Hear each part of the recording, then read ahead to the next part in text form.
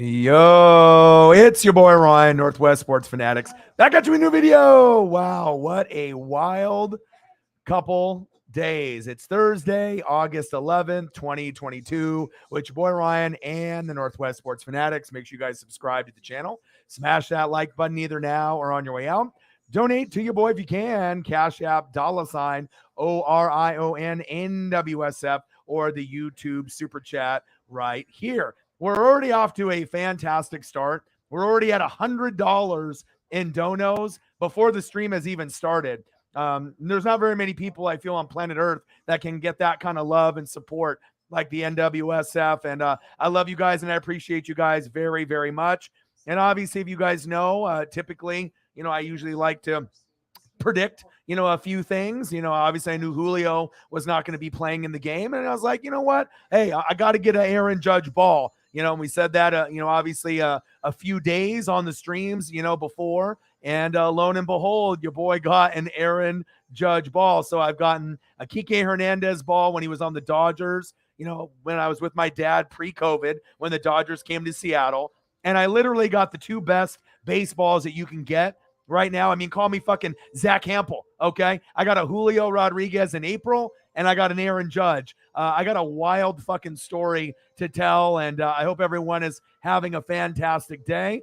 Obviously, going to the trip to Seattle and having a lot of bills and not streaming, for a few days is hit me pretty hard. But when you end up getting great donos, Zini Panini, $40 dono on the Cash App before the stream even started. Fly, Eagles, fly. I love you, and I appreciate you very, very much. Then we got Megan from Australia, $50 before the stream even started. Got a huge migraine, can barely keep my eyes open or sit up, but I got my end zone behind the post seats under the 12th flag at Lumen Field at week 6 against the Cardinals, 6 rows behind the USC bench against Rice on September 3rd. Congratulations, especially if you're coming from Australia. You got a few teams that you want to see. You're close with Pete Carroll. You like, obviously, Pete. You like the Seahawks. You like USC. Congratulations for securing the bag and securing the seats. And thank you for supporting me and the brand. $50 before the stream even started.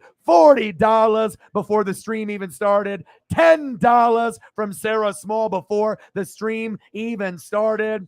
Man, thank you. Yo, what it do? What's good? NWO, and we're NWO for life, brother. Sister, I love you. Appreciate you very, very much. I've been wanting to stream, and I don't like missing streams. You guys know I'm a grinder. I love to be able to grind it out. I don't like to miss streams, but when you have to get to Seattle and hang out with your boy Swaggy P, and like I said, you guys remember, I said, hey, I'm going to get an Aaron Judge ball. Giancarlo Stanton obviously wasn't playing. Julio wasn't playing. So if you're going to get a ball, what a better way to be able to get a ball. Not only did I get to see Aaron Judge hit a homer in front of me, obviously at the game, but there was only one baseball that was in our area the whole game. And obviously to be able to get an Aaron Judge ball, I mean, that's, there was a lady that actually offered me some money, for the ball. And I was like, you know what? I can't do it. You know what I mean? Like I said, sometimes, if it comes down to a situation where maybe a ball could be presented, to a kid or someone else. But, when it's Aaron Judge, I feel like if you end up getting it, whatever effort you put in is what you get out, no matter what it is in life. And, I don't know if it's just the sports gods, or me just talking into existence, but am I surprised that I got an Aaron Judge ball? I want to say yeah, but I'm not really, just because, like I said, I've been so incredibly lucky. I've only been to about maybe 7 games total of the Mariners in my life, and I already got 3 baseballs already from Kike Hernandez, Julio Rodriguez this year, and an Aaron Judge. And I got a fucking story to tell you about this goddamn game. Man, unbelievable. $100 already before the stream even started. Holly Hundo is in the building. What to do? How are you guys? I hope you guys are doing fantastic. I am watching the Field of Dreams, Cincinnati Reds versus the Chicago Cubs. This is a really special kind of once of a year type of thing. Last year's game was epic.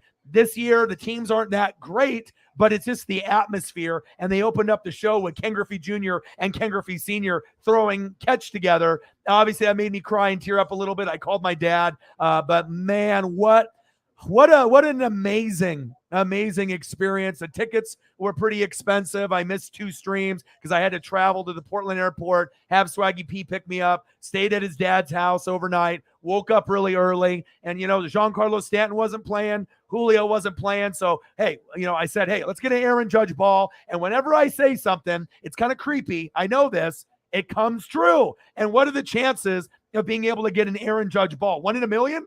Like, honestly, if you're going to get a foul ball, a home run ball, or a ball that's thrown into the crowd, but you know what? Maybe O-Dog is a 1 of 1. Maybe I am a PSA 10. Unbelievable time going to the game. Hey, this guy's going to win the home run title this year. And on top of that, he's a Hall of Famer. And to be able to see him go yard and hit a homer in person live was epic. And obviously, at the game, the seats were very, very good. As you can see, there is obviously Robbie Ray and Aaron Judge there at bat. And I was like, you know what? I need to take a picture of Aaron Judge. I didn't take a picture of anybody else since Julio wasn't playing. So I was like, you know what? Let's get an Aaron Judge photo. Got a couple of them up close. And, shortly after, I ended up getting the ball. Unbelievable. I mean, it's like, sometimes you can't even write the story with me and the Michael Jordan rookie card and then the Kike Hernandez ball, the Julio ball this year, and an Aaron Judge ball. But I have a story to tell. If you know who this is, right? This is Vicky, okay? Excuse me. You get those people, right, that Karens, at the game, or they can have Karens or Kyles. They think they're entitled to everything, okay? I had an experience where I got assaulted at the game from a Karen who slapped my leg after I got the ball. Did I knock her over? No. Did I touch her? No. The ball got, thrown into the crowd by Aaron Judge. It's got Aaron Judge's DNA on it, right? And for whatever reason, this lady right here, so she's a Yankee fan. She probably was in her, late 20s, early 30s, right? You got the husband who's wearing the Griffey, and then they had obviously the son who you can see right here in the blue cap, okay? And then after I got the ball, right, what does this lady do? This entitled Karen, she turns around, starts screaming at me, slaps my leg.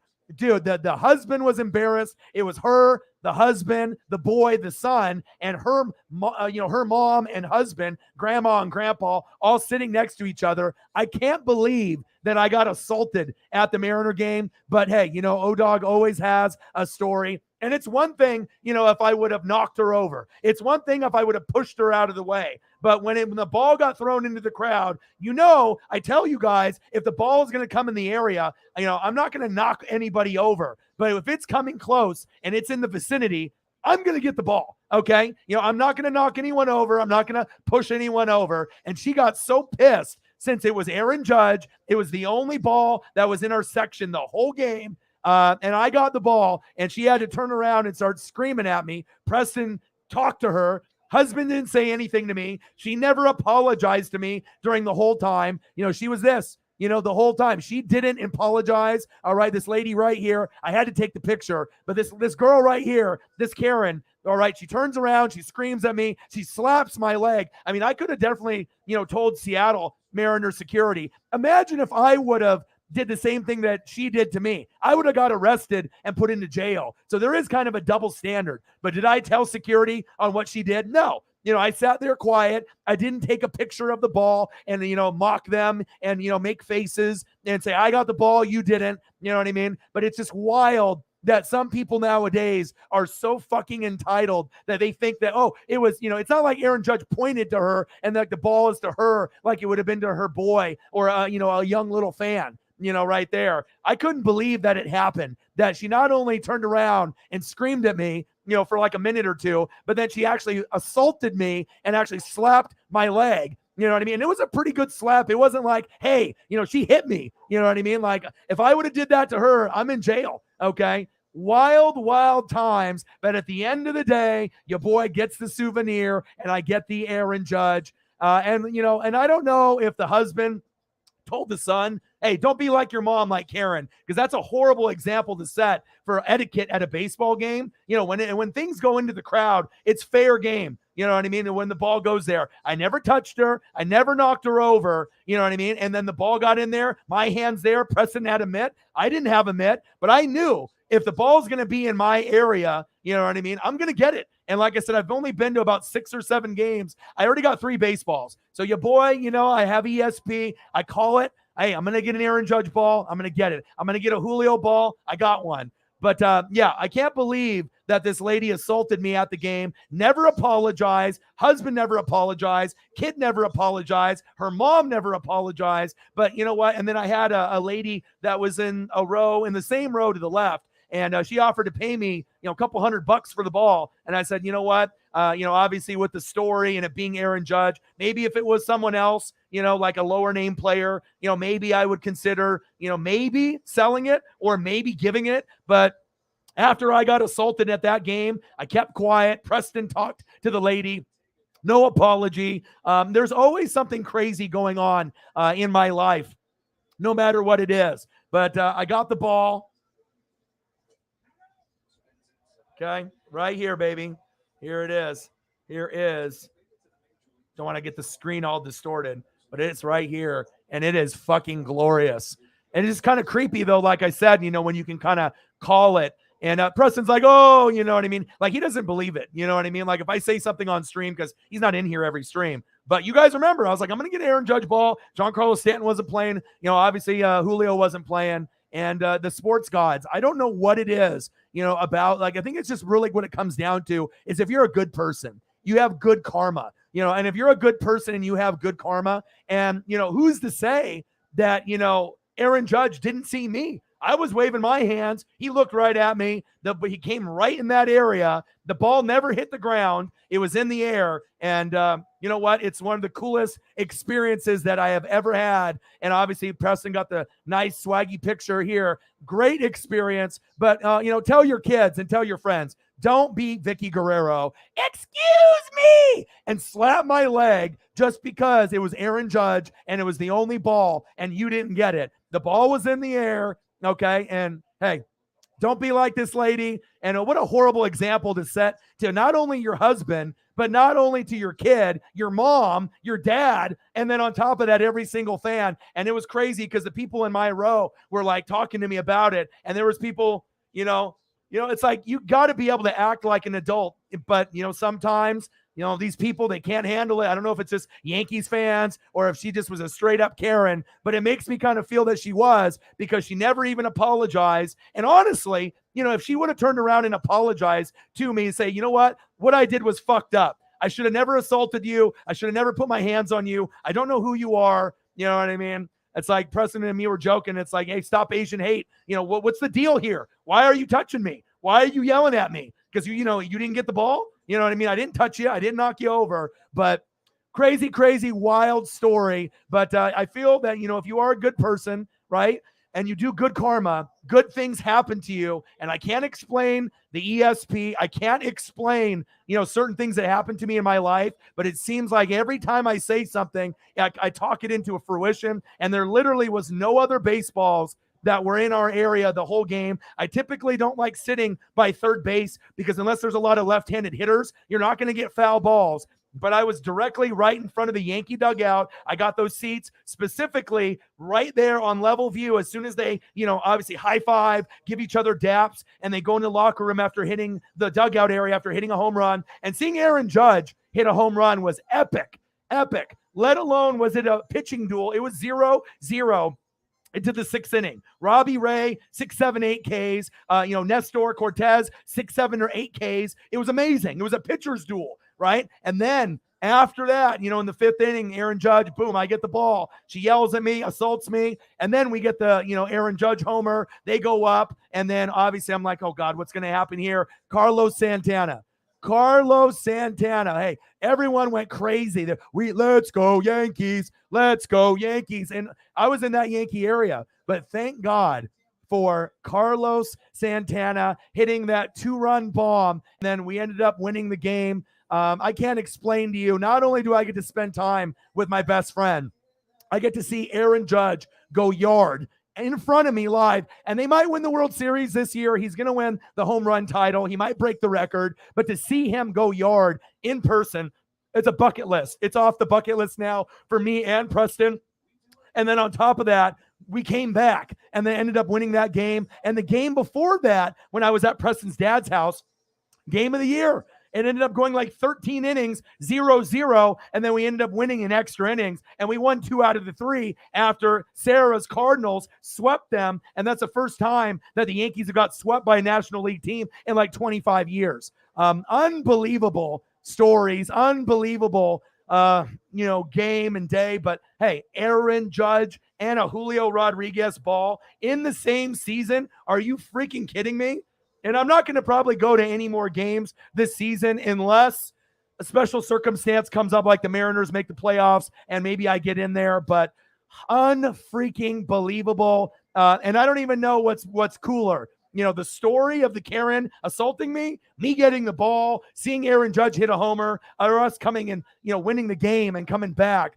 $50 donation from Megan, $40 donation from Zini, Sarah with a tenner, $100 in donations. And honestly, I'm broke right now. And I even mentioned it to Sarah. I was like, I hope in the next couple days, we end up having a pretty good time, because when I miss 2 streams in a row, to go to this game, that's not really what I like. And maybe the sports gods were like, I know Orion likes to grind and he talked it into existence. Maybe we can make it special. And I ended up getting, a Julio t-shirt, just like I got my Mariner t-shirt when I got the Julio ball, because normally when I go get a t-shirt and I end up getting something for memorabilia, and I'll end up bringing it up here in a second. But when I end up getting, the Julio ball, I typically, will go get a souvenir. And when I end up going to get a souvenir, let me see if I can pull it up here.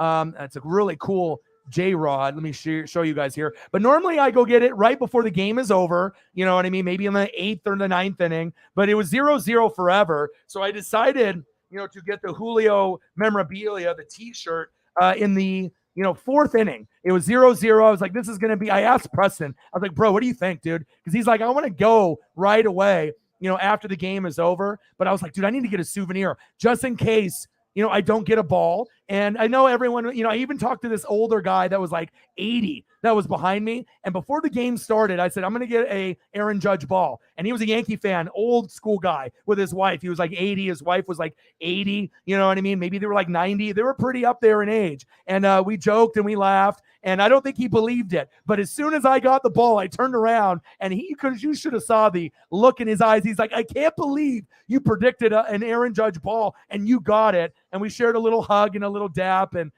it was a memorable moment, man. But let me show you this Julio here t-shirt that I got. And I got this literally about maybe 5 minutes before I got the ball. And the same thing happened when I got the Julio ball. I got the t-shirt in the 9th inning, walked back down, and about a minute or 2 later, I don't know what it is with the sports gods. It creeps me out sometimes that I can predict certain things. Certain people like Preston doesn't believe in my ESP. He doesn't believe it. He just thinks, maybe it's just a coincidence, this or that. But I mean, how many times, do I have to have things happen for someone to actually start, hey, wow, this is a little abnormal. I'm not an alien or anything like that, but I mean, it just seems like it happens over and over again. But I got this really cool Julio Rodriguez, t-shirt, $35. Same thing with my Mariner t-shirt that I got. But I always want to make sure, no matter if I'm at a game, or I'm camping, wherever I'm at, you spend the money, right? And you make sure that you get a piece of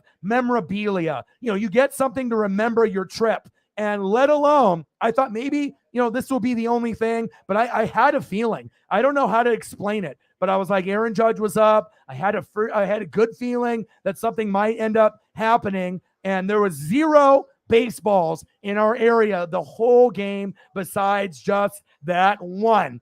But I did not expect Vicky Guerrero, excuse me, to start screaming at me, or a Karen. And I had to document her, because she wasn't too old. She was in her late 20s, early 30s. It wasn't someone like they were a little bit older in age. But I got the shirt.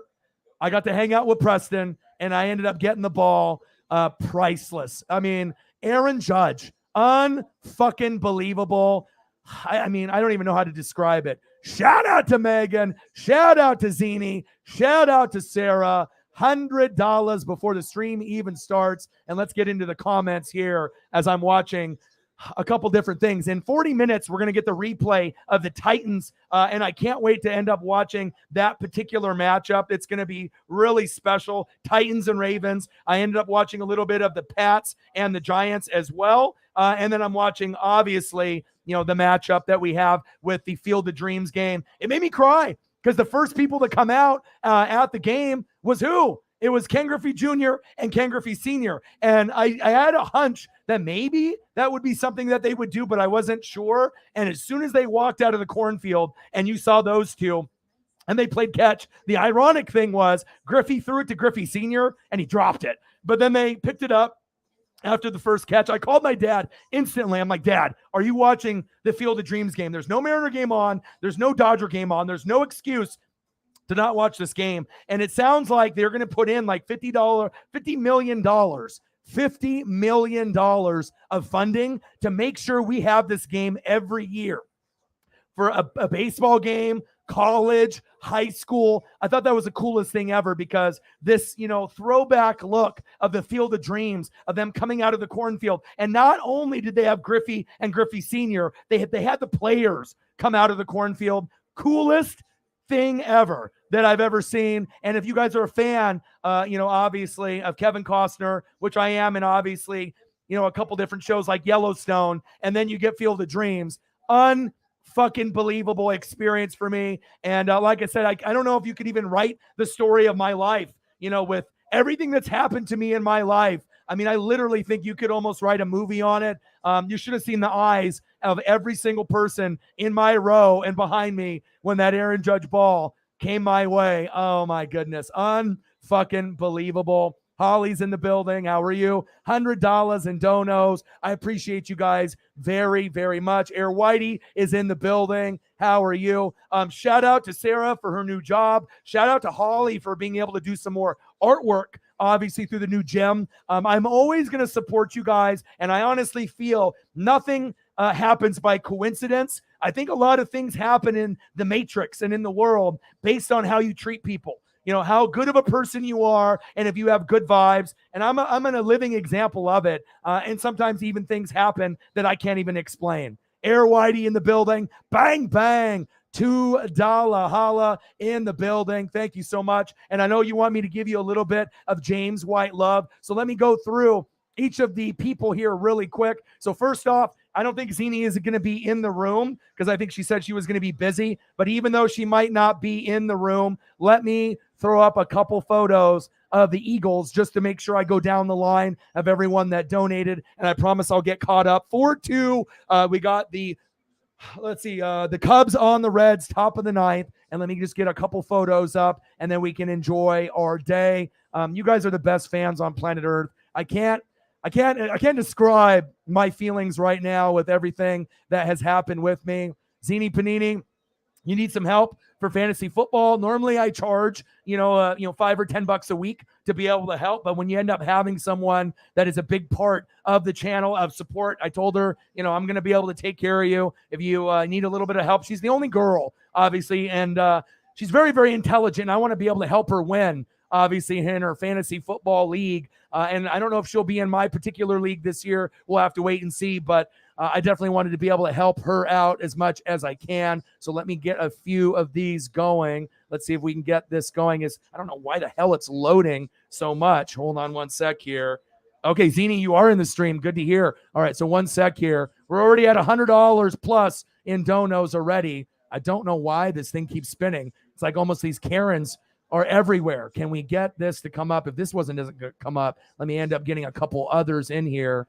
But for whatever reason, this Jalen Hurts that I'm trying to bring up, it keeps spinning on here. So an error occurred. Well, let's try again. I don't know why. It's never done that before. Hopefully that's not a sign to come a little bit later. But let's see here. Jalen, I want to make sure I get a good one in here. And normally it doesn't do that where it spins and spins. But we'll see. Maybe I got to go through. And I don't know why it's doing that. But hopefully we can get, there we go.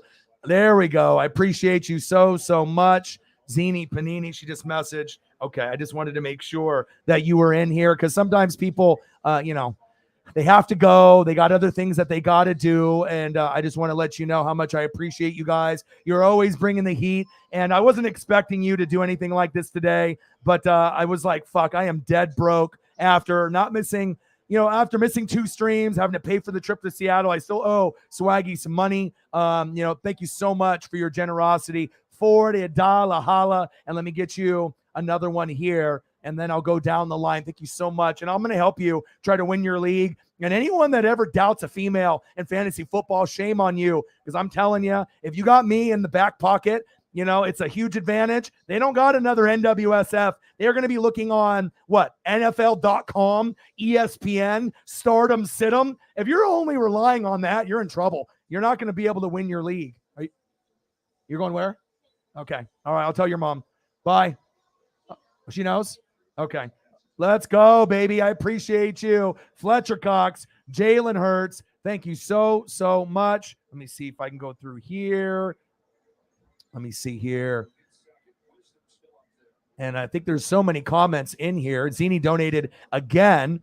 But we had Zini Panini donated 40 before the stream even started. I'm going to try to help her win her fantasy football league, and I promise you won't finish any lower than third. Anyone that I end up helping, whether they donate money to me or not, the amount of time and reading that I put in, I just go all out in fantasy football. So I'm going to make sure I take care of you. Thank you so, so much for your generosity. Let's get it. Bang, bang. Let's go. Appreciate you, Zini Panini. Let's get it. Appreciate you very, very much. And then obviously next up, we end up having Megan from Australia. She secured the bag. She ended up getting her tickets to go to USC and to go to Seattle. What an amazing trip that you are going to have to be able to, not only it's going to cost a lot to be able to come over, but if you're going to be out here for a month or so, it sounds like, and then maybe go back to Australia and then come back again. Or if you're staying during the whole duration of the trip, what an amazing trip that you are going to have. And obviously it's not like they have a lot of pro football or college football in Australia. So you're going to have to make your way to the States to be able to get certain things done. So let me shoot you a little bit of love here, and I'll give you a little bit of Pete, and I'll give you a little bit of Steve, and then I'll move on and we'll get to the next person. You guys are so good to me. There we go. There's Pete with the first one. And let me get you Pete on USC to honor the obviously stream and the chat. Let's do that. And then I'll give you a little bit of Largent as well. Let's go here. We got Pete, and then we got another Pete. Let's go here. Pete on USC. Hopefully everything is good from COVID, because I know he had COVID earlier. Appreciate you. And then let's give you a little bit of Largent love as well.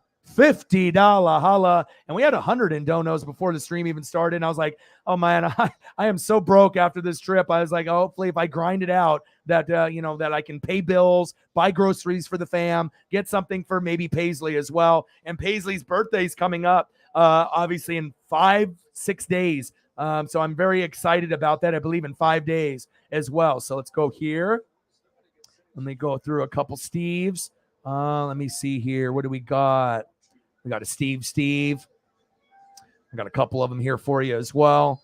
But I hope everyone had a fantastic day. Hopefully nobody got assaulted like I did at a game. And it's just crazy how there's such a double standard. You know what I mean? Because if I would have did that to that lady, I would have been arrested. It's just very sad that people are like that, Karen, at the game. I get it. Emotions are high. It's Aaron Judge. You know what I mean? You and your son are Yankees fans, supposedly. The husband had a Griffey jersey on. You know what I mean? But you don't touch somebody like that. You know what I mean? You don't do that whatsoever. And, there's no way in hell I was going to give her the ball or her son the ball after that. You know what I mean? But she had a chance to apologize to me. 5 innings. 4 or 5 innings. She had a chance to apologize to me. But she obviously thought that, she was in the right and she didn't do anything wrong. The husband didn't say anything to me because, obviously I don't usually pop off and start swearing or going off on someone. I got the ball, I looked at it for a little bit, put it in my pocket, and that's where it stayed. There was an Indian guy that ended up coming late to the game, him and his buddy, and I let him touch it. I let him touch the baseball, take a picture with it. I let him do that. Normally I'm pretty cool. I let other people try to enjoy the experience. The old guy that was behind me, obviously I try to let people, if they want to take a picture, but you got to be careful because if you let someone that you don't know and then they're like, just get up and run away, then I'm going to lose the souvenir. So I'm usually pretty cautious on who I let touch the baseball after I get it. Obviously, since it's got Aaron Judge's DNA on it, okay, we want to make sure that it stays preserved and I don't lose, but I want to share the experience too. But hey, make sure you're careful because you never know where you might have a Vicky Guerrero, excuse me, and then they end up assaulting you. Karen thinks they're entitled to everything, and I guess they think Sharon is Karen, and that's you right there, all right? That is you. All right, husband didn't say anything to me. You are the Karen, and you're not 40, 50, 60 years old. You were probably in your 20s, late 20s, early 30s. I would assume early 30s based on, what she looked like. And I feel really embarrassed. And then, like I said, her son was right there in the blue cap right here. If you would have actually been a normal person, maybe, if it was anybody but Aaron Judge, maybe I would have given it to a boy, to maybe have that experience. You know what I mean? But not in that situation. And again, I had another Yankee mom that was with, her husband and her son that was around the same age, 7 to probably 12 years old. I think they were probably around 8 to 12 years old, somewhere between 2nd and 4th grade. That's an epic time. And, offered me a couple $100 for it. And most people won't do that. But the Yankees only come to town once a year. For like a 2 or 3 game set. And Aaron Judge is the home run leader. He's a Hall of Famer. I mean, how often am I going to get a ball from Aaron Judge? Well, maybe me. Maybe I would get another one down the road. But what a fucking memory.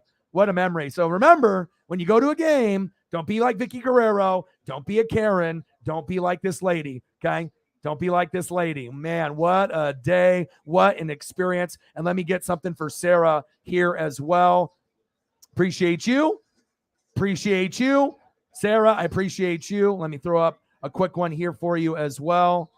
Unbelievable, man. I don't even know what's better, the getting the ball or the story. I think the story, but it wouldn't have, it wouldn't have been the same unless obviously you seen the whole thing, and I had to lay it out like that. So Preston says I should get a tattoo on my knees. It says bloody knees. And then obviously with the S, with bloody knees, and I could have obviously with S or Z, and I could have the S be the Mariner symbol with blood droplets. Because when I got my first baseball, my knees were bleeding for 9 innings when I ended up getting it. And the guy dropped it twice, and then he body checked me from behind. So I don't know what it is. Whenever I get a ball, someone always tries to assault me when I get the ball. But, there's certain baseball etiquette where you're not supposed to do those type of things. But I guess these people didn't get the memo. But, hey, I got the ball, and that's what matters. And that's big facts. Hey, Orion's I'm going to get the Aaron Judge ball. Yeah, right. And then a couple days later, NWSF gets the ball. Unbelievable. I mean, like, it's even today, just thinking about it, like, unbelievable that shit happened. Crazy stuff, man. I mean, you're always going to have a good time when you hang out with the NWSF, and that's facts. Let's see here. Let me give a little bit of love for Sarah as well. Appreciate you, little Yadier Molina. And we'll give you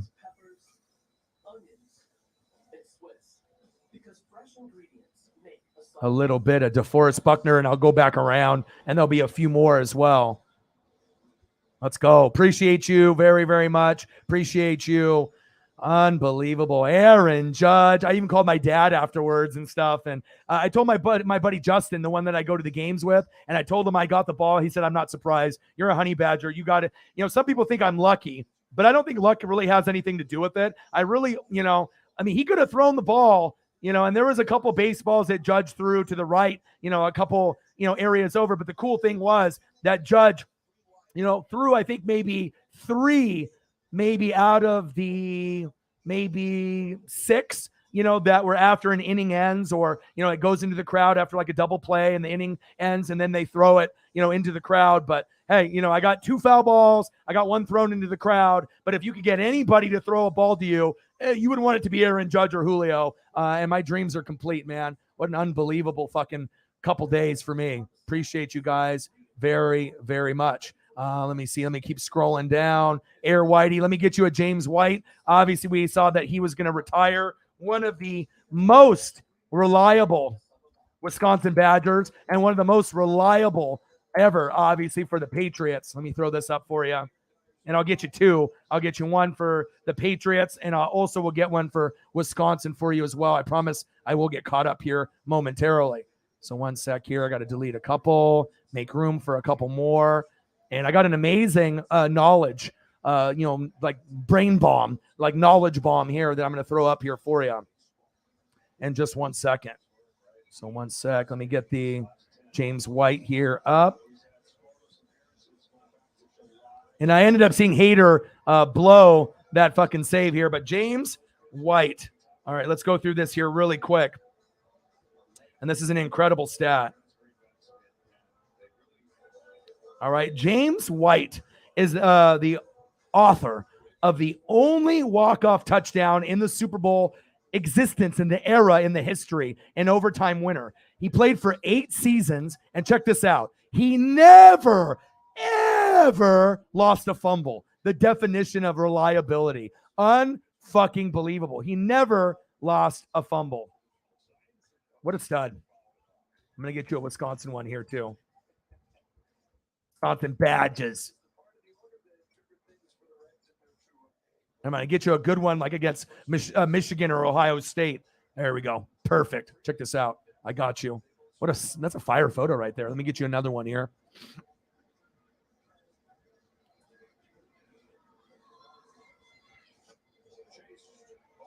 Woo! I'm going from one fire photo to another. All right, here, Whitey. I got you right there for the first one. And then, boom, I got you the next one. Michigan, step down. Step down. Let's go. Appreciate you, brother, very, very much. Let's go. Let's go. My life is complete. I got assaulted by a Karen.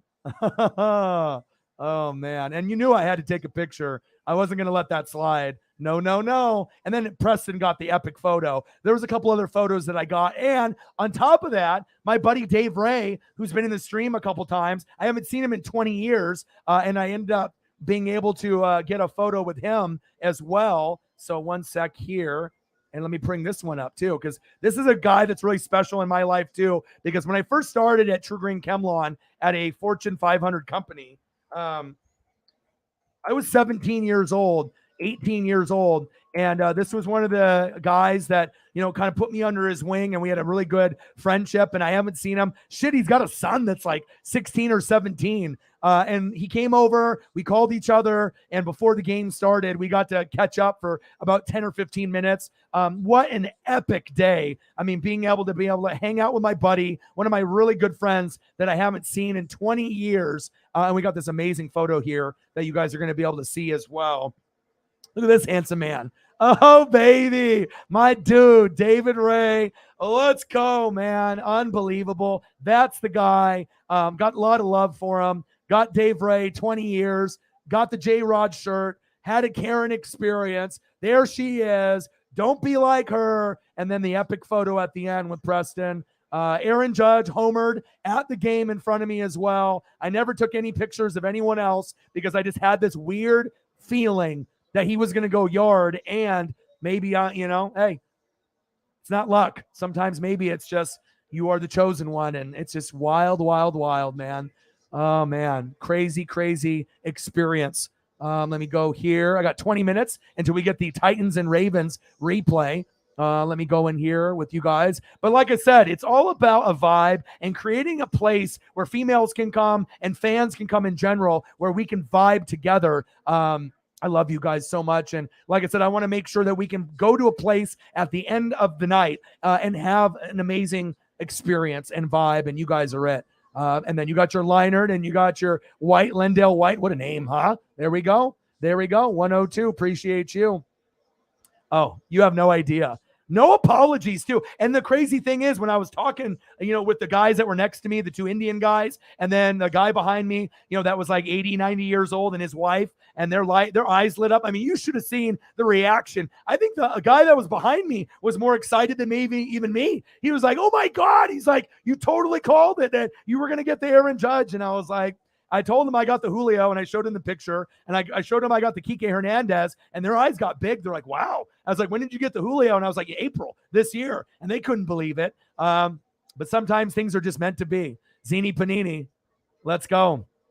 Let's go, man. Let's go. And I wasn't going to sell it. I mean, I could have just, given it, but like I said, with that, after getting assaulted and being Aaron Judge, I'm not going to give that away. I mean, if it was like another, jobber Yankee player, maybe I would have not given it to the boy of that family. They weren't going to, if you're going to let that behavior be okay, what kind of example are you setting to your son? And he turned around and he saw that whole thing. And even the mom, was like talking shit, like the grandma, you know what I mean? I was like, okay, you know what I mean? You guys are just so sour and everything, but it wasn't meant to be. You know what I mean? And even when I got home, I was thinking about streaming. But what did I do? I was tired. I was in the car for 3 hours. I took Paisley for a walk because I knew that she needed it. And then I ended up making, we had chili dogs. So I went to the store, was tired, got the chili dogs, got the chili was here. I got hot dogs and buns. I pretty much spent the rest of the money that I had.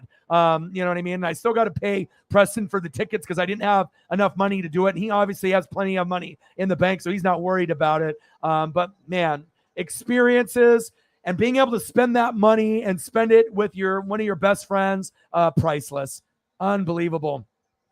And like I said, it happens so often, right? Because you guys remember, I said, hey, Aaron Judge ball. And a lot of times when people say that, they're like, yeah, right, it's not going to happen. But with me, you talk it into the universe and it happens over and over and over again. Yankees fans. Well, it was her and her son were Yankee fans, probably bandwagon. And then the husband had a Griffey jersey on, you know what I mean? But none of them apologized to me. But I could tell the husband was embarrassed. You know what I mean? Like he kind of did one of these and was like, kind of put his head down. You know what I mean? But I mean, they had 4 or 5 innings to apologize. The son, the husband, her. You know what I mean? But when you're a Karen and you're entitled and you have too much pride, I just can't believe she turned around and screamed at me. Right? You know what I mean? And it's not like I pushed her or, and got the ball. And, I didn't do anything wrong besides stick my hand out and the ball never hit the ground. It was in the air and I got it. If it's in it, like I said, whenever I tell Justin or my buddies, if the ball is within a couple rows, I'm going to get it. And the crazy thing was, normally when I get seats, I'm on the Mariners side on first base. I've never had good luck on third base. And we were in seats 7 and 8. I was in the middle. I can't run down the aisle after a ball. So it's like it literally had to be exactly to me. You know what I mean? Like within like 1 seat over to me, left or right or in front, or I'm not going to get the ball. I can't move. I can't jump on the chair and dive in front like an idiot. You know what I mean? So the sports gods, you know what I mean? They must just love me. You know what I mean? I don't know how else to explain it, but it was amazing. Yeah. Fucking Yankee fans, man. Fucking Yankee fans. There we go.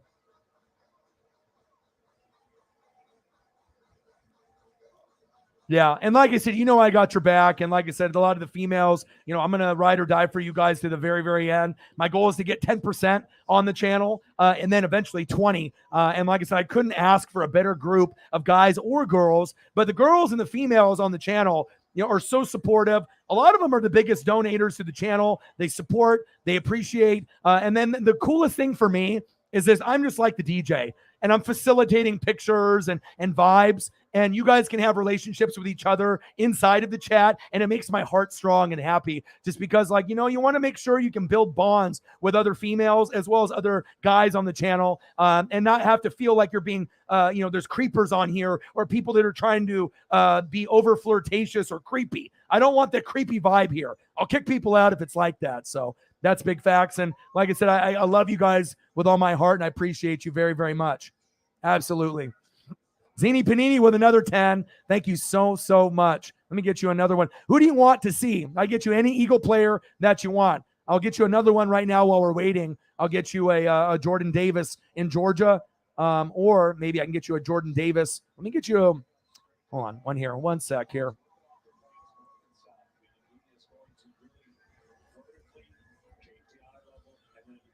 And that's the player that I'm looking forward to watching the most this season.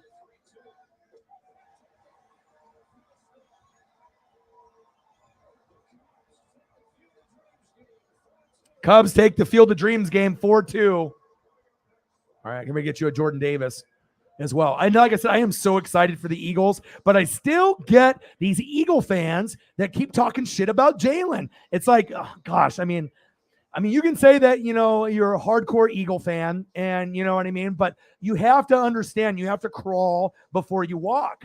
Okay. You have to crawl before you walk. And you weren't going to win, the game last year against the Buccaneers. Okay.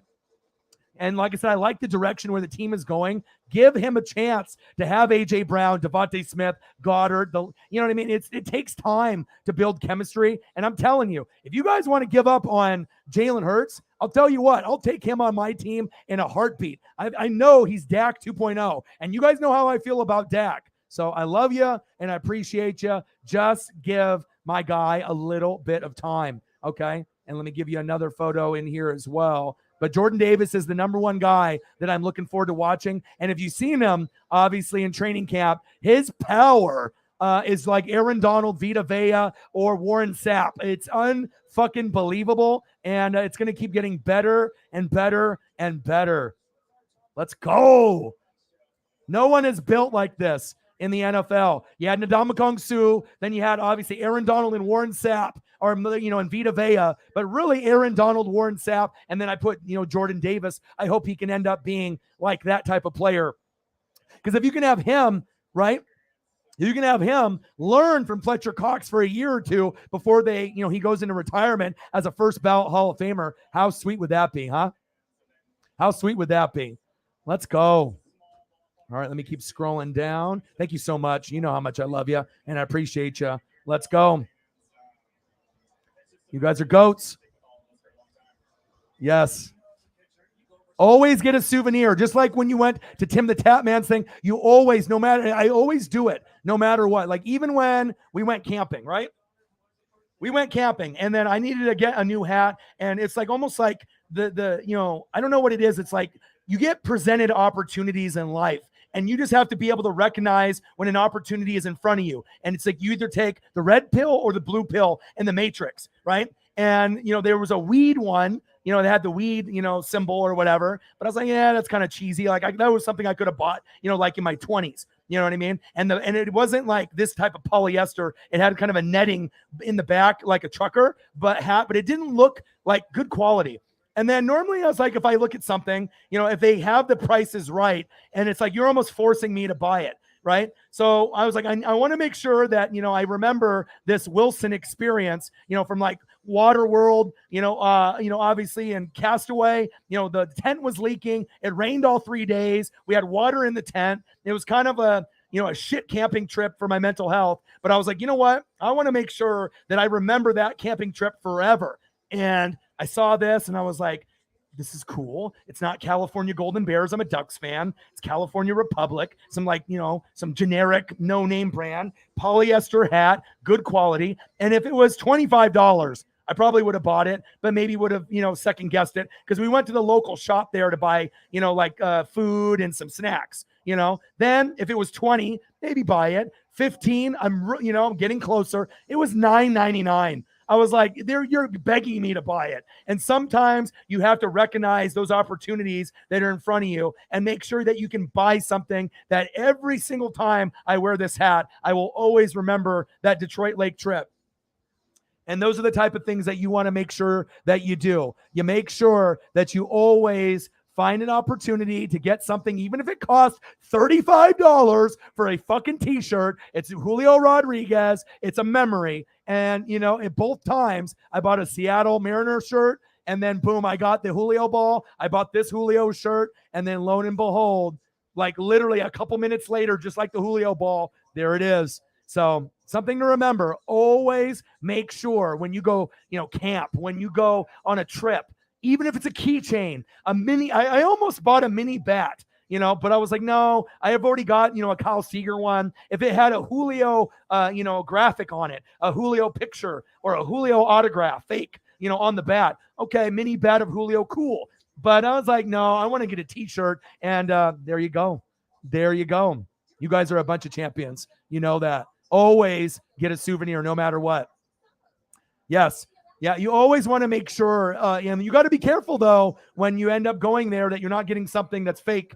Like when you end up getting jerseys that are autographed or footballs or baseballs, you got to make sure it's like PSA, because if you end up just buying one, it's going to be fake 9 times out of 10. So just something to keep in mind. I know you're in Australia, but for someone that's been buying this type of stuff, me and my dad, and I've been covering this type of stuff, since I was 7, 8, 9, 10 years old. I know what the shit is fake and the shit that's real. So be very, very cautious when you're getting that. But getting souvenirs is always going to be money. And that is facts.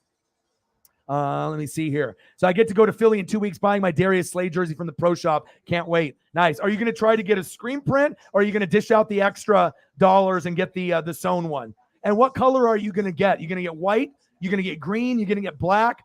Too bad they don't have those Apple Kelly greens. If they have those available. I'm not sure if they have those available to purchase yet. But wow, if I was going to get one, that's what I would get. Absolutely. Let's go. Let me keep going here. Yeah, Veronica is a very smart female, just like a lot of the females on the channel. I don't think we really have any that are, just everyone just really has something to offer. And I remember when Zini never played fantasy, and she's like, I don't know. And then she watched the channel, and I remember she's like, like Christian McCaffrey, and she only knew really about Eagle players, but she watched a little about the outside and then watched the channel to get knowledge. And I helped her the first year. And then she got second place. And I was like, this is exactly what I'm talking about, to, make sure that when you have people that like to stereotype and be sexist and think that girls can't win fantasy football against 9 other dudes that are hardcore. Some of them have been playing for years in the league. And she ended up getting second. I was so proud of her. And then I didn't really help her a whole lot with a little bit of consulting, a little bit, throughout the season. She drafted all by herself. First place the second year. And I'm telling you, I've tried to win every single year. I never finish any lower than third.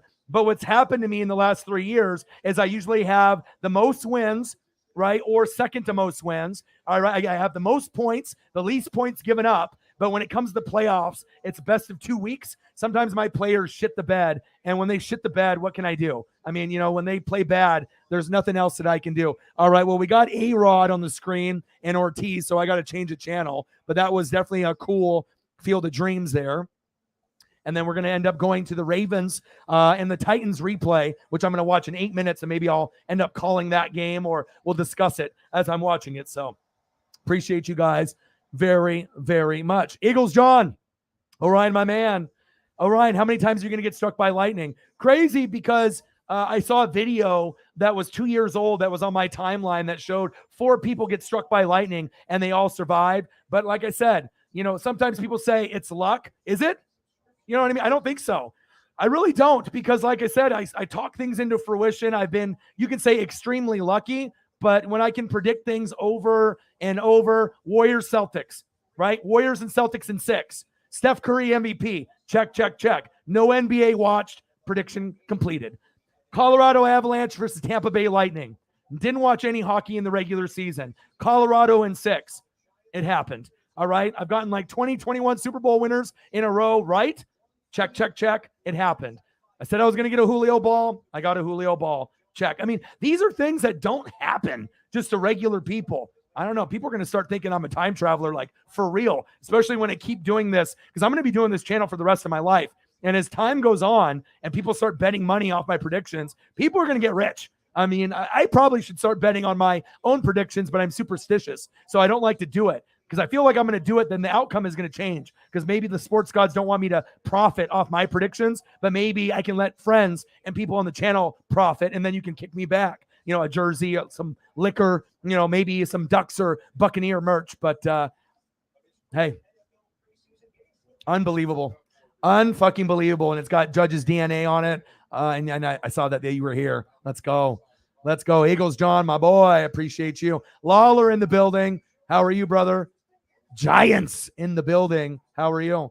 I saw Saquon and Daniel Jones on the first drive. They looked pretty good, but you're going against a bunch of Patriot backups. But with that being said, still a positive, positive vibes. They didn't look too bad. But again, it was against, second, third. There might have been a few starters in there, but, it is what it is. But hey, I don't know how many times I'm going to get struck. You know what I mean? But like I said, I honestly feel the same thing with like Holly Hundo. When you end up, being a good person, and if you're like an empath, and you end up, trying to create positive vibes, and you try to be a good person, and you try to do, good deeds, good acts of kindness, things happen. And like I said, I mean, what are the chances of Holly meeting Tommy Townsend after we talk about him every day on the stream? And not only it's not at the game, it's at a fucking liquor store. You know what I mean? Like things like that don't happen to regular people. It just doesn't. She could have met any chief player on the team, anybody. How the hell was it Tommy? Like, honestly, so I really feel like me, Holly, and a lot of you in the room, if you end up being a good person, the sports gods, they're listening. If the Matrix is real, I mean, how else do you explain it? Because it's not like it's just one random act. It's over and over and over for me. And I've always been this way. So maybe some people are going to think I'm an alien. They're going to think I'm a time traveler, whatever they want to think. But all I know is I'm enjoying my fucking best life besides getting assaulted by Karen at the game. And that is big facts. Let me see here. Let me keep scrolling down. Promise I'm going to get caught up.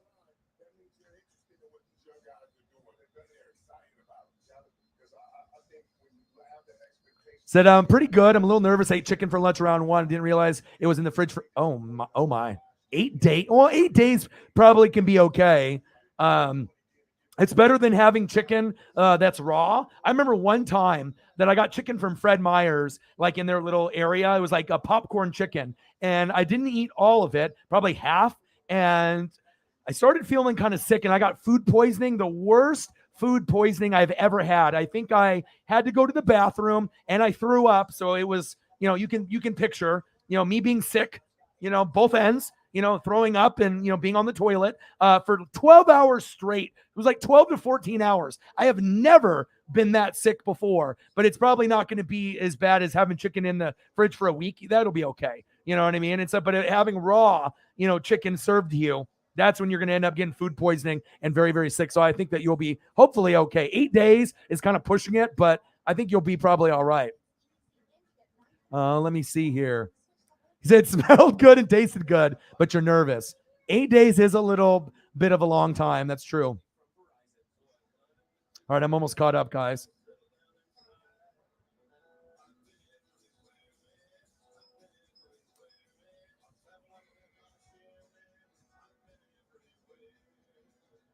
All right, looks like I'm almost caught up here. Yeah, and I know that, Holly, sometimes, if you're an empath and you just have to, like I said, besides this room, anyone outside this room, Grossi Posse probably has some good people and probably some questionable and bad people. But I know as long as you're in here, everyone's going to love you and appreciate you and treat you with respect. But once you leave this room, I can't speak for people in your life that are, living in your hometown or people in Grossi Posse. Most are going to be good, but you're going to probably get some bad seeds. Sometimes we have bad seeds here or other people that are on other streams.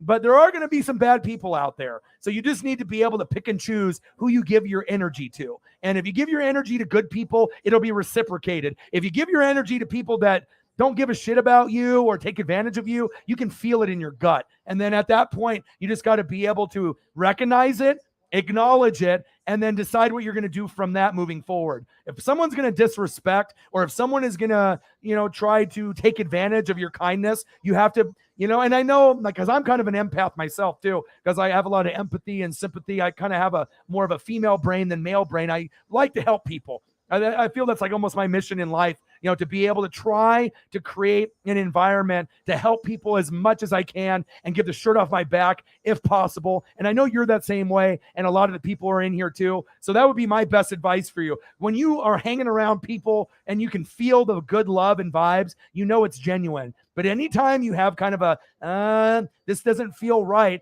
chances are your intuition is correct because that's how it goes. When you're an empath and you're a good person, you can feel the positive energy if someone is shady or if someone is genuine and a good person instantly, within the first, usually a couple minutes of meeting someone. And then as you get to know them more, sometimes their true self comes out. But I really do feel that you can instantly tell. I mean, at least when you meet in person, is this person shady? Are they a cheater? Are they someone that's a thief? Are they someone that's going to lie and cheat and steal?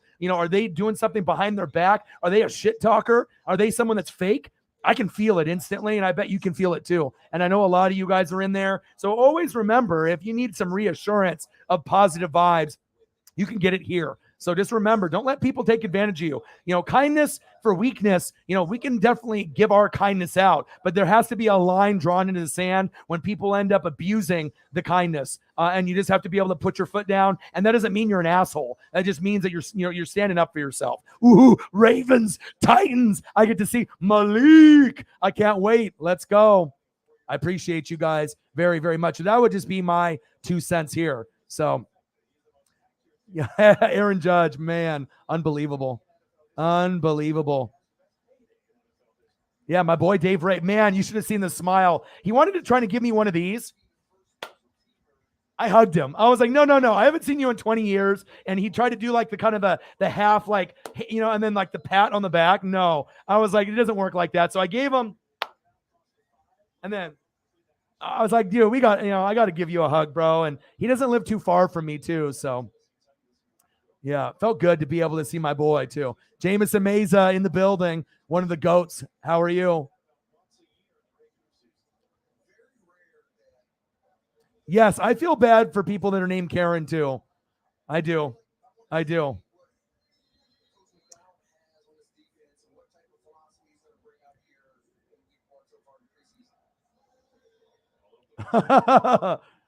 Oh my God, 2 out of 3. When I called my dad, he's like, dude, they won 2 out of 3. He's like, you got the Aaron Judge ball? And I told him the scenario, and he's like, yeah. He's like, that kid. I was like, hell no. I was like, dude, he's a Hall of Famer, and you know what I mean. Preston knows me. He's like, you're not gonna give that ball up.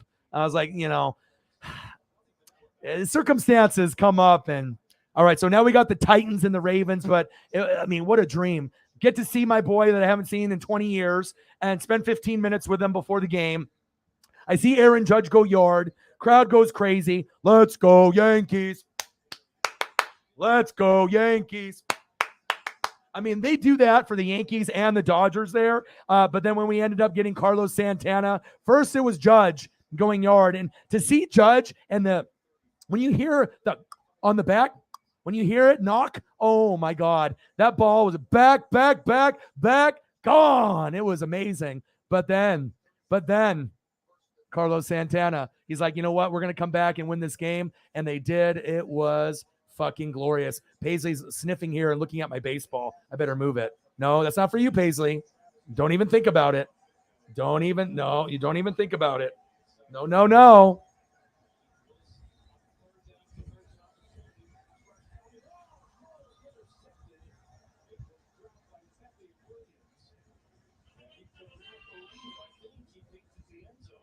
Oh, Paisley. Now she's underneath. If she went up and chewed it, oh my God, it would be like a Sandlot. I'd cry. I was like, yeah, I got to get a case for it. But I'll be very honest. After I got home and then I got groceries and then the chili dogs and stuff, I literally had no money. And I was like, I can't even go to the card shop today to even get a case for it, which doesn't cost that much, like a couple dollars. But you guys definitely, take care of me. So I appreciate you guys so much. But yeah, unbelievable time, man. Thank you so much, dude. Still, it was like a dream, man. And obviously, since Jameson's in here, I'm almost caught up. But like I said, to be able to go to the game and then first be able to see, my boy, Dave Ray. When I worked at my Fortune 500 company at 17, he was one of the guys that took me underneath his wing. Okay.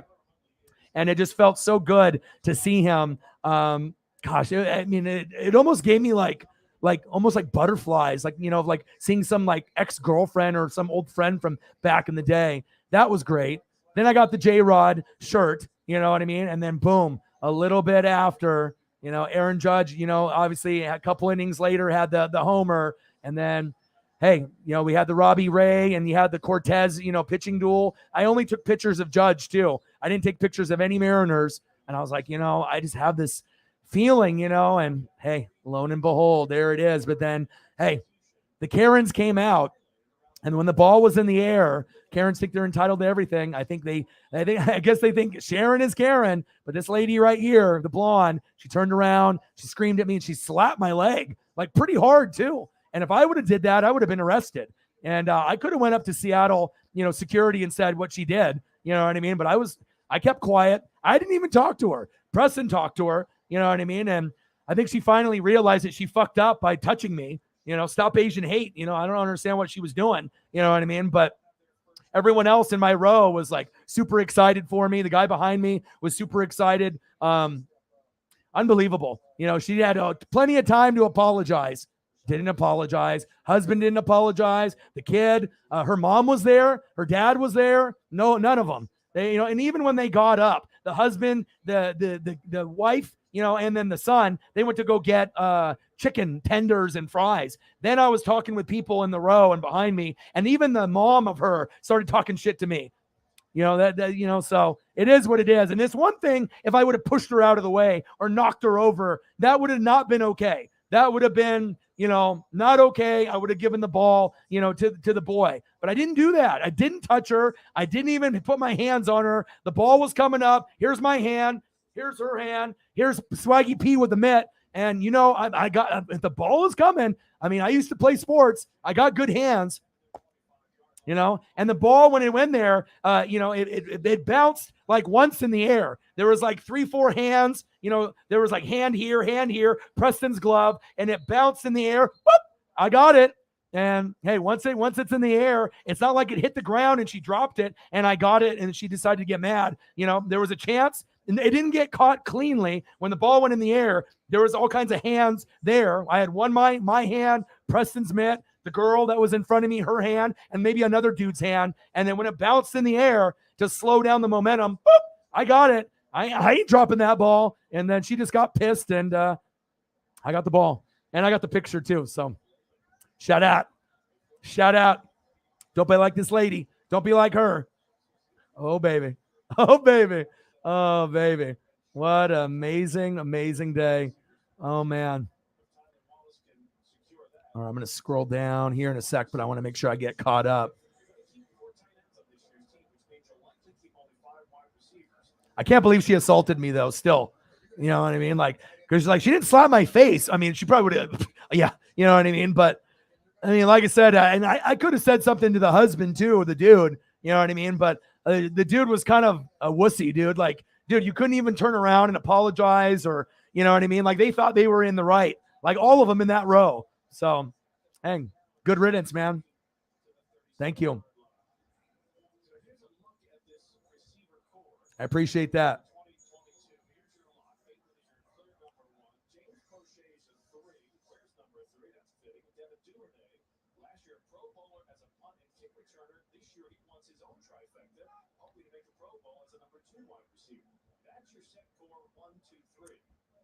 Yeah, but depending on the certificate doesn't mean shit. You know what I mean? It has to be PSA. If you end up getting something like you buy jerseys that are autographed, baseballs, basketballs, cards, if it doesn't have a reputable, a PSA that's through the stock market, that's actually a legit company, anyone can make a PSA on a computer that says, oh, PSA by Scott Davidson, and it's got a fake autograph on there with their signature, or they have it signed in ink. That doesn't mean shit. I'm just letting you know, because me and my dad have been collecting for a long time. So be very, very careful. Otherwise, you're going to be spending money on something that might be fake. Just to look out for you, okay? All right, 0-0. We got the Titans and the Ravens replay on NFL Network. I'm stoked for that.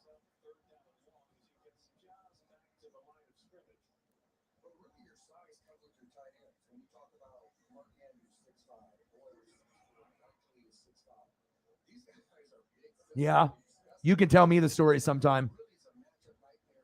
But like I said, I don't think it's a coincidence. I really don't. I think sometimes things are put in the universe, for people that, are good people. And I think it's just like the Matrix. They recognize that. And then they put opportunities to be presented in front of you, special opportunities that are 1 in a million type of opportunities. And then you either have to, grab it and take advantage, or you let it slip through your fingers,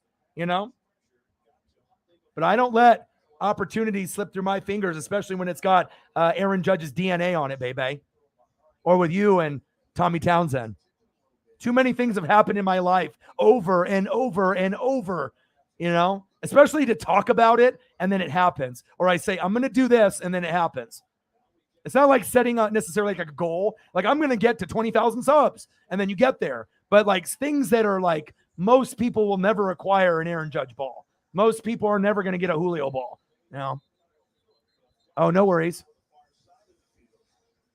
Oh, I'm so sorry about that. No worries. Hopefully I can uplift you and give you some Tommy love.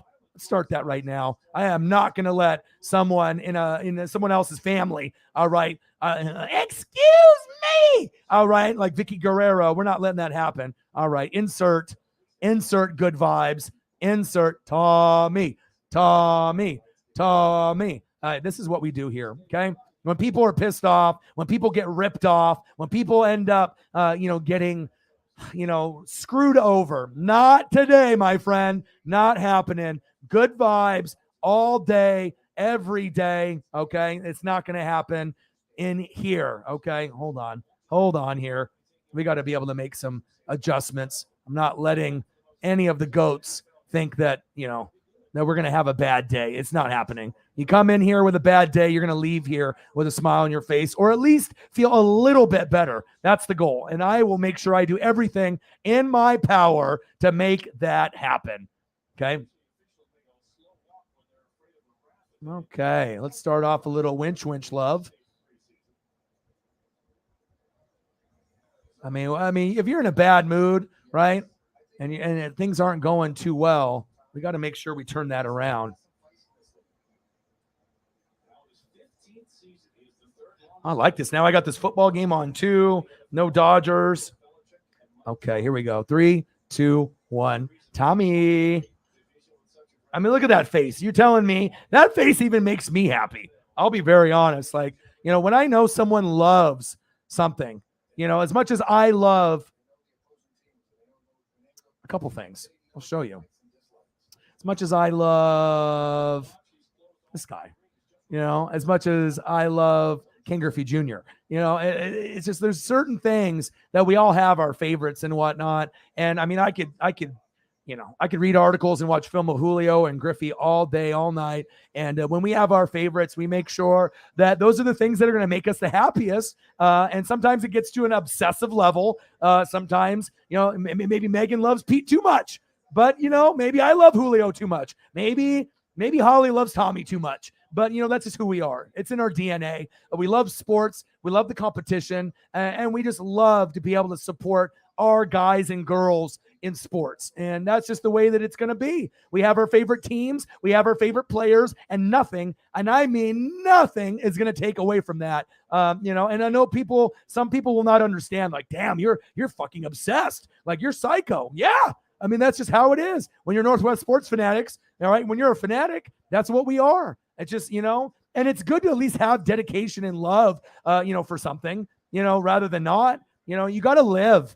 And, obviously, if you're like stalking the person, you know what I mean, trying to find out where they live and you show up on their door, then you've gone too far. Okay. But, as far as fandom is concerned, we can have it. And we have some of the most hardcore fans here. And it is facts. So I am sorry that you are hurting, and I am sorry that you are going through it, but I'll do everything in my power, regardless if you don't know or not, to make sure that things get better tonight and every single night. I love you. Zach in the building. How are you? Chiefs. I'm almost getting caught up here. Sarah Small.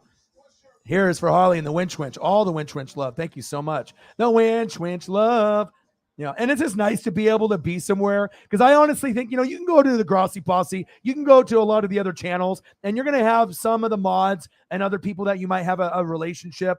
But there's so many people in the room and so many people chatting. It's kind of hard to have like a conversation with someone, because the chat goes so quickly, on the screen, and it keeps, repeating, and new people are chatting. But in here, since there's less people, it's more kind of intimate. Like, I feel like it's here and we're actually doing like, a rock show, and we're in a small venue, where there's like 100 people, instead of having a venue where you're at Grossi Posse and there's 20,000, you don't really feel like maybe you're seen or heard sometimes, unless maybe you donate there. But with here, it's more intimate. And you can get to know people a little bit more here, and you can actually have conversations in the chat before I blow up and get bigger. And I like that. I mean, it's like sometimes, it's like, oh, I want more subs, I want more views, then there can be more opportunities to grow and donos. But I really enjoy where it is right now. And of course, I want more subs and I want more views. And if that leads to more donos, great. But sometimes you need to be able to have a safe place where we can uplift each other and be there. And I don't even think Preston knows, like everything that goes on in here, because he's not in here every night. He doesn't understand that the vibe and the connection that we have in here is not like other places. And it's hard for me to describe, but like I was telling him, if I have my puppy, and if I have you guys and, and I do my exercise routine and I can make sure that I can make people's lives better, that is, making me happy for my mental health. And I think with him, because it was in a rough patch. And then obviously now, he's got someone that he's going to end up marrying. I'm not in that necessarily mode like today where it's like, I'm going to, be married and have kids. So I don't think he sees himself, where I'm going to, my life is not like everyone else's life. So you can't really compare your life and my life. You're not going to be me and I'm not going to be you. You know what I mean? But for what I'm doing and what I'm being able to help other people do, I'm really proud of that. And even though he may not understand, I understand, you guys understand. And that's really what matters, is being able to be there for people and to understand people. And some people are self-aware and other people are not. Ravens, Titans, and I think there was just like an interception here. Let me see what happened. Is it a fumble? Oh, it was a fumble. Fumble, pick it up. Oh, yeah, Ravens with the recovery. I saw a clip of that earlier, and that's really what it's about. It's, being genuine and being there and just being able to be supportive.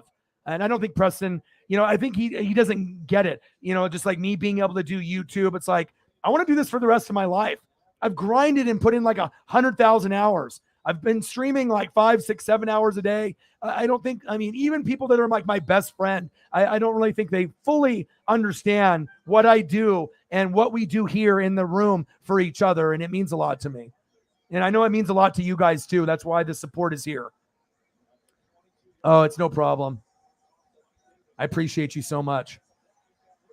And I hope people, understand that, you are loved here and, people do genuinely care. And there's a lot of fakes out there. So you got to be careful on Instagram, Twitter, YouTube chats, or in person, family, friends, people that you think that are your friends, but they're not. There's a lot of people that are haters, undercover haters.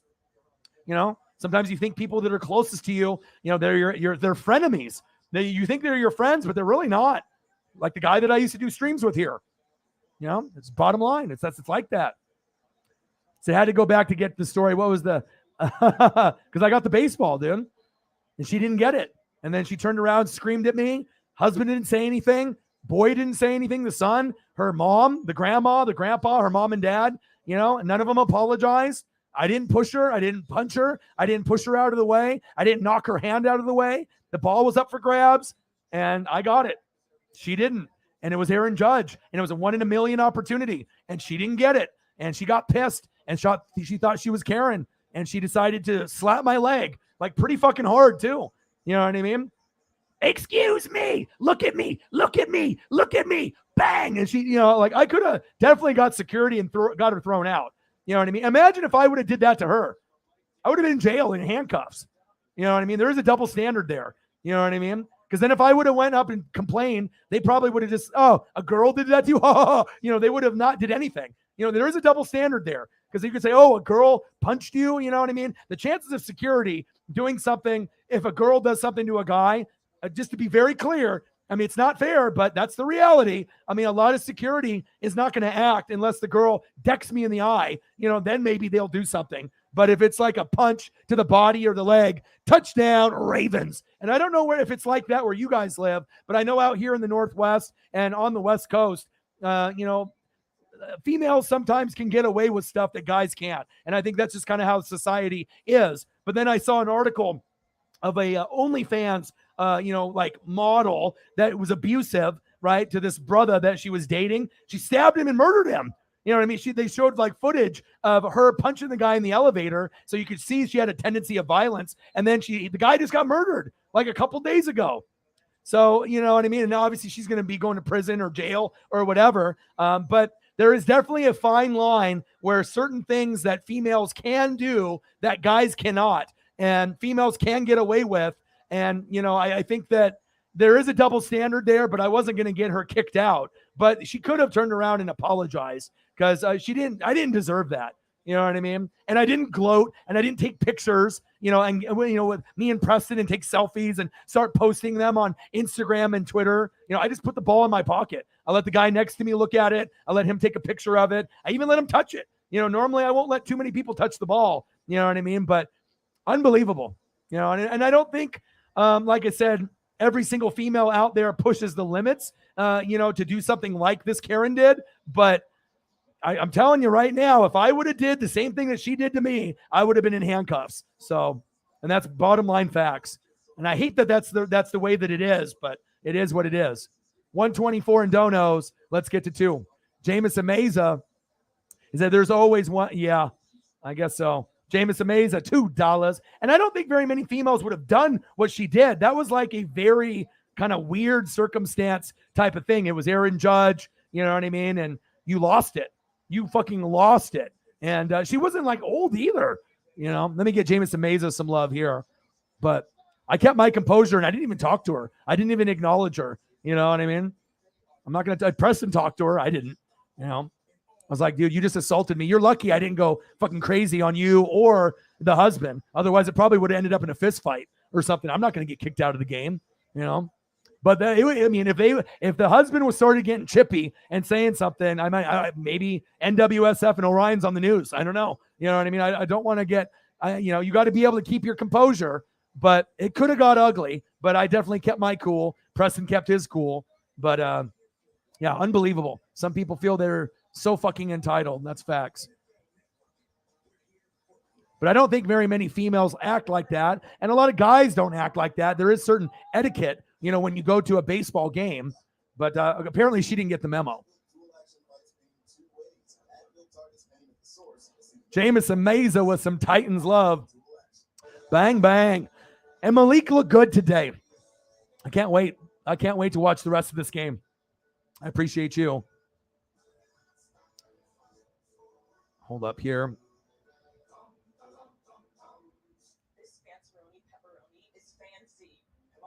Enough for the fanceroni? I'm wearing cargo shorts, but Tim, so am I. Appreciate you, brother. Brother. I mean, you can't make that shit up. You know what I mean? Like, unbelievable. 126 in donos. Let's get to 2. Oh, absolutely, I will. Absolutely, I will.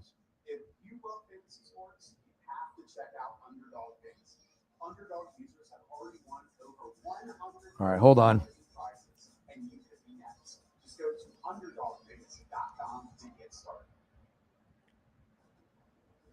Yeah, but I'm really excited for Malik. I think he could end up being a star. You know what I mean? I really think that there's a chance that, after Ryan Tannehill leaves and goes to the Buccaneers, after this season, after Brady retires, if that's the route that we go, I think Malik could end up being like a Jalen Hurts, like a Justin Fields, a Trey Lance. You got to give them some time, but they could end up making a name for themselves. I really do believe that. I got you.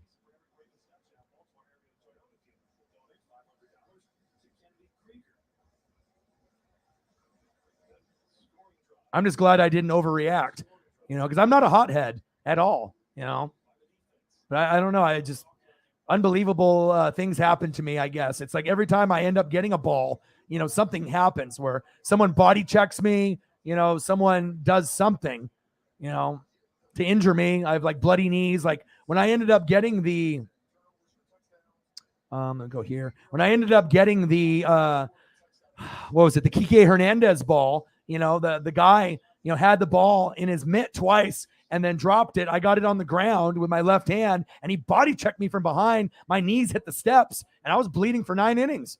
You know what I mean? But I got the ball. Did I get an apology from that guy? No. These guys, they just can't, when they drop the ball and then O-Dog is there to clean it up, or if I get it, I'm a honey badger. I'm not going to injure you.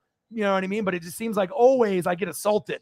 Like 2 out of the 3 times that I've gotten the ball besides the Julio ball, I've been assaulted by a guy and now a girl. So You got to be careful, when you go to the baseball games. But you know what? Absolutely worth it. I have scars on my knees, from that. And Preston's like, get bloody knees on your bloody on one knee and then knees on the other. And then the S will be the Seattle Mariner logo with little blood droplets to remember. I mean, I might. I don't have any tattoos, but hey, I might end up doing that at one point or another because, that shit happened. And, we got Malik scrambling, gambling. Go, baby. Malik looks good. 7-0 Ravens. Let's go. Yes, I got you. Oh, for sure. Whipped. You know what I mean? Griffey jersey. You know what I mean? Didn't even apologize. Probably was telling her that she was in the right. You know what I mean? What a horrible example to set for your son. You know what I mean? That your mom acted like that. And even the mom of her, the grandma, was even talking shit to me after they walked away. When we were talking about the situation in the row. Like, she didn't even apologize. She was like standing up for her daughter. Like, I was an asshole. Like, I pushed her and I did some like horrible act, So, some of these people, man. Yep, exactly. Yeah. And then the PSA has a website that you can do that as well. Yep.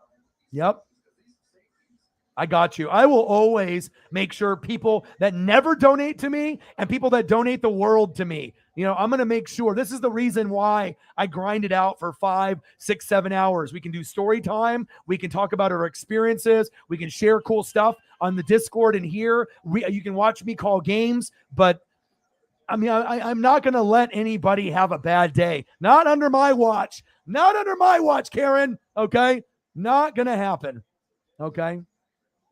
I got you. Always and forever. You never forget that, okay? Always, always, always. And that's one thing I feel that I can do here that other people can't. This is the most interactive stream on YouTube. There's not a lot of people that are going to cater to their fans like me because I care about you guys. And I know it's good for my mental health. And I know it's good for you guys, regardless if I get a dono or not. It's just being able to, show some appreciation, show some gratitude, and show that you care and have some empathy and sympathy. And sometimes, going out of your way for someone and being able to make someone's day, even though they can look at pictures of this in Australia on their computer, or, someone obviously who's a big Chiefs Kingdom fan, can end up finding ways to make things better. A couple glasses of wine can take care of that. But, to be able to be somewhere where you feel love and appreciated, like genuinely, do you know how rare that is in life nowadays? And I feel that we have something so unique here. That's why I will always go above and beyond compared to anybody else. I will do anything for you guys. That's legal. That's facts. I will always make sure I take care of you guys. Let me keep going down here. I got you. And never forget it. If you're in a bad mood, you message me. If you're in a bad mood, come in the stream. You know what I mean? Because I guarantee whatever you're dealing with, it's not going to be gone completely, but I guarantee you'll have a couple smiles, either from me, making you laugh, people in the room, or just in general. You got too many goats and too many like awesome people. Like, I honestly have better relationships with a lot of you guys than I have people here in Oregon. Like, even Preston is one of my best friends, and I don't think he really understands me fully. You know what I mean? Like, Justin Graves understands me to the fullest. Preston kind of does, but he's like kind of like a normal human, like, job, girlfriend, marriage, kid, like a traditional human, like, life. I'm not normal. My life isn't normal. I'm not normal. Circumstances that happen to me are not normal. But that's what makes me unique and special. And maybe he can't understand that, but I know I understand myself, and I know you guys get me, and I get you guys, and I will always be there for you guys. I hope so.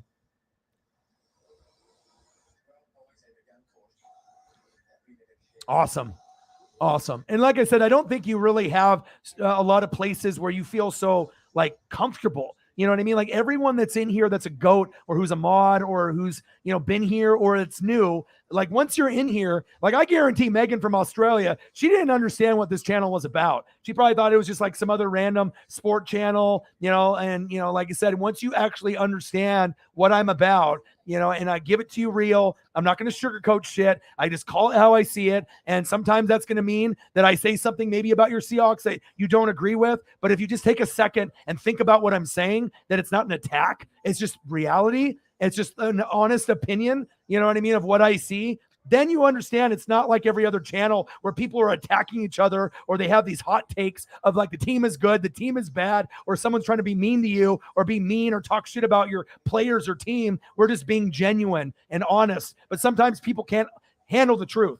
Sometimes people are delirious. Sometimes people are in like their own world of how they see things. But if you're able to step back and kind of see other people's opinions, and you can tell the room is not like a hateful room. It's not a bunch of trolls and a lot of people trying to talk shit. It's like there's really good, caring people here. And like, we just, we call it how we see it. And sometimes you may not agree, but if you take a step back, maybe you can be like, oh, I can see where he's coming from. And that's all it is. It's not about me being right and you being wrong. It's just being able to throw it out there that everyone else that has a podcast or a TV show or a YouTube channel or Twitch are very biased. It's very rare where you can go somewhere where there's no bias and it's just real. And that's what we bring here. And I think people have started to realize that maybe after a couple days, after a week, that you can feel like a part of the group and special. Like you might have been on that other Seahawk channel for years or 6 months or whatever, but I guarantee that the connection that you have here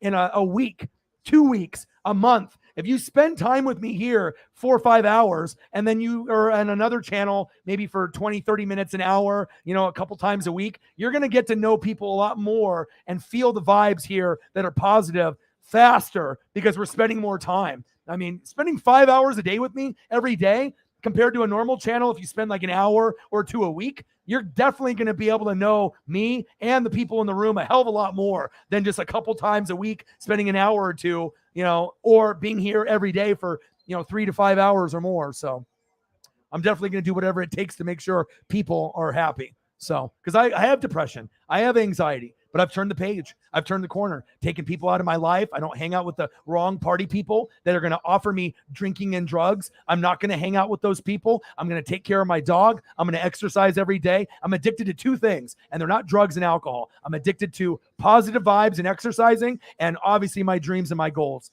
And obviously you guys are a big part of that too. I appreciate you guys tremendously. You guys have made such a big difference in my life. It's just like Vin Scully said, okay?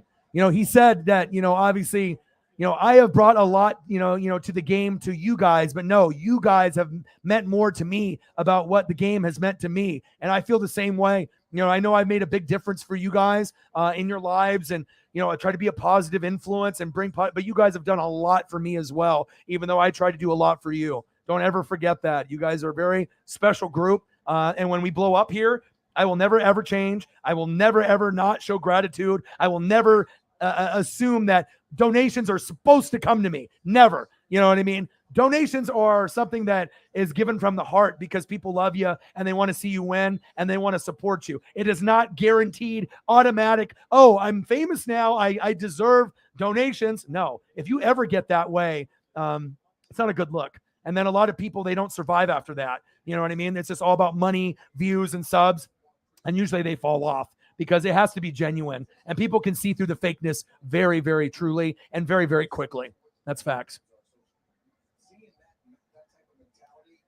So I get made fun of at work because one of my favorite basketball players is a woman. You know who's awesome? Sabrina Ionescu, from the Ducks. Oh my God, the Liberty. Dude, she's like triple-double. Dude, she is like it. Like, we're talking about female basketball players. Like, I am so proud of her. She's my favorite basketball player for a female. I mean, like I said, I probably won't go out of my way to watch women's basketball unless it's Ducks, like in the tournament with her. They probably would have won the Natty if we didn't have COVID. But if I was going to watch anybody, I could watch her play. You know what I mean? Because I watched her on the Ducks. I've watched her. I've seen her. You know what I mean? There's nothing wrong with that, man. And like I said, you know more about wrestling than probably even me. You know what I mean? And I know a lot. You know what I mean? I appreciate the hell out of you, man. And I send you a lot of, memes and gifts and stuff on Twitter and Instagram. And I feel our bond has grown a lot, within the last 6 months as well. And I really do appreciate you being like the wrestling guy. Like, I usually have a guy or girl for each thing. And I really value the friendship and the bonds, and never change. All right? Never, ever change.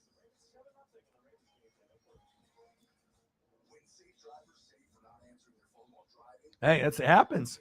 It happens. Said sorry to bring the mood down. It happens. Largent, Carol. I mean, we've I've seen that. We usually don't get that here because I don't allow that fucking behavior. I want to make sure we bring females here and we bring guys here and we bring a good group here, regardless if you're male or female or you're bisexual, you're gay, you're straight. I don't care. I will represent. It doesn't matter if you're transgender. I don't care. If you like sports, wrestling, pop culture, Stranger Things, I could care less what your sexual orientation is. If you're black, white, Chinese, Mexican, Puerto Rican, Australian, I could care less. Sports brings people together, and that's what it's about. And shame on people that are racist and shame on people that are sexist. But you have to realize that in this world that we live in, it's never going to change. It is never, ever going to change. All we can do is just stay away from those people and be somewhere where we can be loved and appreciated. And that is big facts.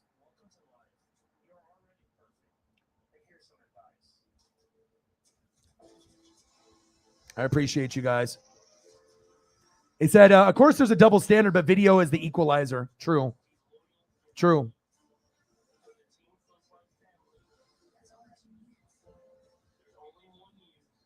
I don't know. We have and the thing is like the family has changed. No, so we just got Zini. Oh yeah, we got. Let me see. Oh, Holly, there we go. I had to refresh. Thank you, Holly. I appreciate you. And I said you sent me a photo too. And like I said, I mean, I don't think like Preston, he's not here every night, so he doesn't understand like this, how important this is for people that have mental health issues, depression, anxiety. Sometimes we need a pick me up, even including myself. Sometimes this is like a solitude. This is like a private island. This is like a vacation. Where we can end up going somewhere, and I'm going to change it right now. Sometimes we need to be able to feel like we're here together. Sometimes we need to feel we're here. Sometimes we need to feel that we're here. And, sometimes we need to be in Hawaii. And this might be the only way that we can do it, but it makes us feel better. Just about the views and what we're being able to see. It's a special thing. It's a special place, and you just want to make sure that you feel it. And it's so important to be able to have the vibes and the palm trees and the water and just to feel good, and that's why I'm addicted to exercising. I've lost about 12 to 15 pounds. I'm telling you, when I let my body go during COVID, this is the fucking hardest I've ever had to work to lose weight. And I'm still nowhere near the weight loss that I'm trying to get. And I've been doing like an hour or two every day for months. And it's like, it's now starting to show, but I mean, a lot of people get discouraged when they don't see instant gratification, but I'm telling you, if you can stick with it, and be strong, and if I can motivate you guys, I mean, you can do anything you put your mind to. You just have to put the effort. And that's facts. I mean, some people might think I'm an alien or a time traveler. You guys will find out one day, but you just got to be able to put in the effort. And then what you put into the universe, you get back. And I really feel that Holly meeting Tommy, me getting the Aaron Judge and the Julio, what you put in for effort, that's what you get back in return. That's facts. Be a good person, good shit happens to you. Be a bastard, be an asshole, then you're going to have some fucking bad luck and you're going to have shit karma come back to you. And that's facts. Thank you, Holly. Bang, bang, bang. $20. Hello. Hello. I appreciate you.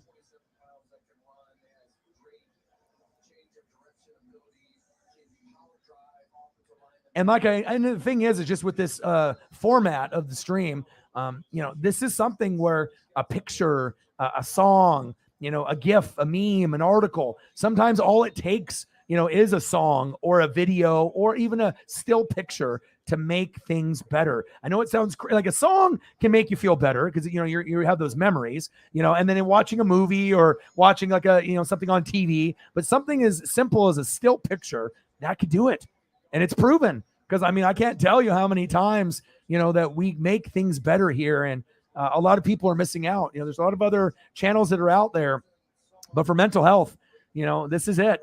You're not going to be able to find another channel that I think that can improve mental health on a day-to-day basis like this. And I'm proud of it. And I'm proud of the people that are in here. You know, I would rather have you guys in here than have 100 or 200 in the room that were, you know, not good people. You know what I mean? You know, it's like, oh, I'm getting all these donations. Like, let's say I had 100 people in here and I was making 500 a night. I would rather have 20 people or less and make a couple hundred or even whatever, 150, whatever. But, you know, take a fraction less just to make sure that we're making a difference in people's lives. That's what it's about. The donations will come. You know, the good people will come. We will filter out the bad, and we'll make sure that we have good eggs in here. And that's what it's about. Good eggs in the basket, not just trolls, kids. You know what I mean? We're going to make sure that we have the right people. Even if I keep losing hundreds of subs, you know, I'm going backwards. Oh, well, you know, that's okay. Because if that means that the room, and I can keep the vibe, you know, the vibe here is sacred to me. And I'm not going to let some fucking people ruin it. I appreciate you very, very much. Bang, bang. Let's go. And you guys know I talk about the mental health, and I know you guys hear it, especially if you're a regular, but something that we have to go over on every single stream every day. And let me read this off here really quick because this is very, very important. Every single day, you need to make sure you're getting a good routine. And if you think things are slipping, we can get back on track in here, but you have to know yourself. All right. Don't lie to yourself. So I believe depression and anxiety is legitimate, but I also believe if you don't exercise, you don't eat nutritious food. That means if you're eating fast food every day, stop it. Get some sunlight, get enough sleep, but not too much. Consume positive material. Listen to music. 30 minutes a day, 15 minutes a day can go a long ways. Surround yourself with support. If you do that, you're going to be in good shape. If you don't, you're not giving yourself a fighting chance. I have never read a quote that was so money in my entire life, and I will read that quote for the rest of my life. Unbelievable. Jim Carrey, you are amazing, man. Let me see here. Chief just sent something to me. Ooh. That looks fire. Ooh. Chief just sent me a food. Ooh, yes, that looks good. Oh, baby. Oh, baby. Fire. Ooh, yeah. That is sick. Oh, my gosh. Yes.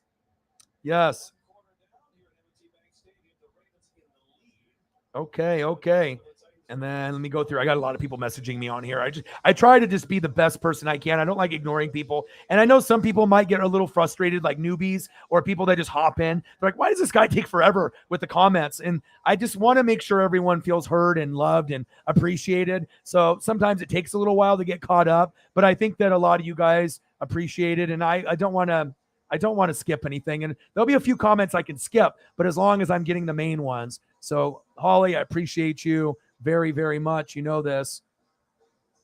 And Holly's always bringing the heat.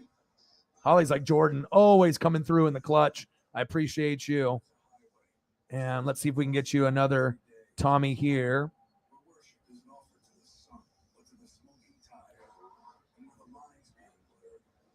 And like I said, it's like I finally found the formula. You know, it's like I did reaction videos, I did NFL, I did college football, I did wrestling, but I don't think I've ever been so proud of like you guys and the channel. And oh yeah, oh let's go. I know that would make things better for Holly, no matter what. Holly could have a bad day, the arms go up. I mean, I need to tone my arms a little bit more, but hey, it is what it is. Anything for a smile, anything for a laugh. Hey, Tommy, I see you. Oh, yeah. I got another one in here. You just got to make sure you take care of your people. Simple as that. Who do you take it for? Old Trapper Beefs. Fake protein. Check it. I got my beans, my bars, my goose, my guns. I got you. University of Florida, Tommy Townsend, Bachelor of Arts in Faking Punts. Let's get it. And honestly, you know what? Just to know that if I can put up photos and we can listen to each other and we can discuss problems and we can make each other like laugh and be in a better mood, that's priceless. It's like you're getting therapy sessions here, for free. You go to a therapist, they don't give a shit about you. They care about the money. You know what I mean? But when you can actually get a therapy session and have everyone be genuine and most of the people be good people, you can't put a price on that. You can go sit down, and some people need therapy. You know what I mean? It's just bottom line. But sometimes you can also get therapy in a place like this, which is very unusual to be able to have so many caring people that care about each other genuinely, that want each other to win. But it's just all about setting the standard and setting the example. And sometimes people can be assholes, but guess what? It's not going to happen here. It's not going to happen here.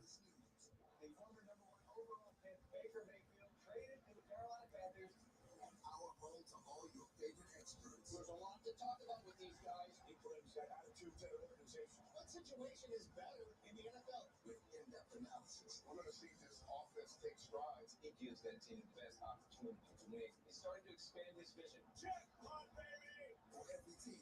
That was kind of the turning point. Most people, when they're new, they don't understand. I mean, unless you've been here or you know me. But then if you come in here, especially for females, I think when females come in here, it works out pretty good because it's not catty. It's like, we support each other, and I make sure that we support each other here. I don't, condone like the catty behavior, the bullshit, trolling and whatnot. And I think that pretty much for the most part, everyone really gets along. Sometimes there's a learning curve for certain people. But after a while, I think, like I said, it's a safe haven here, and it means a lot to me. And I know it means a lot to you guys too.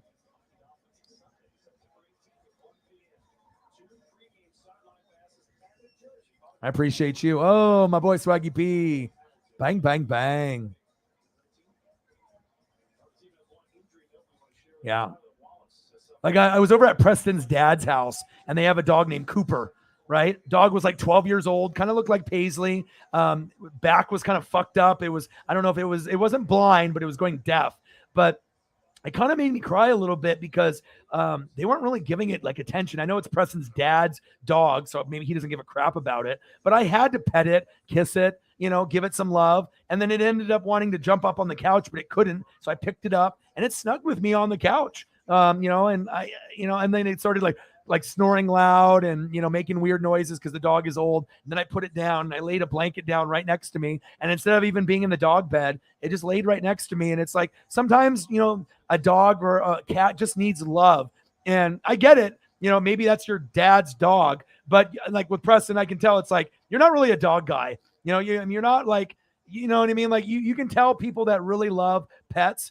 And I'm one of those people. Like pets and mental health are like really important to me. And I mean, then I was thinking about Paisley, and I just wanted to be able to show a little love. And you should have seen this puppy. It's not a puppy anymore. It's like an old man dog. But, just petting it and, getting the eye boogers out of its eyes and just making sure you're petting it and giving a little kiss on the head. Like it made me feel good. And to see the little tongue come out and, give me a lick on the cheek, it was like, I don't know. I just hate it when I see animals. They're not abused, but they're not like, they're just there. Like you just feed it and it like walks around and it sleeps. Like, I don't know how people have pets and then they don't like show it love. It just, I don't know.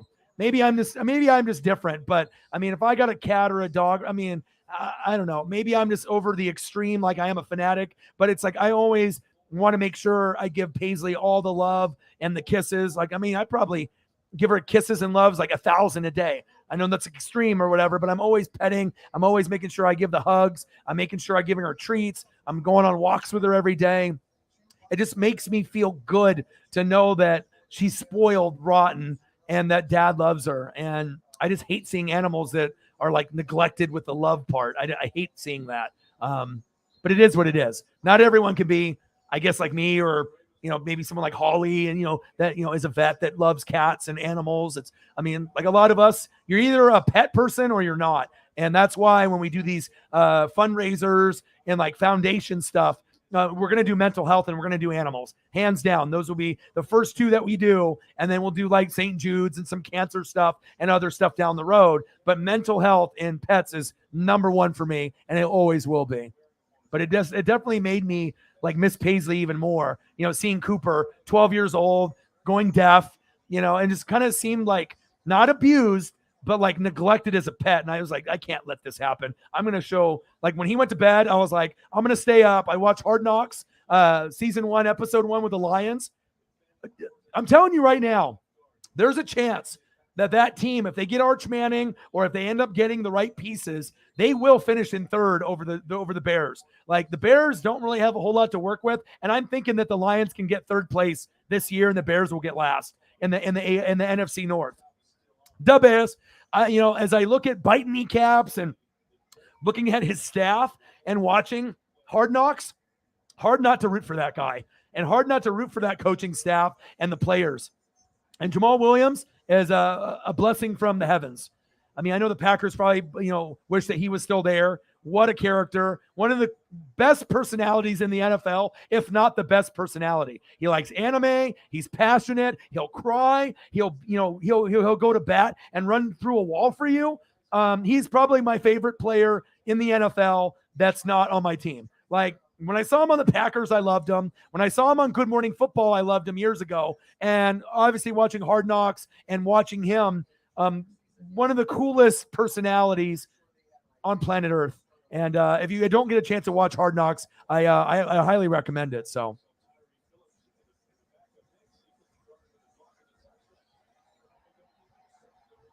squabbling, yeah. There you go. Whatever you need to do to be able to get it, you got to get back into it. I mean, I'm addicted to it now, exercising. You know what I mean? It's like some people are addicted to drugs and drinking. Nope, not me. I'm like, focus, exercise. And also, I have to do it because I have to do it for Paisley. So I'm doing it for Paisley, and I'm doing it for me, and we get to do it together.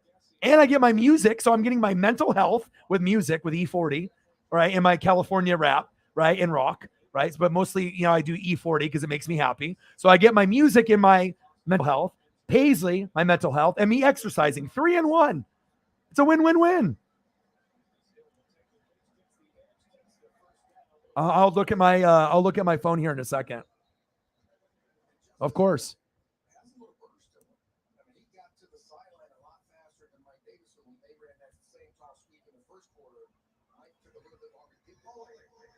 Yeah, and you just have to look at things in perspective. I think Eagles, John, you got it right there. You hit it right on the head. That's why I like listening to other people, and I don't want to tell anyone what to do, because that's the last thing you should do. Just listen. Shut the fuck up. Listen. That's all a lot of people need. But most people want to, this is what I would do. This is what I would do. This is the right thing to do. You're fucked up. This is what, of course they know they're fucked up. You know what I mean? Most people know when their life is in shambles, they know they're fucked up or they made fucked up decisions. Sometimes they just need support. Someone that says, hey, I'll listen to you. And then if you ask me, hey, what do you think? Then you can say what your piece is. You know what I mean? But sometimes just being there, that, but you have to be able to have, the empathy and the sympathy. Not every person is going to be an empath or someone that's a counselor, big brother, big sister, a psychologist, a therapist. Because I feel like, some people are genuinely like gifted with that blessing. And I feel like I've almost been put here, for that reason, to be able to help. And that's the biggest flex. How many people can you help in a positive manner before you die? That is my goal. I could be rich. I could have, cars. I could have, all these things, my YouTube studio to help other people's dreams come true, a restaurant, Northwest Sports Fanatics Bar and Grill. But knowing that I can make a difference in each of one of your guys' lives if you need me, or just being here is helping, talking to me on Instagram or Twitter or the other people in the room, that makes my heart happy. And like I said, I'm just so grateful for the way that this channel has evolved, and I wouldn't go back to where it was before. I'm really excited for the future on where this channel is going to go, and I couldn't ask for a better bunch. You guys are the fucking best, and I honestly mean that from the bottom of my heart. I couldn't ask for a better group.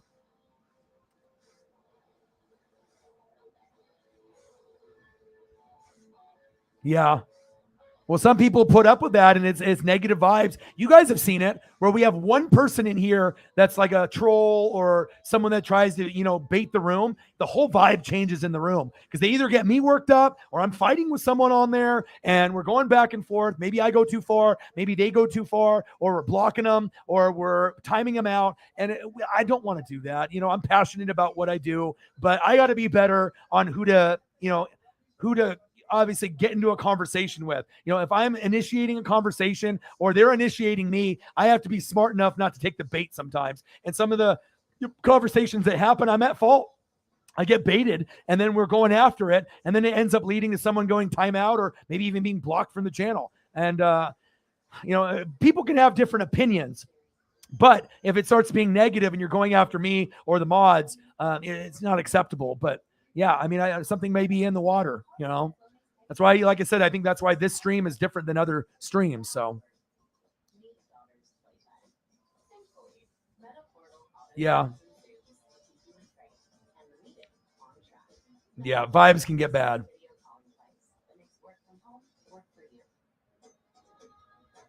Yeah, I can get you some Zorn, no problem. I got you. I totally agree. But you know what? You know what it is?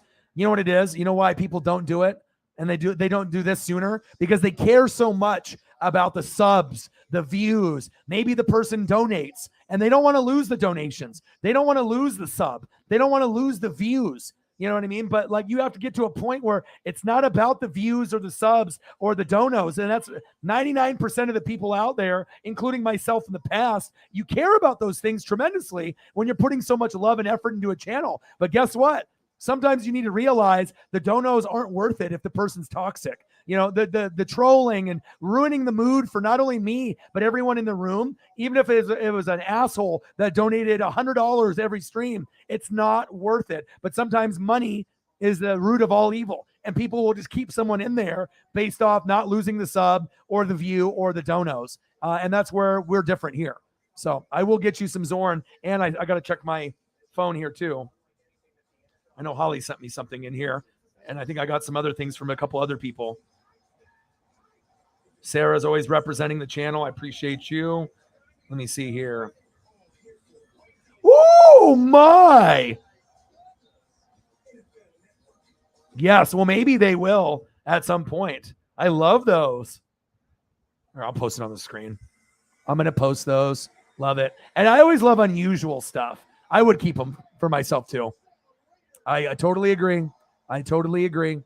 So hold on one sec here.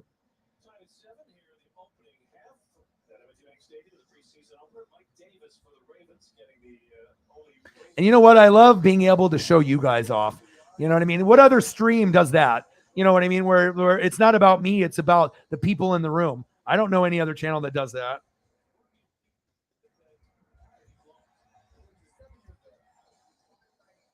All right, let's take a look at what Holly got. These are cool.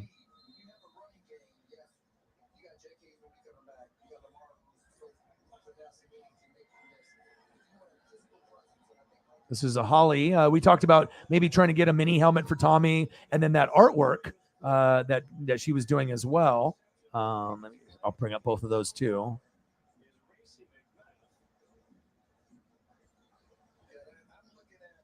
I just like to genuinely showcase you guys, you know what I mean? If there's something special that happened to you, it's like I kind of feel like I'm living like vicariously through you guys sometimes. And I know sometimes you guys probably feel like the same way. You know what I mean? Like it's like when you have a connection, it's like almost like brother, sister, friendship. Like it's hard to describe unless you feel it. And sometimes you genuinely feel it here. And sometimes I live vicariously. Like when I see Holly front row at a Chiefs playoff game, sometimes I'm like, oh wow, like I'm not there, but like sometimes I could like get a vibe on what it would be like to be there based off the photos that she provides and the stories. And I know sometimes you guys feel the same way with what I share to the channel with, you know, Julio balls and Aaron Judge and Ducks and stuff. Like, you know, when you guys think of me talking Buccaneers and Ducks and Mariners and Dodgers, I mean, I know sometimes that I might be the person that you think of, and I'm the same way for your guys' favorites too. So,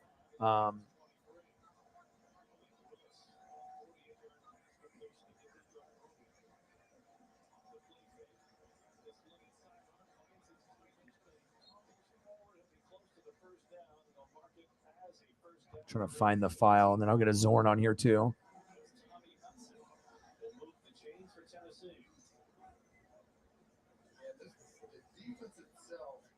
Okay, here we go. All right. So we have obviously Tommy. And then Holly's artwork. Amazing. Okay. And then, ooh, Tommy Likey. Like that. Yeah, that would be cool if they ended up doing that combination. Very cool.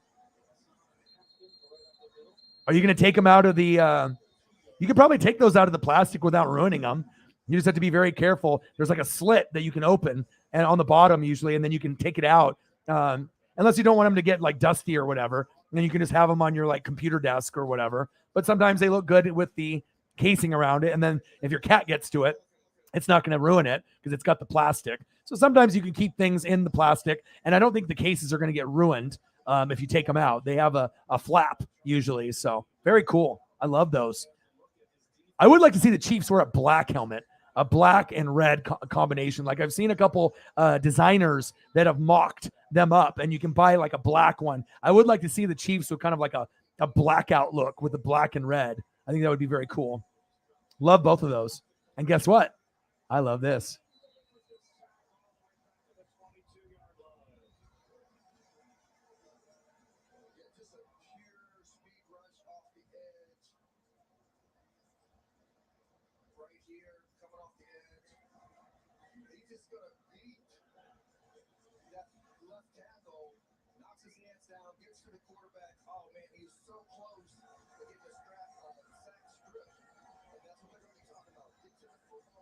I got you.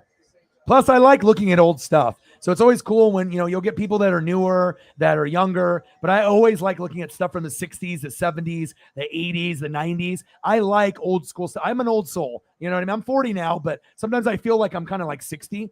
I feel like my brain and I always feel like I'm 18 to 21 years old just based off like my energy level. But I feel like as far as like as much as I've read and I've seen and the appreciation that I have for like the old school athletes, I feel like my soul is like a 60 or 70-year-old person, but my attitude is like an 18 to 21-year-old. You know what I mean? Like my appearance might look 20, 30s and my brain and the way my energy and my passion, but I feel like my soul is more of like an older person. And I really do love the old school very, very much. I got you. Always. Hey, you support me, I support you. That's the way it goes. If you support me, I will support you. So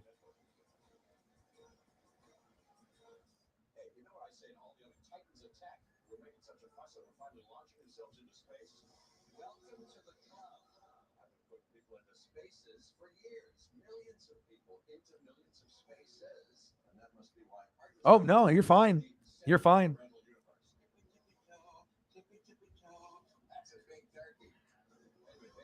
So the people that you work with or are the people that are the owners of the pets that are coming in? Sounds like it's the people that you work with or worked with.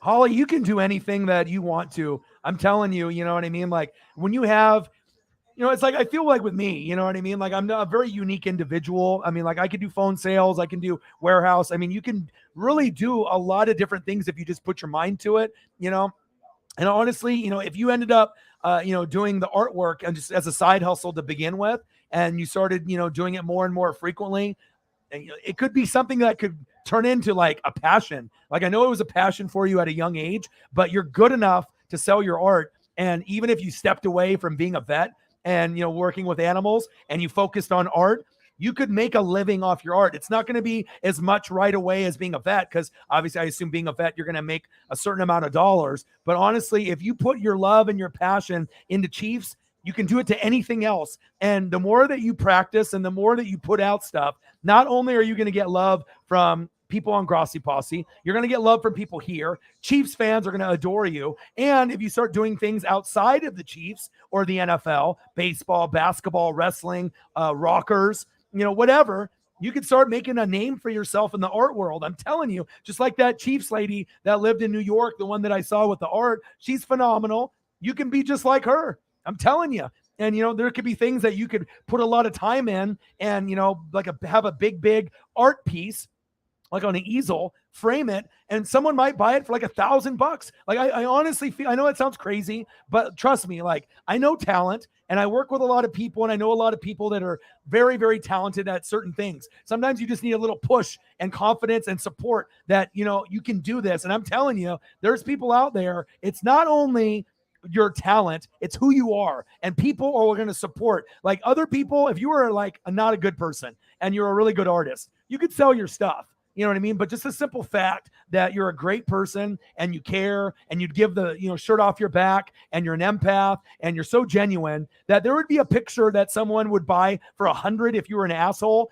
Someone would pay $500 because you're Holly Hundo. And I'm not even joking. And you could ask the other people in the room because it's all about who you are. It's like when people support me. I could be this asshole person, but be really good, on the mic and have all these opinions, and I would get, donos. But if you're a real genuine person, people are going to give more to the people that they believe in, that they know that are talented. Okay. But it's also about who you are. And if you're a good person, $100 picture could go for 500 because they love you and they want you to win. And that's the honest truth, because I'm a living example of it. There could be other people that try to be me and they can make a little bit, but just a simple fact, you're not going to be me and no one is ever going to be you. So, I mean, like I said, it just depends on if you want to jump in, and start doing that. But I'm telling you, 100% you can make it as an artist because you're going to be able to get the support from us in here. And sometimes you think, oh, I don't know if I could sell my stuff. Look at the responses that you're getting on Twitter. Look at the responses you're getting on Instagram. Look at the responses that you're getting with me and the people in the room, Grossi Posse, Chiefs Kingdom. I mean, you can make it. It's just about going all in and, and making it a passion if you want to. If you don't want to, then you don't have to. But you can start off as a side hustle. And then, like I said, never underestimate yourself and your talent and what your self-worth is. You think a picture is worth 50, it could probably sell for like 300. And, I know it sounds crazy, but people love art and people love genuine human beings. And if you're genuine and you're talented, a $50 picture could easily go for 300 because they love you. And that's the bottom line. Ask anybody in the room, because I'll tell you what, if you ended up making something and you think in your head, oh, maybe it could sell, maybe not, maybe I could get $20 for it. You could probably get 200. Multiply whatever you think you can get, multiply it by 10. And that might be the number that you're actually going to get. And that's the truth, because I know that I would do it for you. And I know if I would do it for you, a lot of people in the room would do it for you. And that's just the bottom line. It's all about, and it's like, I'm not going to pump someone up if it's not real. If your art fucking sucked, I would tell you that it needs work or it's not good. I have the balls enough to say, hey, you got some work to do. It's not that good. I will be totally honest. And a lot of people that are friends with someone can't. They'll be like, oh, it's good when it's not. It's like when you see those babies on Facebook and they're like, oh, your baby is so cute. They're like, this is the cutest baby I've ever seen. You got to be honest, but you can't say that because it's their baby. But you guys know exactly what I'm talking about. You go through your Facebook feed and then you see a picture of this quote unquote newborn, right? Not every newborn is a Gerber baby. Look at my baby. It's a Gerber baby. Isn't my baby so cute? And then inside you're like, yeah, it's cute. It looks like a gremlin. You know what I mean? Like, not every baby is a cute baby, but you can't be an asshole and say your baby looks like a gremlin. Your baby looks like a gremlin. It's not cute. You can't say that, but inside you're thinking, oh God, this person keeps posting this baby or this animal. Oh my God, but you can't say it. But as far as like artwork, I can be completely honest about that. And you're amazing. And never stop being you. A lot of the people in the room, you guys all got talents. You just have to believe in yourself. And when you have a good community, you'll be really surprised in what you can achieve. I'm a living example of it. And I couldn't be prouder of the people that I have in the room. And like I said, if you really start going after it, I'm telling you, you can make a living and pay your rent doing your art. You could pay your rent and pay your bills. I mean, like I said, and it wouldn't necessarily have to take a long time because you already have a lot of people who know who you are on the YouTube community, Twitter, Instagram. And like I said, just with the Chiefs Kingdom and with us here in Grossi, you got enough people that would be able to support you to make it like a dream if you wanted it to be. And that's facts. And like I said, I will never lie to anybody on here. I will always be 100% genuine and truthful. And that's facts. Sometimes people just need to hear that little piece of love and encouragement. So,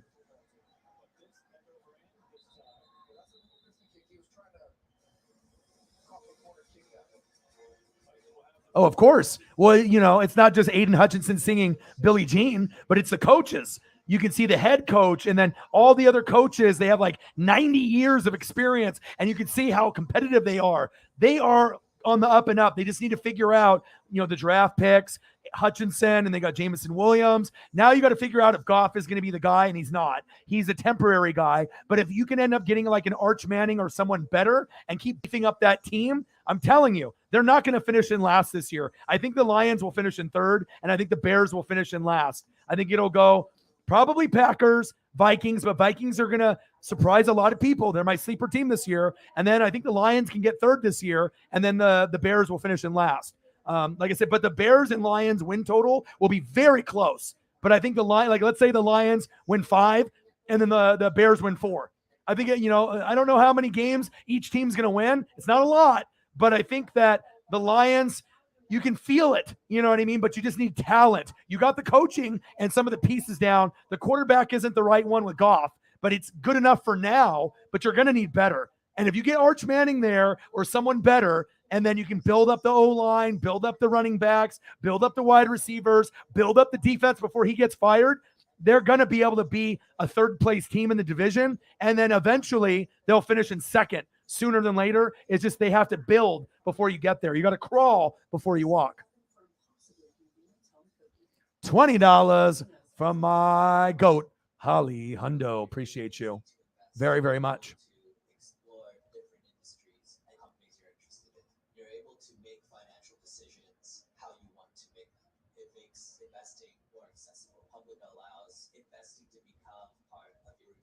Oh, no problem. I got you.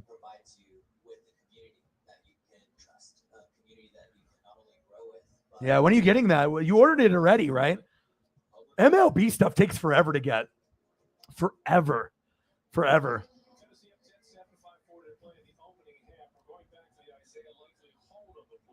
Said, saw the show produced by The Rock on Vice. Yes. Oh, I'm very interested. I love The Rock. The Rock. I love him. Stone Cold too. I mean, there's a lot of guys in that era. Yeah, the plastic will stay good. I have some Duck ones and Tampa Bay ones and stuff, but they're like in storage inside some boxes. But I think I still have the plastic on one and maybe the other one I don't. But yeah, they're sturdy. They're nice. Look at Megan. She said, I need chest. I need chest, she says.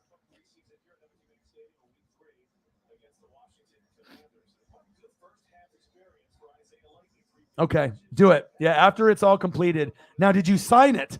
Did you put, Holly Hundo Creations? Did you put your little moniker, your little signature on it? Did you do Holly Winchell? Did you sign it? I hope you have to sign it before you give it to them, because that's going to be your first. And you have a a moniker, like your alter ego, Holly Winchell, aka Holly Hundo. That is you, like I say, like whether you know it or not, you are like a personality on the internet. You know what I mean? Like in a good way. You know what I mean? Like I said, it's like you are known as a mod, but it's more than that. You're known as like the great human that you are, and the great supporter of channels, and an amazing artist, and a lover of animals. I mean, no wonder we get along, right? Absolutely. And it's crazy because I haven't really felt the connection. I feel connections with certain guys on the channel, but I think it just depends on the age of the guy or the girl and how we feel. And if we have similar souls that feel like that. So.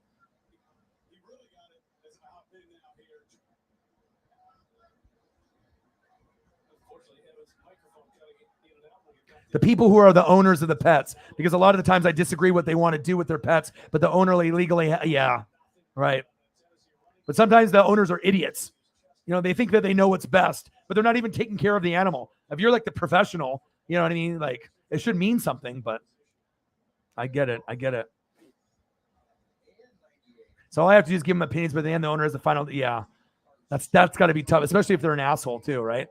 Odin, OG, it's my dude, my OG, Odin's son. Well, it's from the heart. You know what I mean? Like, I can be I can be one of those motivational speakers, and to a certain degree, I feel like I am, but I'm not like those people that it's like fake. You know what I mean? Like if I know someone like my friend that Brooks, the beat maker, the guy could be a millionaire and he doesn't even see it. Like, you know what I mean? Like Busta Rhymes reached out to him.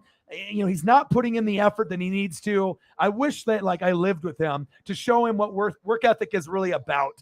You know what I mean? Like if you want something bad enough, you can't just make a beat whenever you want. You have to grind if you really want it. But I can't make your dream happen for you.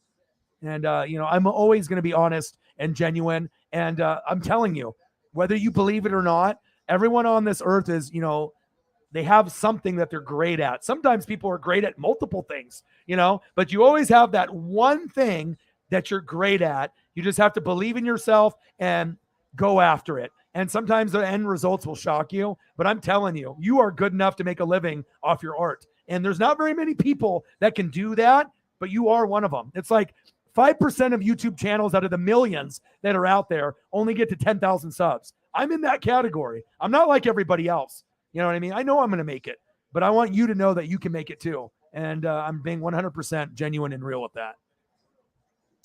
My boy, who is that? It's my boy. It is my boy, Dave Ray. Bro, seeing you made my day. I don't know if you heard the story. If you were in here earlier, you probably didn't hear the story because I haven't told it unless you went back and saw it. This is my dude. When I ended up working at the Fortune 500 company, I was 17, 18. We had a guy named BB, Brian. We were all friends. He lives in Denver now. What a special relationship the three of us had, and a lot of the people there. You are my dude. This made me so happy. You came in for one of these when I was taking a picture, and you came in for, right? And I said, nope, come in here, right? And then to tell the story, okay? So Aaron Judge, obviously, I didn't take any pictures of anyone besides really him. And the game was amazing, right? I made sure I got some pictures there. And I got to see Dave. We talked for about 15 minutes, okay?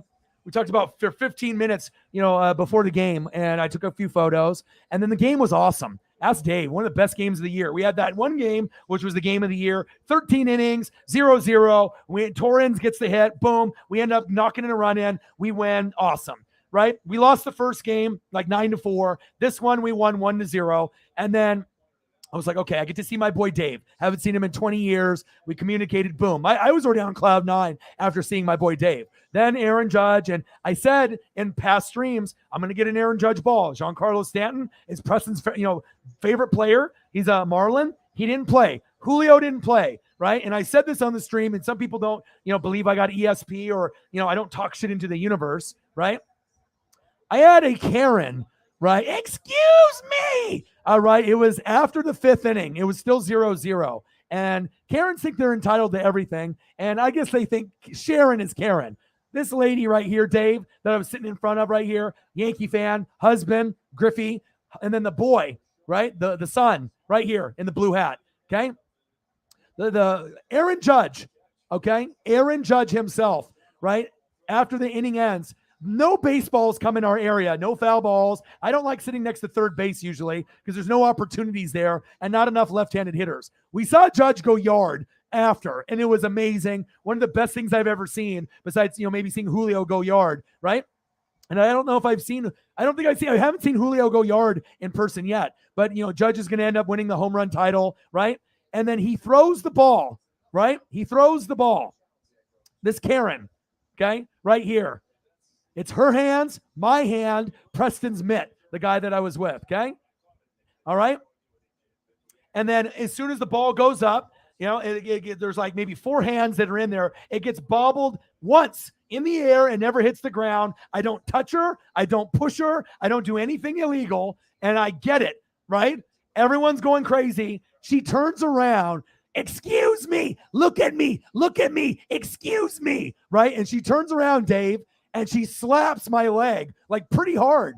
Bro, I went up there to go get a J-Rod shirt, right, in the 4th inning. I was going to wait to the end, but Preston's like, I want to get out of here. And the last time where I got the Julio ball, I went, before that, I got a Mariners shirt for like $35. I went down to my seat. 2 minutes later, I got the Julio ball, right? Same thing. I went there. I got the J-Rod shirt, went down, right? Got the ball. And then I had to take a picture of her because I'm not going to let that go. Okay. And she literally turned around, screamed at me for like 2 minutes. She was there with her husband, her son, her mom, and her dad, right? I got the ball, just perfectly fair. You know what I mean? Didn't push her, didn't slam into her. I didn't touch her, and it was Aaron Judge. You know what I mean? And you got to think an Aaron Judge ball, whether it's thrown into the crowd after the inning ends, it's got his DNA on it. You know what I mean? Or if it's a foul ball or home run ball is the best. Foul ball is second best, and then a ball thrown into the crowd third. Right? Your boy, okay. And she had the audacity to turn around and scream at me. And then Preston talked to her. It's like, listen, I have a glove. Your hands were there. He didn't touch you. You know what I mean? And I didn't get any apology from these two, or the son, or the grandma or grandpa, her mom. You know, if anything, they went to go get up, those two and the son right here in the hat. And then they went to go get chicken tenders. And they had 4 or 5 innings to apologize to me. Didn't do it. Then even the mom started talking shit to me. I don't know if it's just Yankee fans, or whatever, but hey, I told you I was going to get an Aaron Judge ball. I got it. And I just can't believe that she assaulted me and like slapped my leg. You know what I mean? I'm like, stop Asian hate. I'm like, what's going on here? You know what I mean? Just because you had stone hands and you couldn't catch it. But I've always said, if a ball is going to be close to me, I'm getting it. I don't care. I'm not going to hurt you. You know what I mean? But I got good hands. I played sports when I was younger. I'm good at baseball. I can catch. I can throw. I can hit. I can throw a football 50, 60 yards, even though at 40. I can shoot hoops. I'm an athletic guy. I was a little fat, but I'm losing weight. And they just lost it. They lost it. I mean, I was like, Aaron Judge, I didn't take any pictures of anyone else. And I was like, you know what? I got to make sure I got a souvenir with the J-Rod shirt, which is amazing. $35 though. But couldn't believe. It's one thing to scream at me or yell at me, but she put her hand on me. Like she didn't slap my face, but she might as well have. And if I would have did that, I would have been arrested.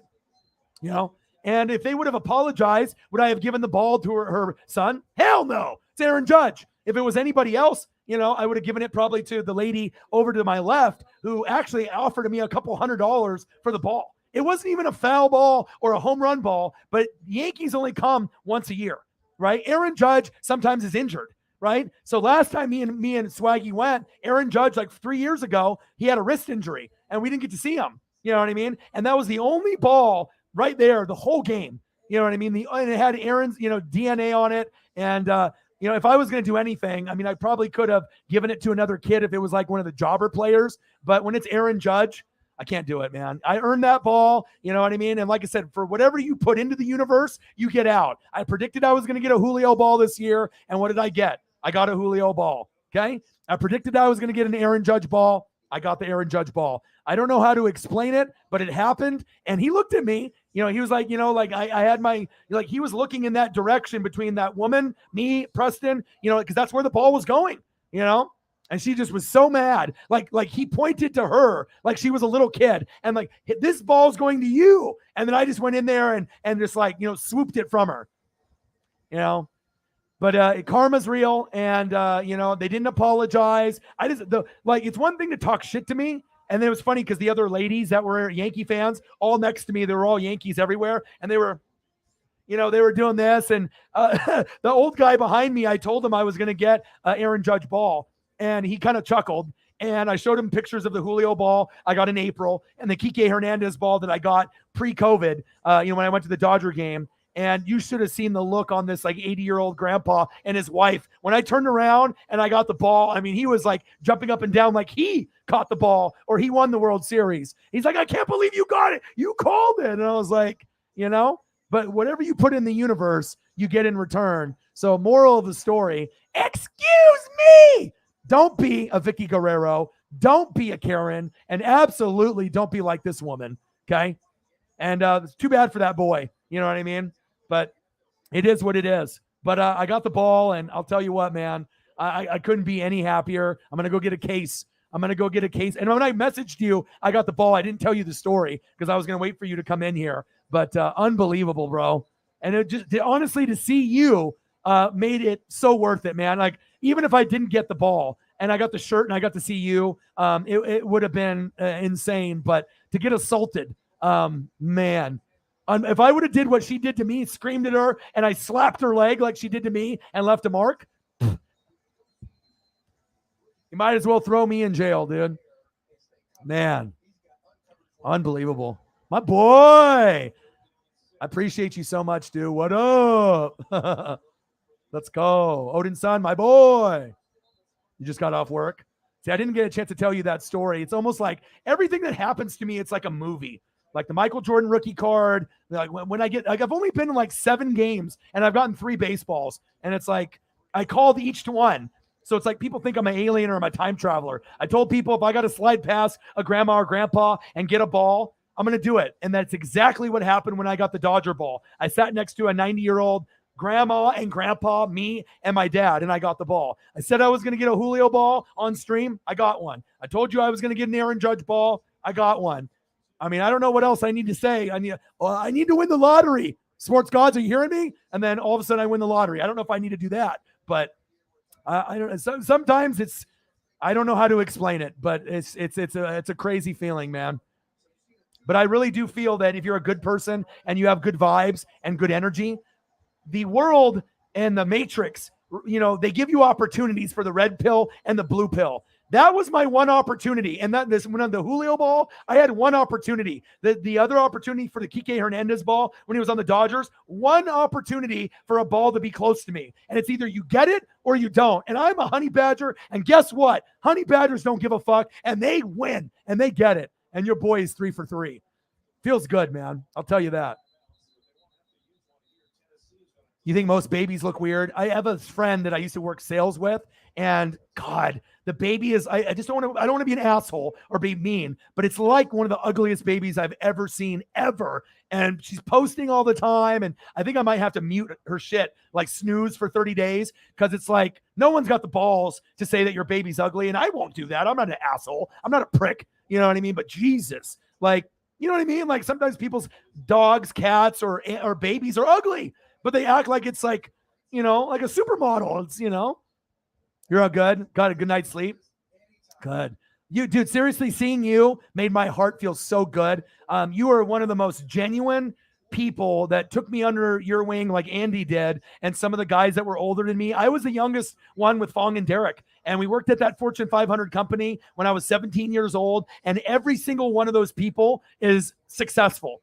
Living in a big house, has great jobs or great relationships. Jesse Peralta, you, Dave Ray, Derek Brown, Fong Tran, me, Andy, like every BB, Brian Wallenweber, everyone is successful. I have never worked for a company in sales that had that kind of talent, where I feel like if we all work together again, like we could be millionaires. Like, you know what I'm saying? Like we had so much natural talent, and we played basketball at break. We were so competitive. We had so much in common, a lot of the people that were there. And I feel that it's been way too long, and it felt so good, to be able to see you and to be able to spend time with you. If you could have just been there when that whole shit happened, you would have just lost it. You would have been like, oh my God, how did that happen? But I've just been an incredibly lucky person. But is it really luck, or is it, I talk shit and it happens in the universe? What you put into the universe, you get it back, and you have opportunities in life to be able to grasp it. And I'm not going to let something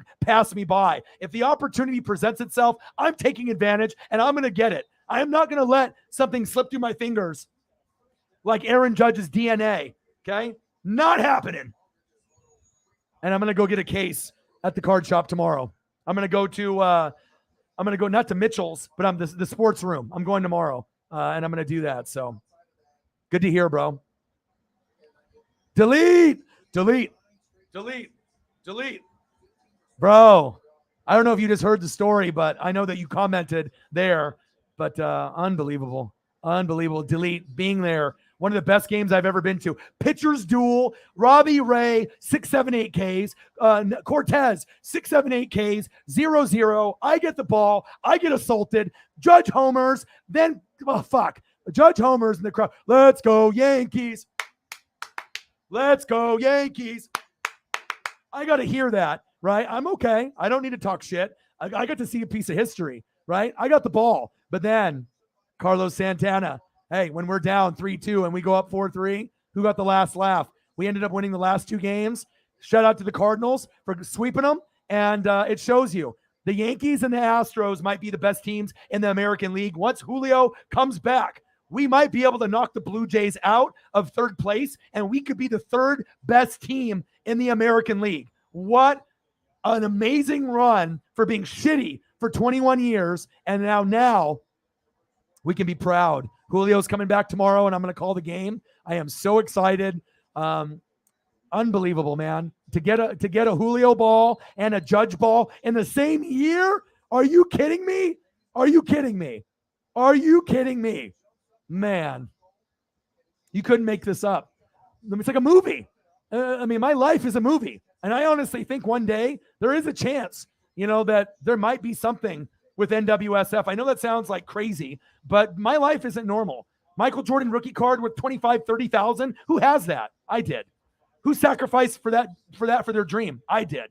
Who gets, Julio and Aaron Judge baseballs? I do. I mean, I don't know. I don't know how to describe it. It's just amazing, man. My boy Delete in the building. How are you?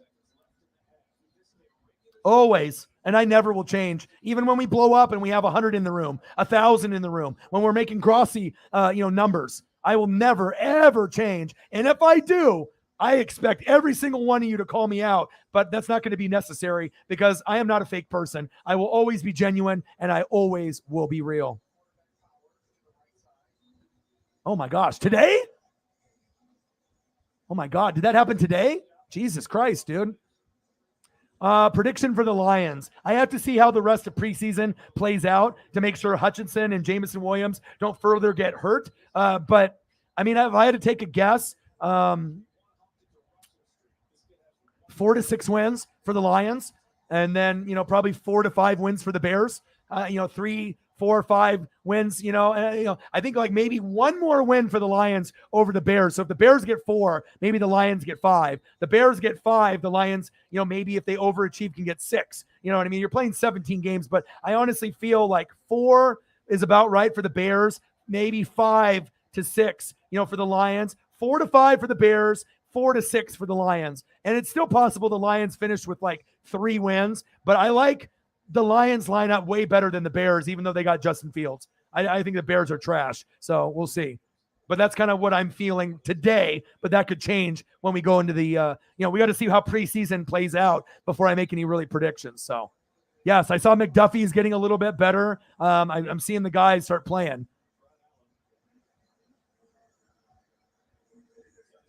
Yeah, seriously. Oh, okay. Look at the baby. Yes, exactly. You tripped and Pinky got sliced clean off out of surgery. Oh my gosh, bro. You should have messaged me on Instagram or Twitter when you were at the game, dude. I would have met up with you. We could have got a picture together. Wow, dude, prayers up. I'm so sorry that happened to you, dude. I was wondering about you because we talk, here and there, and I didn't hear from you for a while. I thought maybe something happened with like mental health or something, but I'm so sorry, bro.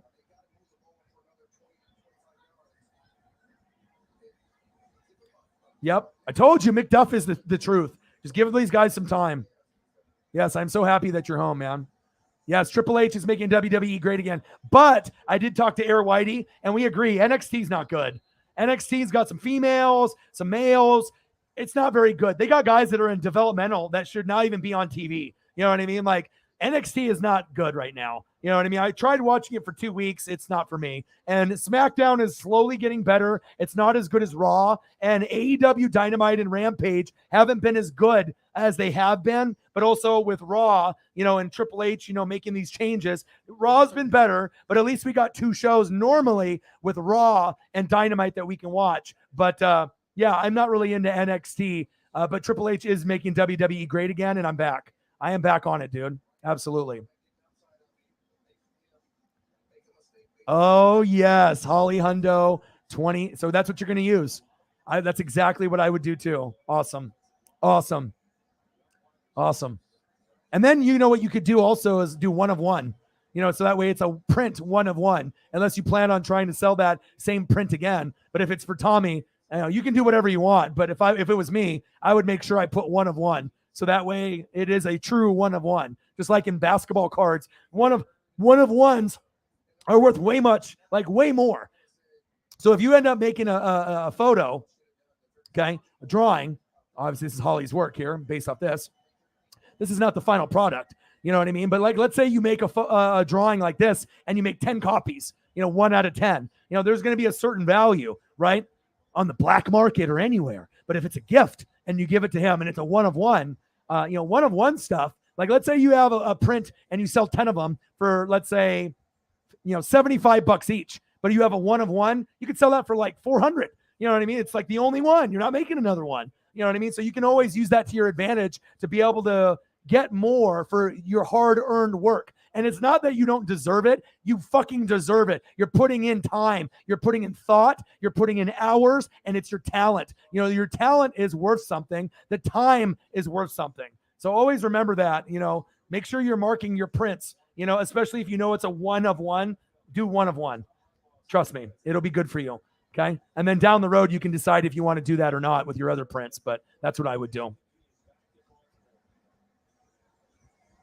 This is awesome.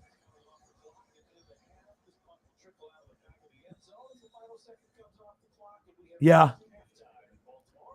Well, you know what? Honestly, on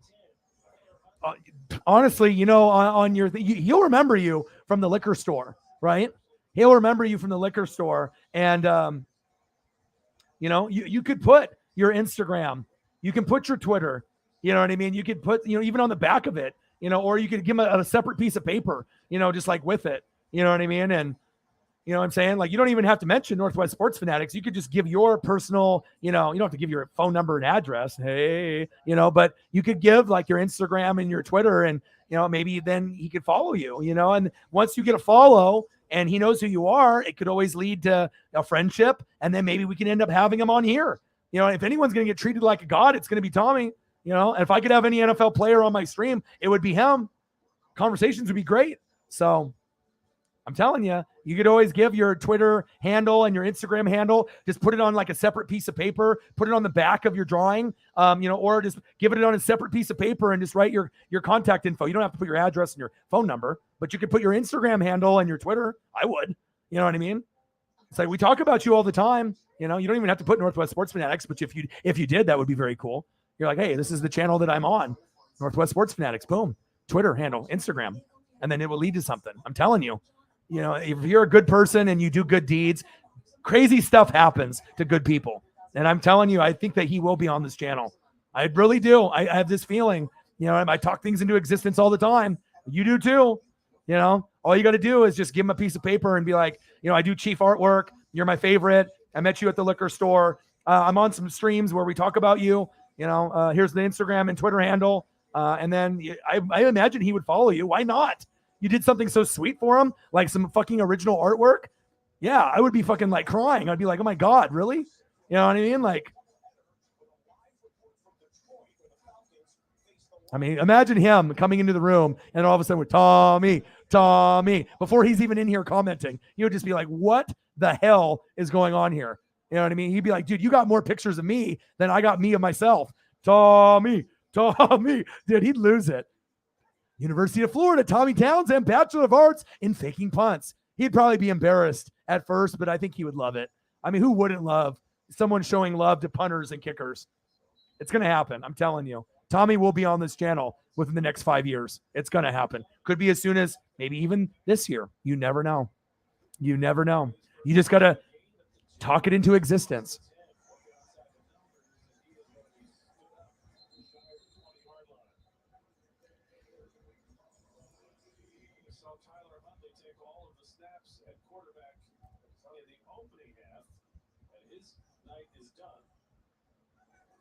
See, you know what I mean? And it's like, it's not, people just like, oh my God, Holly Hundo, or, she supports these channels and makes big donos. No, you know what I mean? That's a part of who you are, of supporting people you believe in, but it's who you are and what you are is why people care. At least people in this room. Maybe on the Grossi Posse, they don't know you as well, but I know the people in here, we know you to a certain degree, and I know you and you know me, and it's special.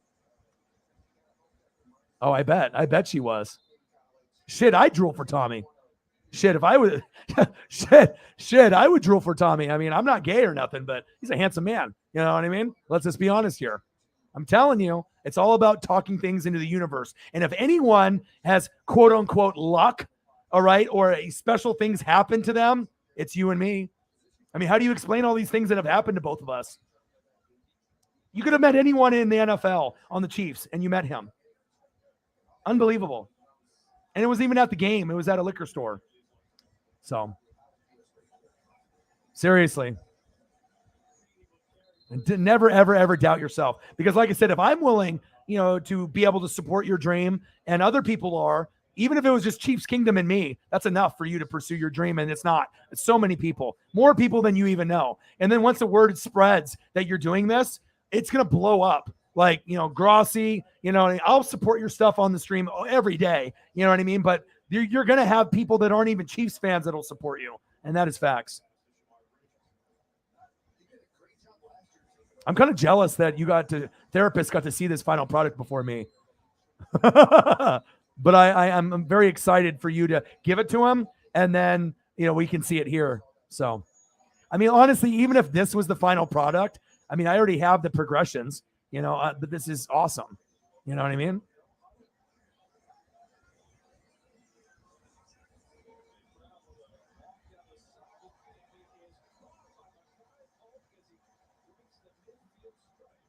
And that's something like with me, it's just about believing in yourself. And I think a lot of people don't believe in themselves. You know what I mean? It's not being cocky. It's just being confident in who you are and what you are. This is who you were 30 years ago. It's always been in you. It's always been a piece of the dream, like the artistic you. It's always been in your heart. It's always been in your soul. It's always been there. It's just that you just stepped away from it. You know what I mean? And maybe this is just the proper time for you to let loose and let this happen naturally. It's facts.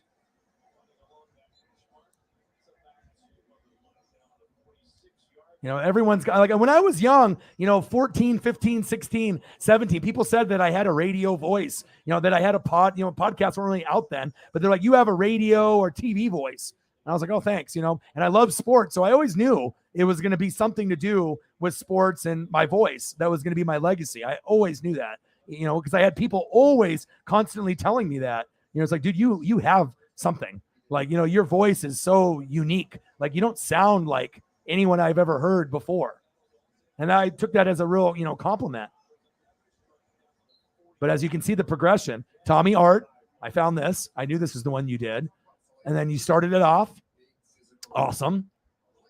Then you had this one where the eyes were a little bit too far apart. And you're like, okay, I got to modify slightly. And then I got the color in there and I started to fall in love. And then you fix the eyes and God, look, it's like I'm looking at, I don't even know which one is which. Fantastic. And that's not even the final product, because I know you color in the AFC patch there. I know you colored that in. So I know you give it a little bit more glitz and glam, because obviously the patch right here, as you can see, the AFC patch has to be colored in. You're not going to leave that. So I'm an attention to detail guy. So salute to you, and for you being genuine and real too. That's what we do here. We support each other. And you're not going to get that in a lot of other places. Baseball is all about the fans. The players have a lot of respect for their fans. Absolutely. Yeah, but some of the fans turn into Karens and try to abuse me. I've been abused and assaulted twice. And when I got my Kike Hernandez ball, the guy did this. And he body checked me and my knees bled for 9 innings, but I got the ball. No apology from him either. But it is what it is. Either you're a fucking honey badger or you're not. Oh, yeah.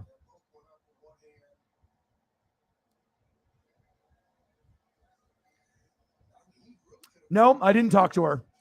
She said, excuse me. And look at me. That's what she kept saying. And then she was just fucking going psycho on me. Excuse me. Like Vicky Guerrero. That's her catchphrase. Right? But, yeah. The thing is, it was the only ball that came in our area the whole game. It was Aaron Judge. You know what I mean? So it's like the best player on planet Earth. You know what I mean? You're a Yankees fan, and I didn't put my hands on her. You know what I mean? And she decided that since she didn't get the ball and she thought that she was entitled enough, like he pointed to her and it was her ball and that I got it, that I was, I was in the wrong. I didn't touch her. I didn't push her out of the way. It was my hand, her hand, Preston's glove. And then when it came in, it bounced off hands one time up in the air. Boom! I grabbed it. I sat down. I didn't mock her. I didn't talk to her. I put it in my pocket, and then I took it out 5 minutes later, showed it to the guy next to me. I let him touch it. I let him take a picture. I showed the guy behind me. That was it. I didn't gloat or anything. You know what I mean? But if I would have did what she did to me, I would have been arrested. So, yeah.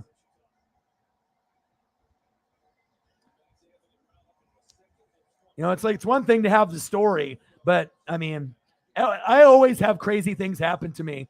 People, they get so pissed when they have that once in a lifetime opportunity of like winning the lottery, or you're playing on the Price is Right, tick tick tick tick tick tick. You're playing Plinko, and then you either get it and you hit the 10,000, or boom, and you get zero. I get the 10,000, she got the zero. And some people can't handle it. You know what I mean? But yeah, she fucking assaulted me, man. It was a little shocking, man.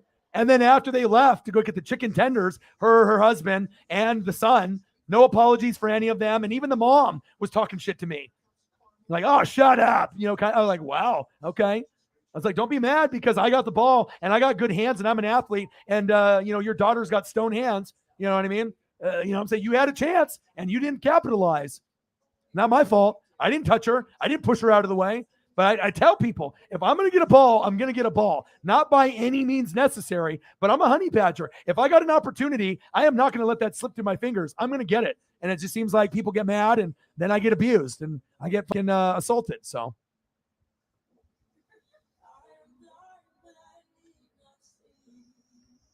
I mean, I got ESP. I mean, I don't know how many times I got to tell you guys. It's just I do it over and over and over again.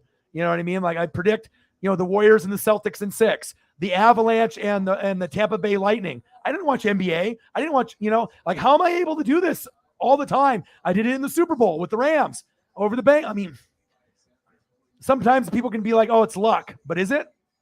Is it though? Over and over and over and over. I really feel, what you put into the universe, you get back, and the opportunities come to me and I take advantage of them. Oh, it was incredibly awkward. Incredibly awkward. I mean, not for me, but for them. It was cloudy and it was humid and I was hot because I had my Julio jersey on. But I didn't talk to her, but my Preston did. Preston's like, listen, I have a glove. He was there. He didn't push you. You know what I mean? It's like, you don't need to put your hands on him. I didn't talk to her, but she, excuse me, look at me, look at me, look at me. She was like screaming at me. And then she slapped my leg and I was like almost in shock, But I got the ball, so I was like, all right, I'm going to be calm. I'm not going to go after the husband or her, or the kid or the her mom and the grandpa. They had 5 of them in the row in front of me, There's baseball etiquette, but apparently these people don't understand what that is, It happened in the top of the 5th inning when it was still 0-0. The next inning is when Judge hit the home run.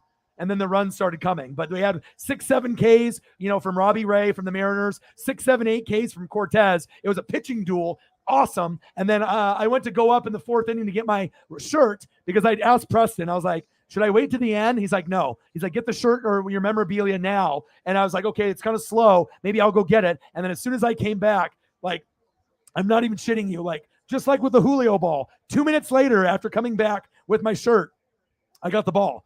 And then it was hella awkward, the rest of the game for them. But I was in good spirits.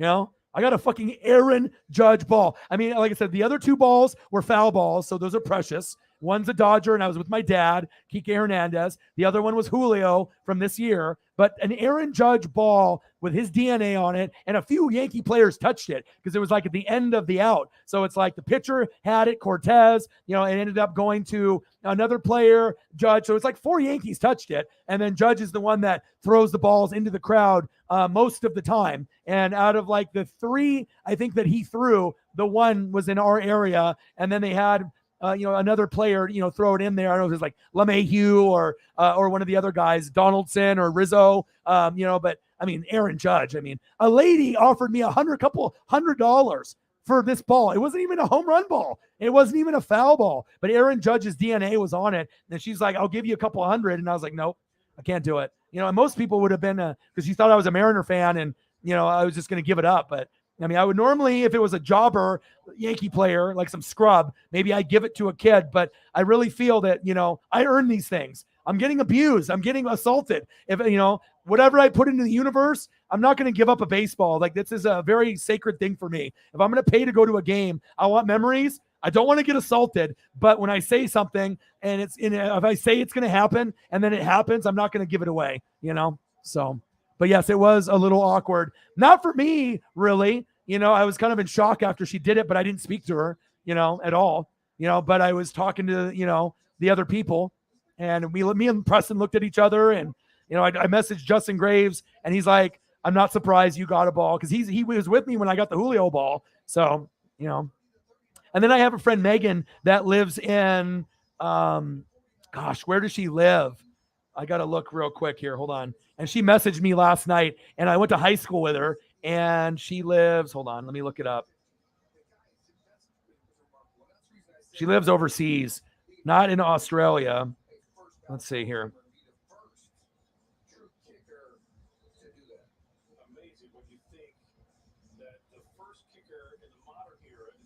Her name's Megan Cross.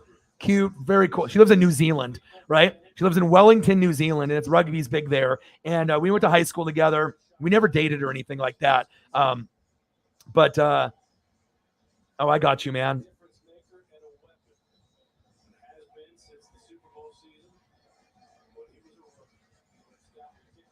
Hold on, I'm messaging. Delete right here.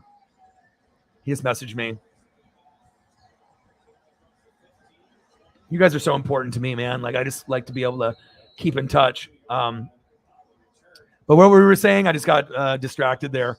And I see that Odin Sun sent me a tour. Appreciate you, man. But yeah, so me and Preston talked about it. Justin Graves, he was there with me. So it's like, and my dad was with me for the first one a year before COVID when I got the Kike Hernandez ball. And like I said, the creepy thing about that one is that I predicted that I would get the ball. And if I had to slide past a grandma or grandpa, I said that like 10 years before it happened. And then it just so happened. It was weird because when I said it, it wasn't really in a jokingly manner. But then when I actually got to my seat and I saw the grandma and grandpa, I knew I was going to get it. And then the guy walked up, the usher, and said, this is a foul ball zone area. Keep your head on a swivel. 1 minute later, I got the ball. I don't know how to explain these things that I predict. I predicted it would take me 10 years to be able to make it full time here in 2013. Exactly 10 years on the dot. So I don't know if people want to think I'm a time traveler or I'm an alien, but I don't know. I don't know how to explain certain things. That's facts. Yeah. Yeah, I didn't talk to her, man. Yeah. The end of it was the, going from the top of the fifth inning, going into the bottom. So middle of the fifth inning right there. That's when I got it. Only ball to go in our area too.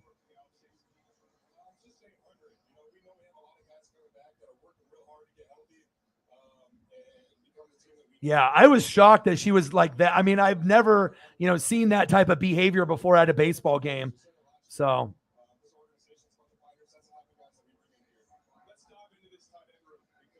Yeah. Yeah, you're all good, Delete. Yeah, and then like Preston was talking to her, and then she didn't even really feel remorse. Like she looked at him, and then maybe she felt a little bit like ashamed, but I don't think so. Because she didn't apologize to me. Because if you really were genuinely sorry, you would have turned around and said, you know what? It was Aaron Judge. I'm a Yankees fan. This is my favorite player. I'm here with my son. I wanted the ball. It was coming right at me. I missed it. You got it. I'm so sorry. You know what I mean? Like, if she would have did that, maybe I would have had a change of heart, and maybe I would have, gave the ball to her son, or maybe I would have sold it to that other family or given it away to someone to have a memory. But, when you don't even acknowledge what you did was wrong, of course I'm not going to fucking give you a ball or give it to, I could have been a dickhead and I'm like, do you want to take a selfie with me with a ball? That's what, my buddy was telling me I should have did. Tapped her on the shoulder or said, hey, you want to take a selfie with me with a ball? And then she would have fucking really lost it if I did that. She would have went ape shit. So, yeah. T-Mobile for the Seahawks, right next to each other, literally walking distance. You can walk across the street and they're right next to each other. Epic. Epic. Seattle is epic. Barefoot Mike, epic.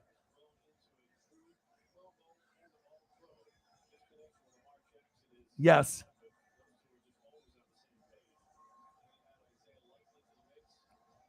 Yeah, and not every woman goes out of line, but like I was bringing up that story of that OnlyFans model, that OnlyFans model, right? And she had a brother, like, as a boyfriend, this big black dude, right? And she punched him in the head, and there was this videotape in the elevator where she was abusive. She probably maybe was abused when she was a kid, I would assume, and she was like really punching him and slapping him on the back of the head, and then she ended up murdering this guy. Like, it's on the news, and she fucking stabbed him to death. And he's way bigger. He was like 6'4", 6'5". She might have been 5'5" to 6 foot. And she fucking, rest in peace. She fucking killed him, murdered him. So, and not every man is psycho and not every woman is psycho, but this woman definitely 100%, excuse me, look at me, look at me, look at me. And then she slapped my leg. Get out of here with that. Get out of here with that. Get out of here with that. And then this guy's a simp, he's whipped. So he didn't say shit to me. He didn't apologize for her behavior either, So I got to plug in my keyboard here. Give me a second.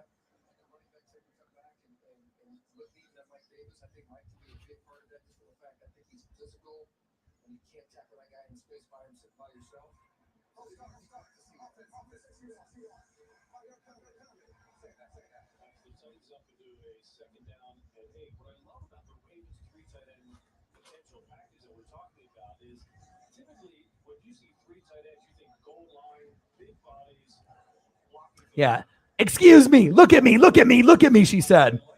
Hey. It's all good.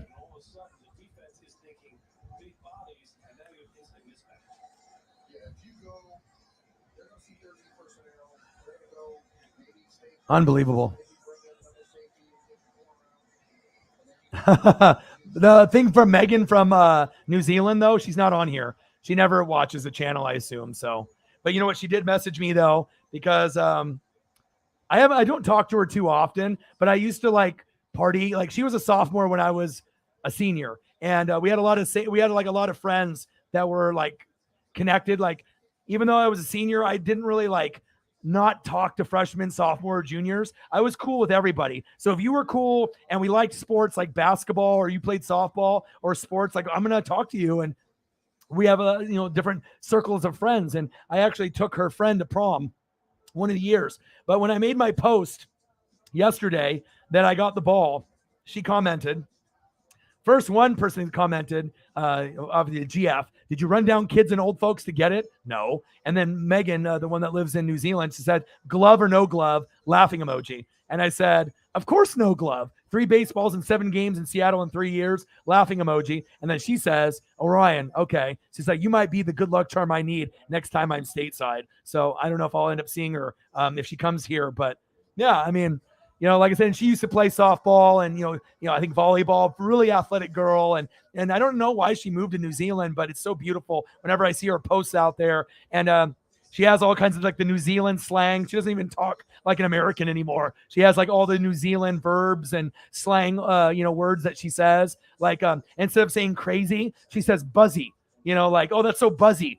I guess that's what means crazy, over there. But yeah, wild times. I would love to see her though. I haven't seen her in 20 years either. So yeah, crazy.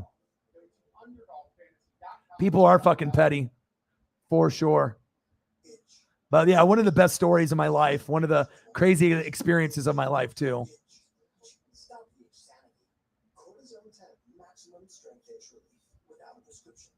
All right, I promise I'll get closer here.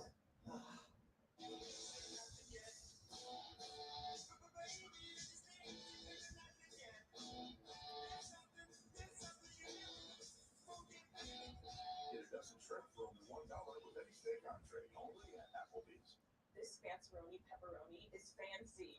Am I fancy enough for the fancy? I'm wearing cargo. Okay, here we go, Dave Ray. So am I. Try the pepperoni with over 100 pepperoni.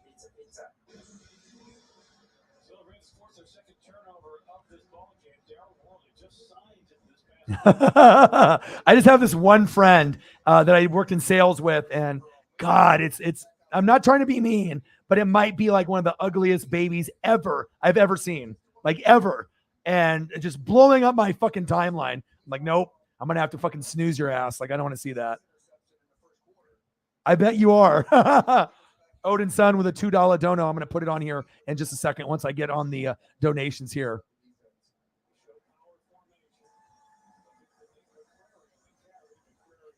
Yeah.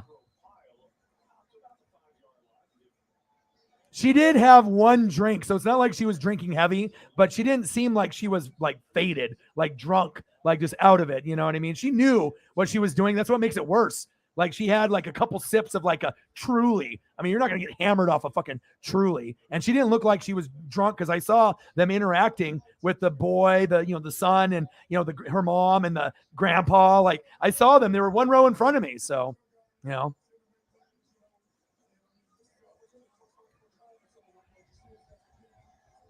Oh yeah. Oh my God, delete. Best time ever. Chiefs will be playing the ones. Can't wait.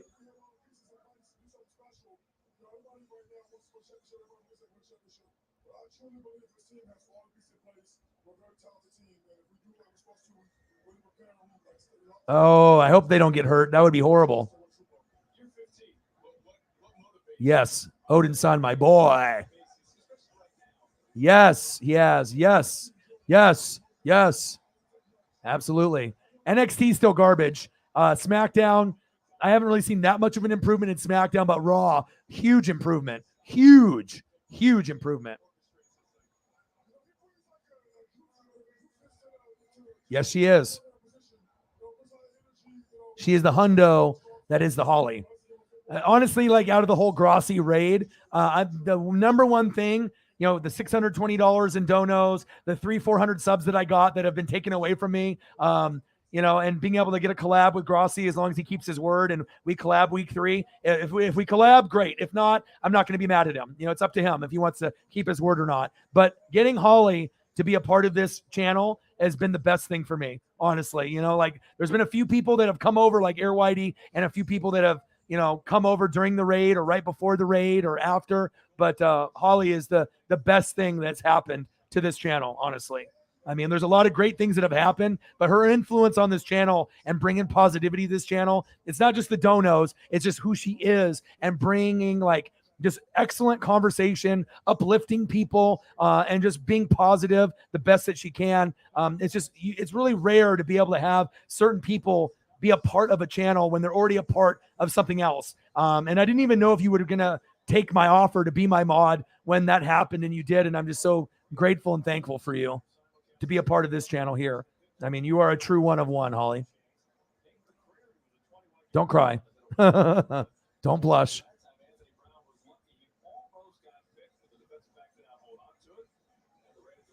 Yes.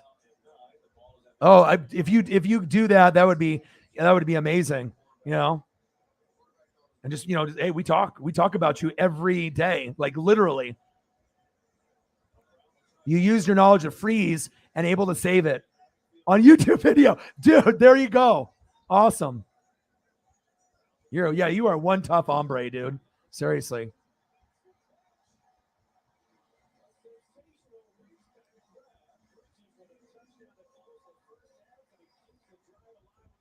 Well, no matter how you made it accurate, portrait, or you made it look like Superman, I mean, that's how you look at him, right? I mean, you do look at it, it's like Lois Lane looking at Superman, just eyes big and just, in love, and just being able to show your appreciation. And I'm telling you, 100%, no other person on the Chiefs fan base is going to do something like this for him all year. This will be probably the first time it's ever happened. It's going to be a super special moment. He will be embarrassed, but in a good way. And I think it will lead to him coming on this channel. It will lead to maybe hopefully a follow on Instagram for you, and we'll see where it goes. I really think it's going to happen. Even if it doesn't happen right away this season, I think it will happen eventually. So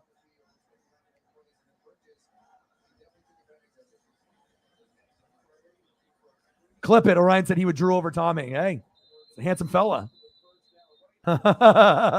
He's a handsome fella. $5. Appreciate you, Tommy. Tommy. Tommy. Tommy. Tommy. Yeah. Let's go. I got more pictures of Tommy on my computer than Julio Rodriguez and Griffey. That should say something. And, honestly, when I know someone loves something, I start loving that. Because if I love you, I'm going to love the things that you love. It's just a part of who I am. If I know that you have appreciation for the Chiefs, I'm going to appreciate it. And I've already been watching Chief football since I was a kid. So to follow the Chiefs, to follow Herbert, to follow the Eagles, to follow the Niners, those are going to be the teams that I follow, really closely besides my own. And that's facts.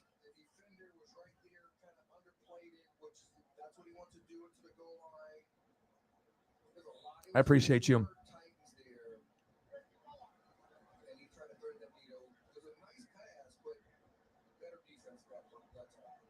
I appreciate you.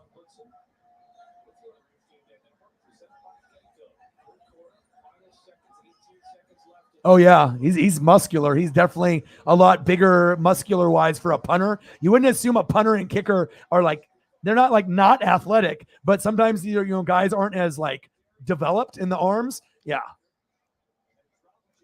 Thank you so much. You didn't have to do that, bro. Do you want me to send it back to you?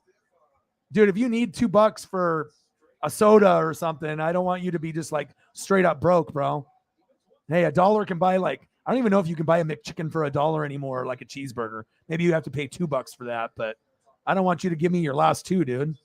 I'll send it back to you if you need it.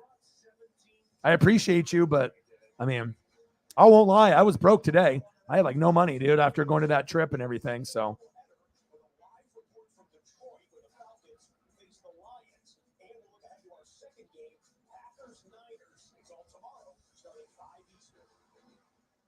Hey, it doesn't matter when you're born, man. It's all about that loyalty to the love of the team, baby.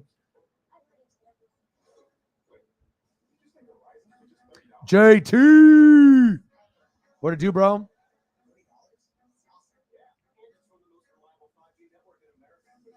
I'm a top 5 hands team, dude. I'm telling you. I've always had really good. I played, quarterback, backup quarterback, wide receiver, tight end. I can play baseball. I can throw. I can catch. I can hit. I can shoot hoops. My dad put in a lot of time with me when I was young. So, yeah, people can be so petty. Well, let alone it's Aaron Judge. She lost it. She thought that he was throwing it to her specifically. She lost her goddamn mind. He's the home run king. They might win the World Series this year. That was a 1 in a million opportunity, and she missed it. Okay, she missed it, and then she turned into this. Excuse me. Look at me. Look at me. Look at me. I was like, what the hell, dude? And then this little simp right here didn't even say anything to me. Didn't apologize. She didn't apologize. Son didn't apologize. Grandma didn't apologize. Grandpa didn't apologize. Hey, it's all good. That's what happens, man. You put good vibes into the universe, you have amazing things happen to you. And it happens to me on a regular basis. And I couldn't be happier, honestly.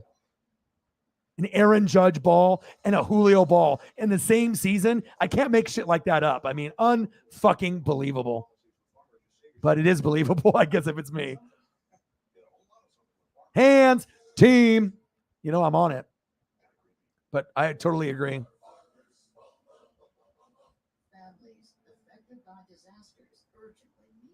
I love you, bro. If you need help, I can help you, bro. As long as I got money in my pocket from the fans, I can always send something to you if you need a little help. You're an OG, man. You've helped me tremendously over the years. And, if you need a little bit just to eat or, for you and the fam or something, I can, I don't have a problem of taking care of people who take care of me.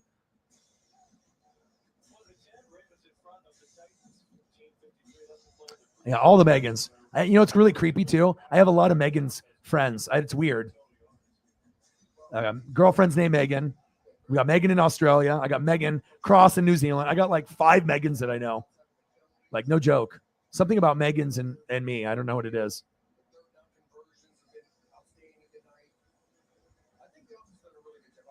Yeah, they announced that this morning. I figured you heard that already. Yep, he's done. He's done. It's always the bones, the muscles, The injuries, that was a bad pick for you guys. Just to be honest, I mean, just too injury prone. Yep.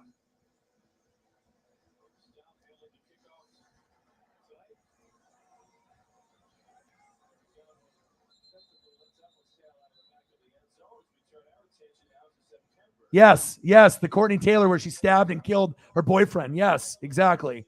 Yeah, it took him 3 months and she was like in Hawaii. Like, dude, she murdered him. And how the hell did she get away? 3 months?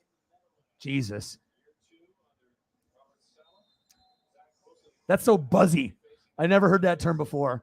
That's so buzzy because I had a dream about her, and a lot of the people that I went to high school with, and I messaged her. I was like, I had a dream about you, and not like a sex dream or a creepy dream. Like, I just had a dream of her and a bunch of my friends that were like, when I was like a senior, and there was a bunch of like sophomores and juniors, and we used to like kick it and party together and hang out together over my friend Brett's house. And Brett is like a high school basketball coach now, and he's doing big things. And yeah, I definitely want to visit New Zealand sometime before I'm gone for sure. So buzzy there. Crazy. I can't imagine you not part of this channel either, or a lot of you in here. And like I said, you were pissed off and in a bad mood, and I don't think you are anymore. So I think my mission worked. So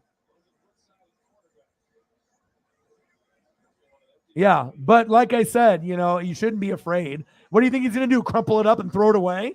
You know what I mean? He's going to love it. He's going to love it. Trust me. Okay? 100%. Look at that face. You think if you're going to give him something that you looked at this and then you ended up making this, and this is not even the final product, that he's not going to love that? He's going to love it. Absolutely love it.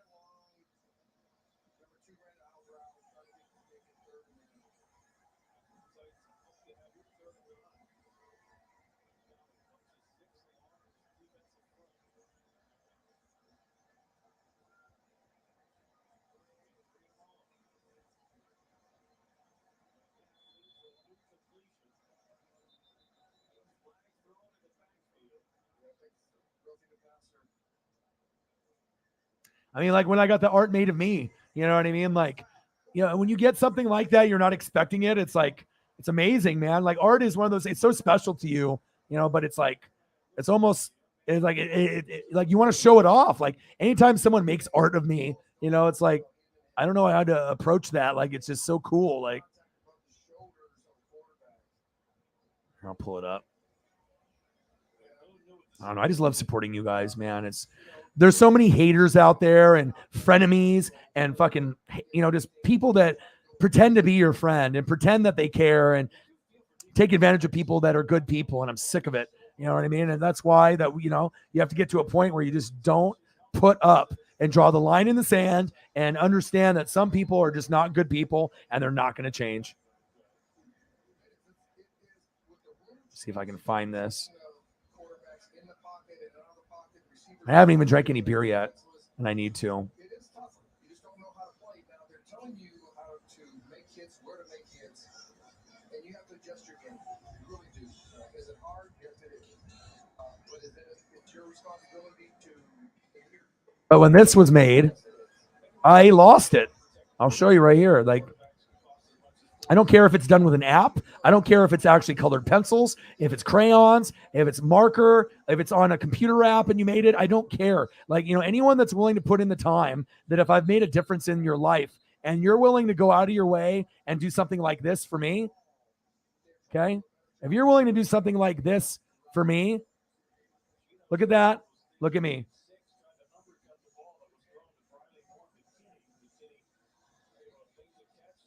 I mean, it's beautiful. You know what I mean? You want to show it off. I mean, it's just awesome that somebody cared enough to be able to do something nice for me like that. Boom. It's in the corner. I don't want to be like, oh, I'm self-centered. Look at me. I'm in the corner of my own stream or whatever. But how cool is that? That is like, and I know if I have that kind of reaction, you know what I mean? I know he's going to love it. 100%. 100%.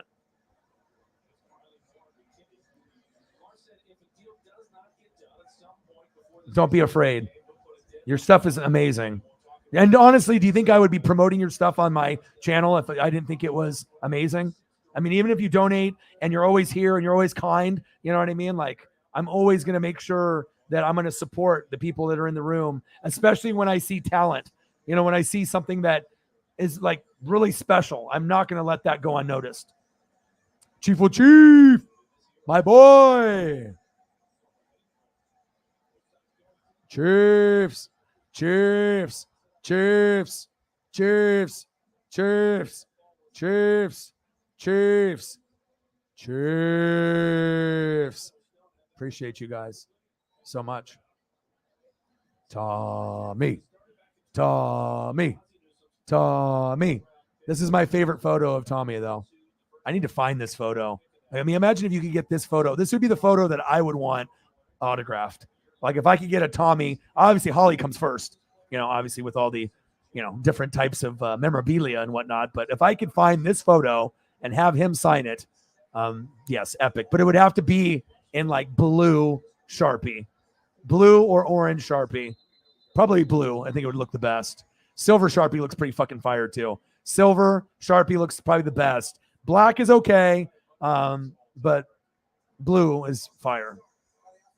Appreciate you.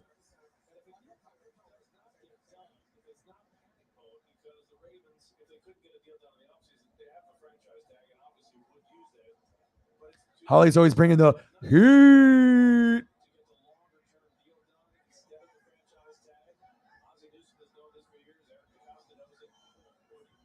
Tommy, want, wingy. Tommy. Tommy. Tommy. Tommy. Kitty. Kitty. Tommy. Tommy. Hey. That's what makes it special here. Okay. We support each other in everything that we do, genuinely. Always, man. Yeah, things will be completely good. I'm telling you. Yeah, Chief sent me some hamburger post. Oh my God, drooling.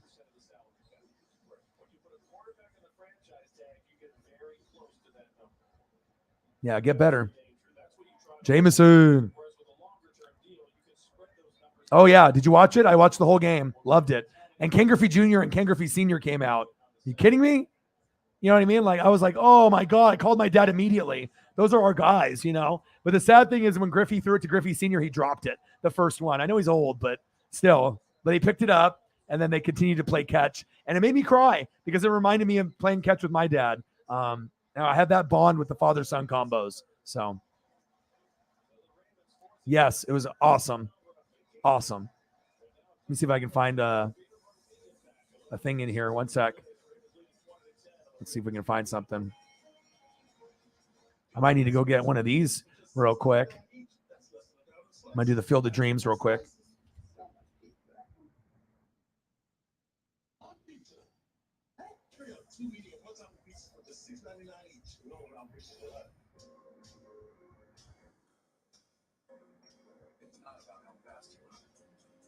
It's about how well you slow down. Corona Premier. Lower carbs, lower calories. Is your light beer premier? The mountains or the seashore? Into the city or far from it? The experiences we never forget come from the choices we make. The Wagoneer or the Grand Wagoneer. Grand adventures. The choice is yours. Get 0% financing for 60 months on the all-new Wagoneer Series 2 and Series 3. Scan to schedule a test drive at a Wagoneer dealer near you. So, it's Friday night dinner. All of a sudden, boom. Oh, a kid's like, Dad, what is that? You get the look. Huh? It's a bit too aggressive. Okay, yeah, sure, rewind it. How about this? Beg your pardon, but bundling your home and car insurance could save you hundreds. Giant gecko? Huh? Oh, little girl. Hi, gecko. Well, a commercial. Yeah, I know, right? See how much you could save by bundling with Geico. Looks like the new guy picked up lunch. New DQ Signature Stack Burgers menu. That's nice. 5 premium burgers that are anything but boring, so you can make an impression. What does that mean? Like a really good impression? DQ, happy tastes good. Is it okay to call me Mom? Of course you can.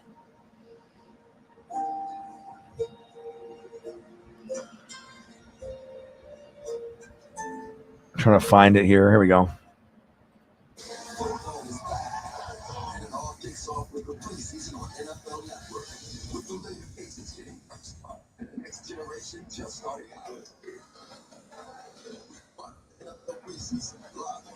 Yeah, the Field of Dreams is dope. And they said they're going to be putting like 50 million in. So they're going to do it every year. So hopefully it'll be a better matchup than Cubs Reds. But like, Yankees, I think we're in it last year and it was awesome. And they're going to do college games there, high school tournaments. Like they're going to make the Iowa Field of Dreams thing a thing. And I think that's so cool. I want to go. Like, if I can get tickets to go to the Field of Dreams, like that shit made me cry. Like the movie makes me cry when I saw them, the players coming out of the cornfield. Like it's just unreal.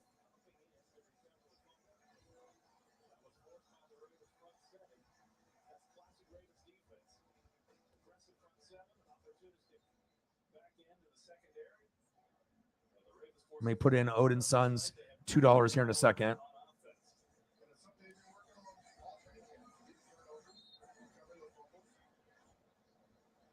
But dude, Griffey Jr. and Senior Cornfield, unbelievable, unfreaking. I didn't even think it was gonna. I mean, I knew the Reds were playing, but I didn't think I was gonna see Griffey and Griffey Senior opening the show. I was at a loss for words. I was like, oh my God, I'm in heaven right now. Those are my dudes. And I met both of them. So it's like really special to me.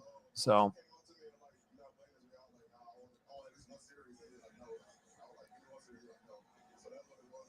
Ancient Aliens. Have you watched it? I think the new episode is tomorrow. I think it's Friday. We need to get back on that. I need to start watching. I'll probably watch it tomorrow morning and catch up on last week's. My DVR was fucked up and I didn't get to see it. So.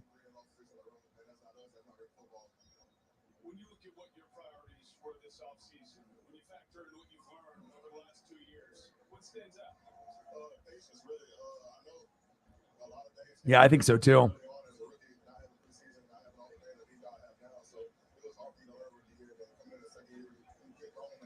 My favorite, Modelo Chelada pineapple, Modelo Chelada mango, and this Corona with lime.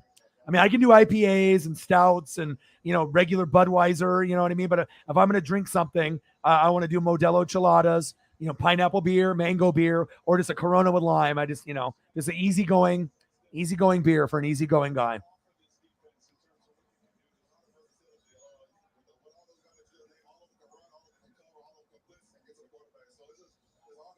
Yeah, he's going to be a fan favorite. Him and McDuff. Carl Laftis will. What's Carl? I mean, if Carl Laftis gets like 5 to 10 sack lunches in his rookie year, it's going to be on. You know what I mean? But I think the people that will love McDuff and Sky, those are going to be the two.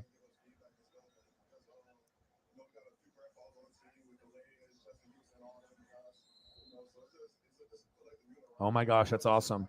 I don't even mind, if I can, obviously, a lot of that stuff costs money and stuff, but I mean, if you need to be able to have materials, I wouldn't mind even sending you some dollars for some more materials. So that way you have the best paper, the best pencils, best pens.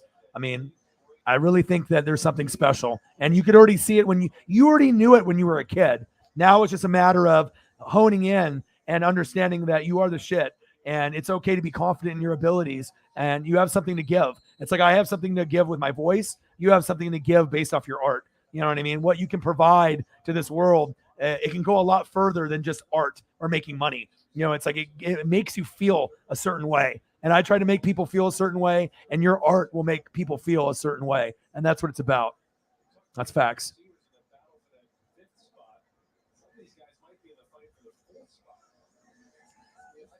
Yeah, it's going to be a rough year. It could end up being they could end up being the worst team in the NFL. They could end up being a bottom 5 team in the NFL. But like I said, it's okay because, like I said, if you have a bad year, try to get your future quarterback. It's not going to be Locke and it's not going to be Geno. It's going to be a bad year. You just have to understand that. And then hopefully you can get some pieces in the next 3 to 4 years to get better. But prepare. It could be pretty rough. O-line's bad. D-line, it's no Bobby Wagner, no KJ Wright, no Russ, so just, as long as you're having proper expectations, it could get better down the road, but every Seattle fan has to keep in mind that it's probably going to be really tough to be a fan. You're going to be a fan, but it's going to be tough to watch for the next 2 to 3 years. So, yeah, and I could see something. Yeah, I don't even know if maximum you can get to 7, bro. I know there's going to be 17, but I mean, if you look at the roster and you look at all the teams that they're playing, I mean, are they going to be favored in any game this year? You have to look at a lot of the ins and the outs, and you can have your favorites and rookies and stuff, but I knew my team when I was a Buccaneer fan when I was going to win 4 games or less, and I just accepted it. And you just have to hope that they can turn it around eventually. So.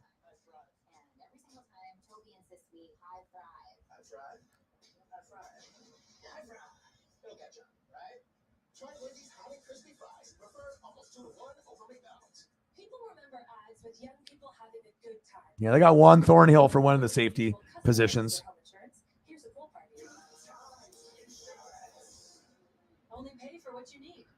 Yeah, going to that would be amazing, for sure.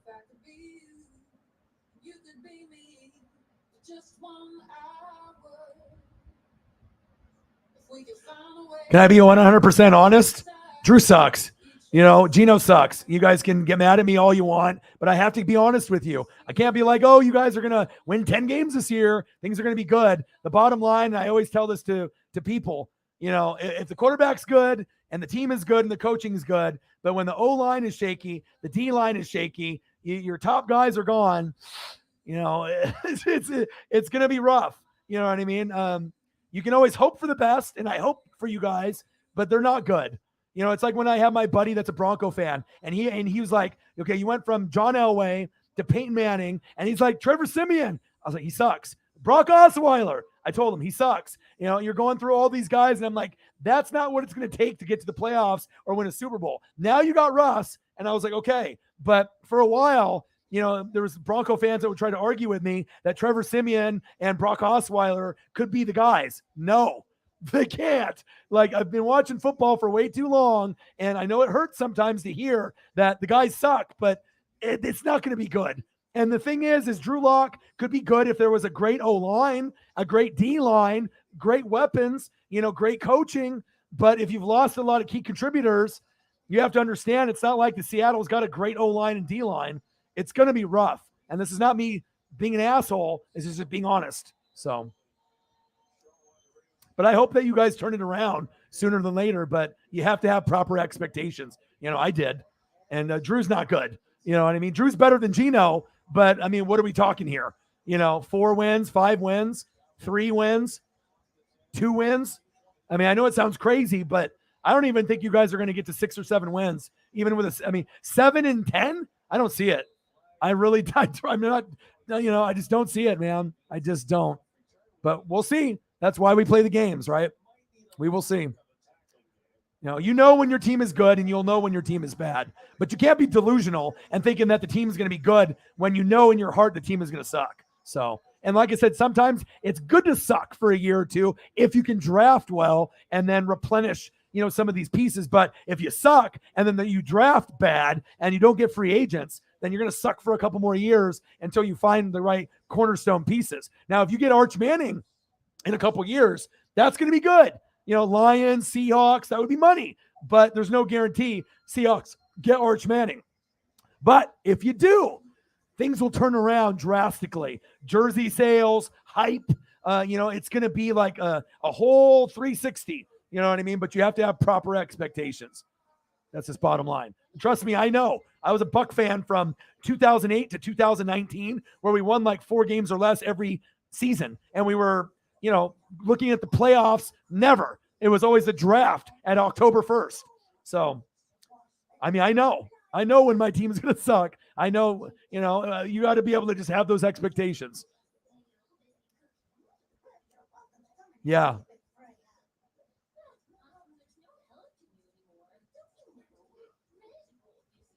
But I do think the Seahawks will have promise. But I think, like I said, you have to give it time. It's going to be 3, 4, 5 years before they can be considered respectable. These next couple years are going to be really fucking tough.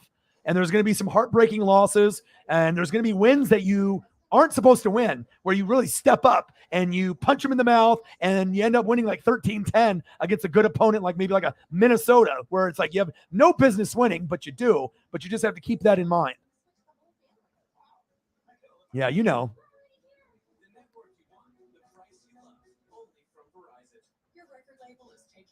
Tyler in the building. How are you? See, all of a sudden I bring up Vikings and there he is. Is it a sign from the gods?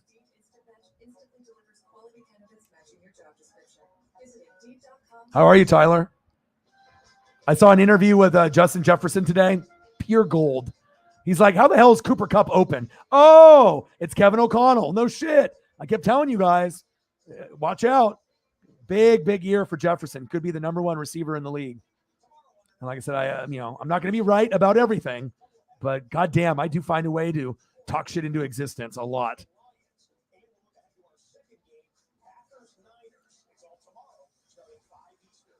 The key to turning everything around right here.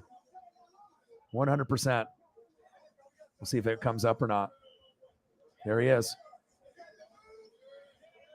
Kevin O'Connell.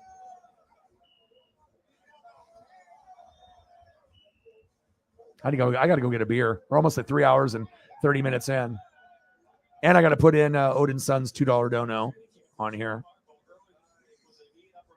I almost feel bad. I almost want to send it back to him. I don't want anyone to struggle. It's like, shit, if you have $2 to your name and you send it to me, like, I appreciate it, but man, I might have to message him. I see what's going on. Maybe I can send something to him.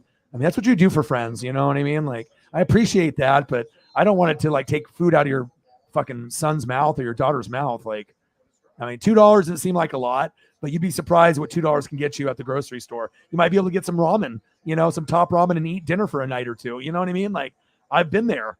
Cup of noodle. You gotta do what you gotta do sometimes.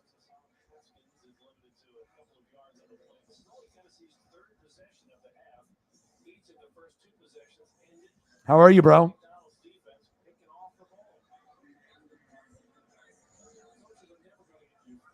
My dude, how are you? We're good. Oh yeah, the burger looked bomb, bro. Kidding me? Triple patty. All right, man. Be careful. Okay. And next time, if you know that I'm going to be in Seattle, fucking message me. So that way we can link up and I can give you a hug and we can maybe have a beer together or something. Okay. Get a picture or something.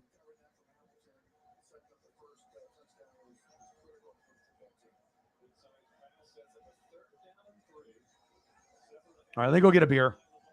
It's time. 23-10 Ravens. Oh, I got to put Odin Sons in here.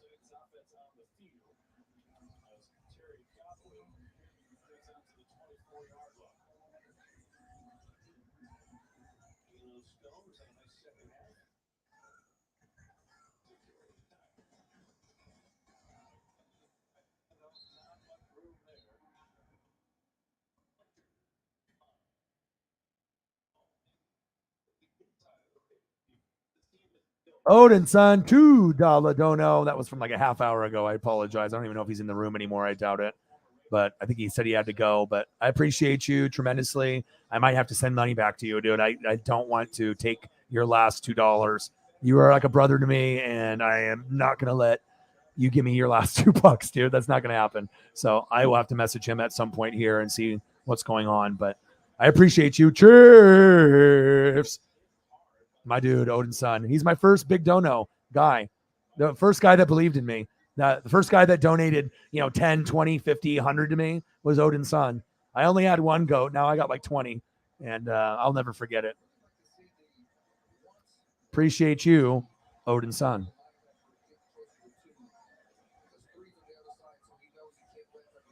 All right. Due to wrestling and Odin's son's love for wrestling, we'll keep it on Triple H. And let me go get a beer.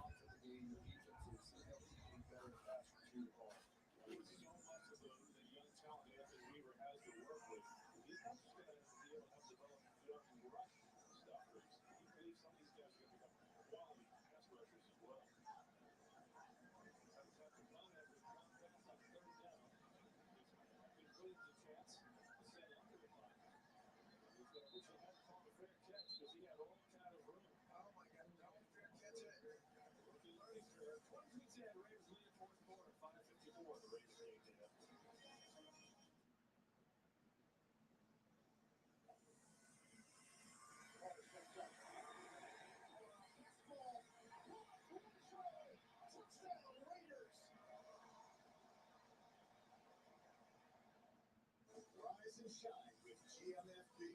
Let's bring it to town.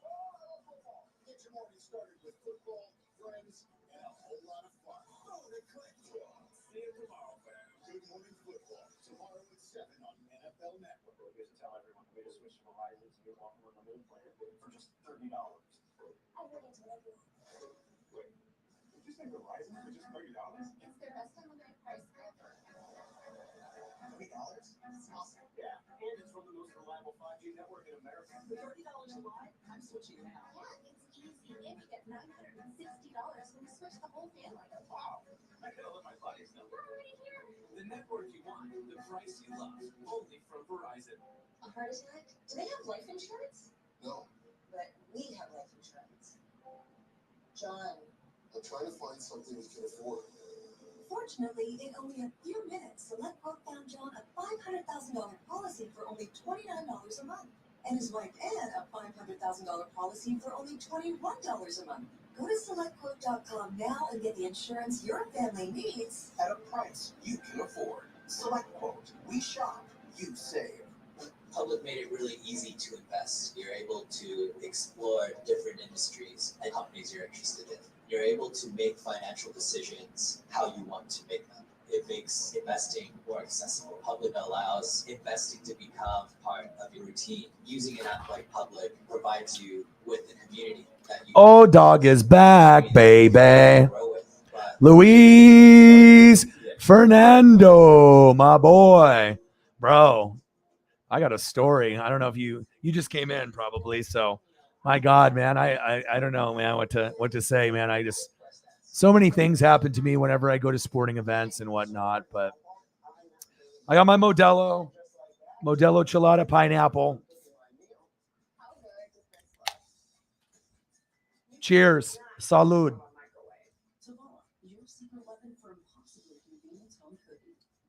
Bro, I got assaulted at the Mariner game. Unbelievable. But I got an Aaron Judge ball, and he's the best player in baseball. And he's got the most home runs. They might win the World Series this year, Yankees, Dodgers. And unbelievable experience. Went with my boy Preston, not the DJ Preston, even though this Preston DJs also. But unbelievable time. And your boy ended up getting an Aaron Judge ball. I already got a Julio ball, who's the next superstar in baseball on Seattle. I already got a ball with Justin Graves. I went there and got a ball in April. I predicted, I was like, I'm going to get a Julio ball. Got one. Went to the Dodger game a few years ago. So I'm going to get a ball. Got one. Said, hey, you know what? I'm going to get an Aaron Judge ball. And I did. And I literally did. But the crazy thing is that when he threw it into the crowd, I had a Karen, right? I had Karens think they're entitled to everything. I guess they think Sharon is Karen. And this lady right here, right? She had a chance to get it.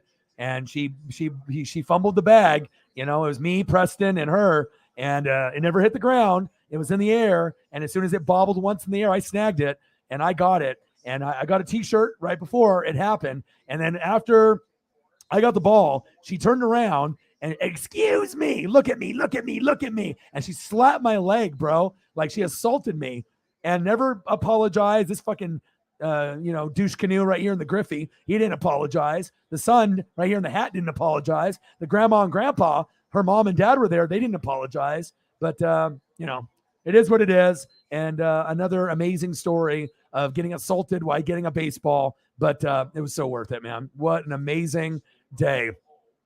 And, yeah.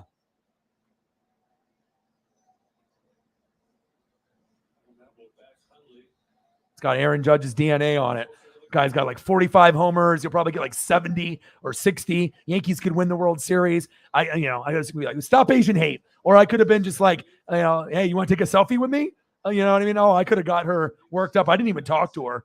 You know what I mean? But Preston, he was talking to her. He's like, listen, I have a mitt. You don't have a mitt.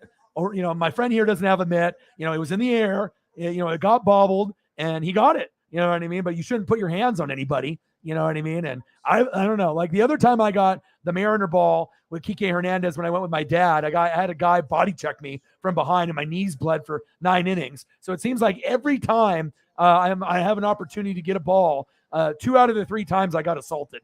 But I got the ball in the end. So that's really what matters. But wild, man. I just got back last night too. And unbelievable, bro. Aaron Judge. And it was the only ball. I mean, I had Yankee fans offering me a couple hundred for it. You know what I mean? That usually doesn't happen. You know what I mean? But it was Aaron Judge. I mean, if you live in here, they only come here for 3 games. And if they win the World Series this year, that was an Aaron Judge World Series year ball. You know what I mean? Like, there's a reason why people get crazy, especially Yankee fans, and they're willing to pay $100, $200 for a ball that gets thrown into the stands, a foul ball, a home run ball. I mean, shit, that home run ball that Judge hit. I mean, I imagine people would, offer, $300, $400, $500 for that, just to be able to have that. And that person's never giving it up. And chances are there was probably a Mariner fan that caught it and stuff. But yeah, wild times, man. I hope you're having a fantastic day, bro. Odin's son with the tour. I need to check my cash up here real quick. And then if let me see here. Odin's son. I need to message him. I'll see if he messages me back.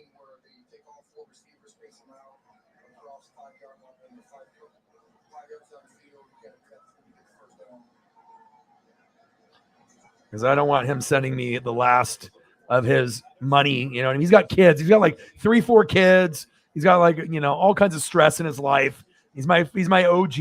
And when things are good, like when we ended up hitting the $1,320, and we broke the record, he donated like $300 in like the first 10 minutes, when he was doing okay with finances, and that got us in the ball rolling. And then sometimes, he can't donate, and I tell him, I don't care, dude, just come in and say hi. But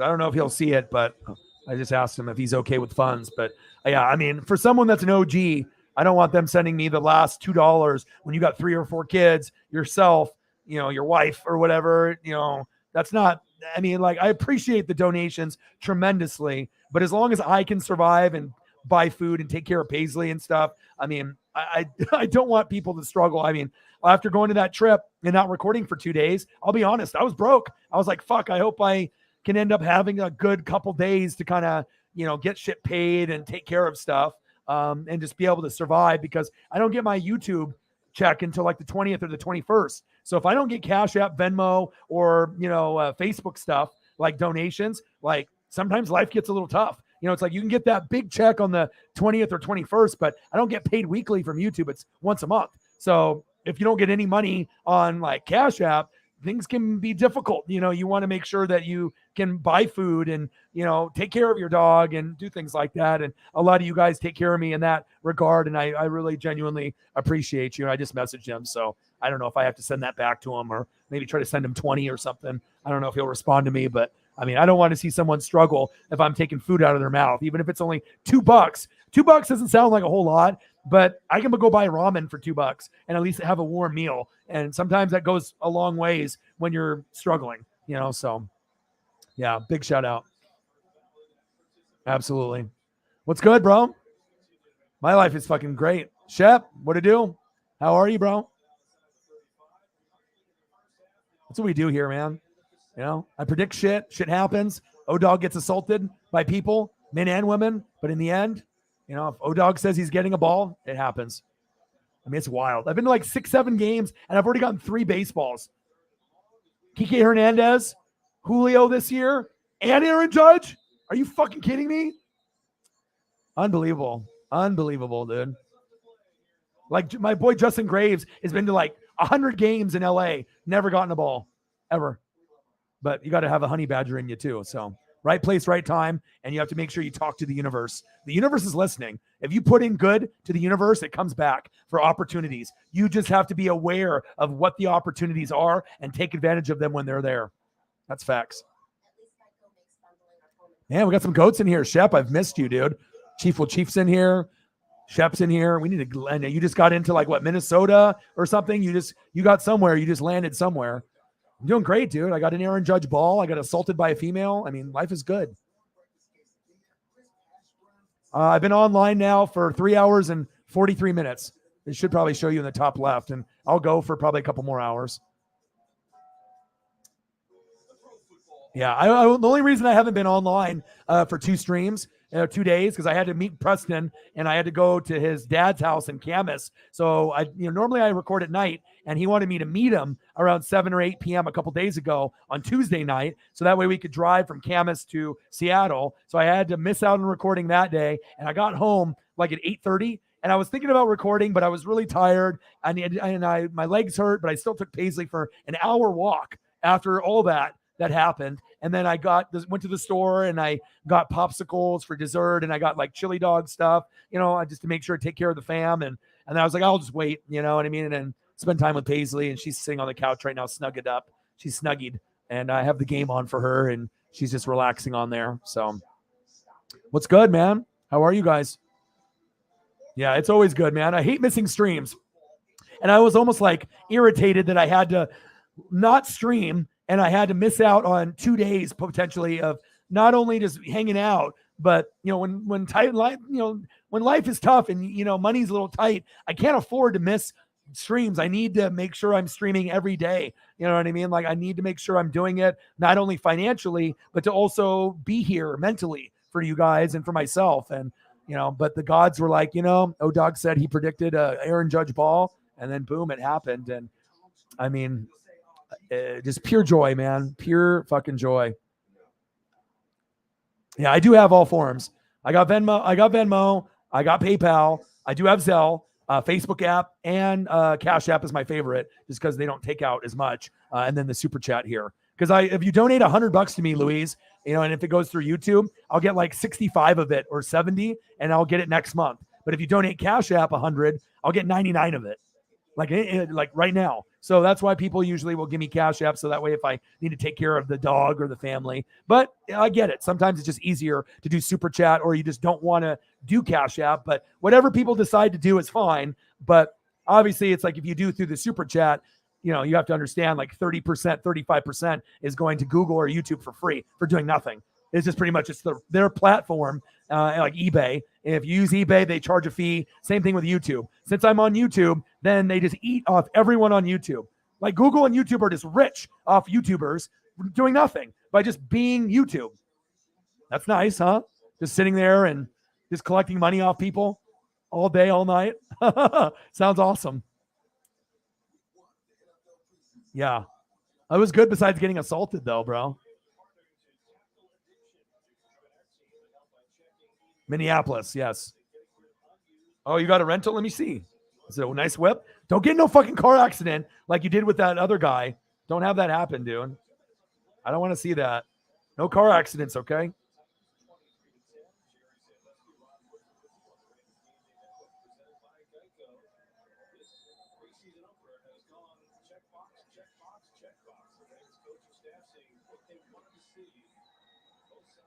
Did you send me something now, or you're going to? I'm on your thing on Instagram, but I don't see anything. Oh, there it is. Ooh! What is that? Is it like what do we got here? I gotta take a look. What do we got here? Is it a Tesla? What is that? Is that a Tesla? Looks like a Tesla, bro. I was right. Tesla. I was like, I don't own one, but I was like, that looks like a Tesla. I was like, that doesn't look like no Mazda or some, it looked like a Tesla. That's fire, dude. Have you ever drove a Tesla before? I've seen them on videos. I mean, obviously I've seen people crashing and stuff with the autopilot, but I don't want you to do crash there. But yeah, the steering wheel and all the electronic gizmos on the inside, pretty cool looking. Nice.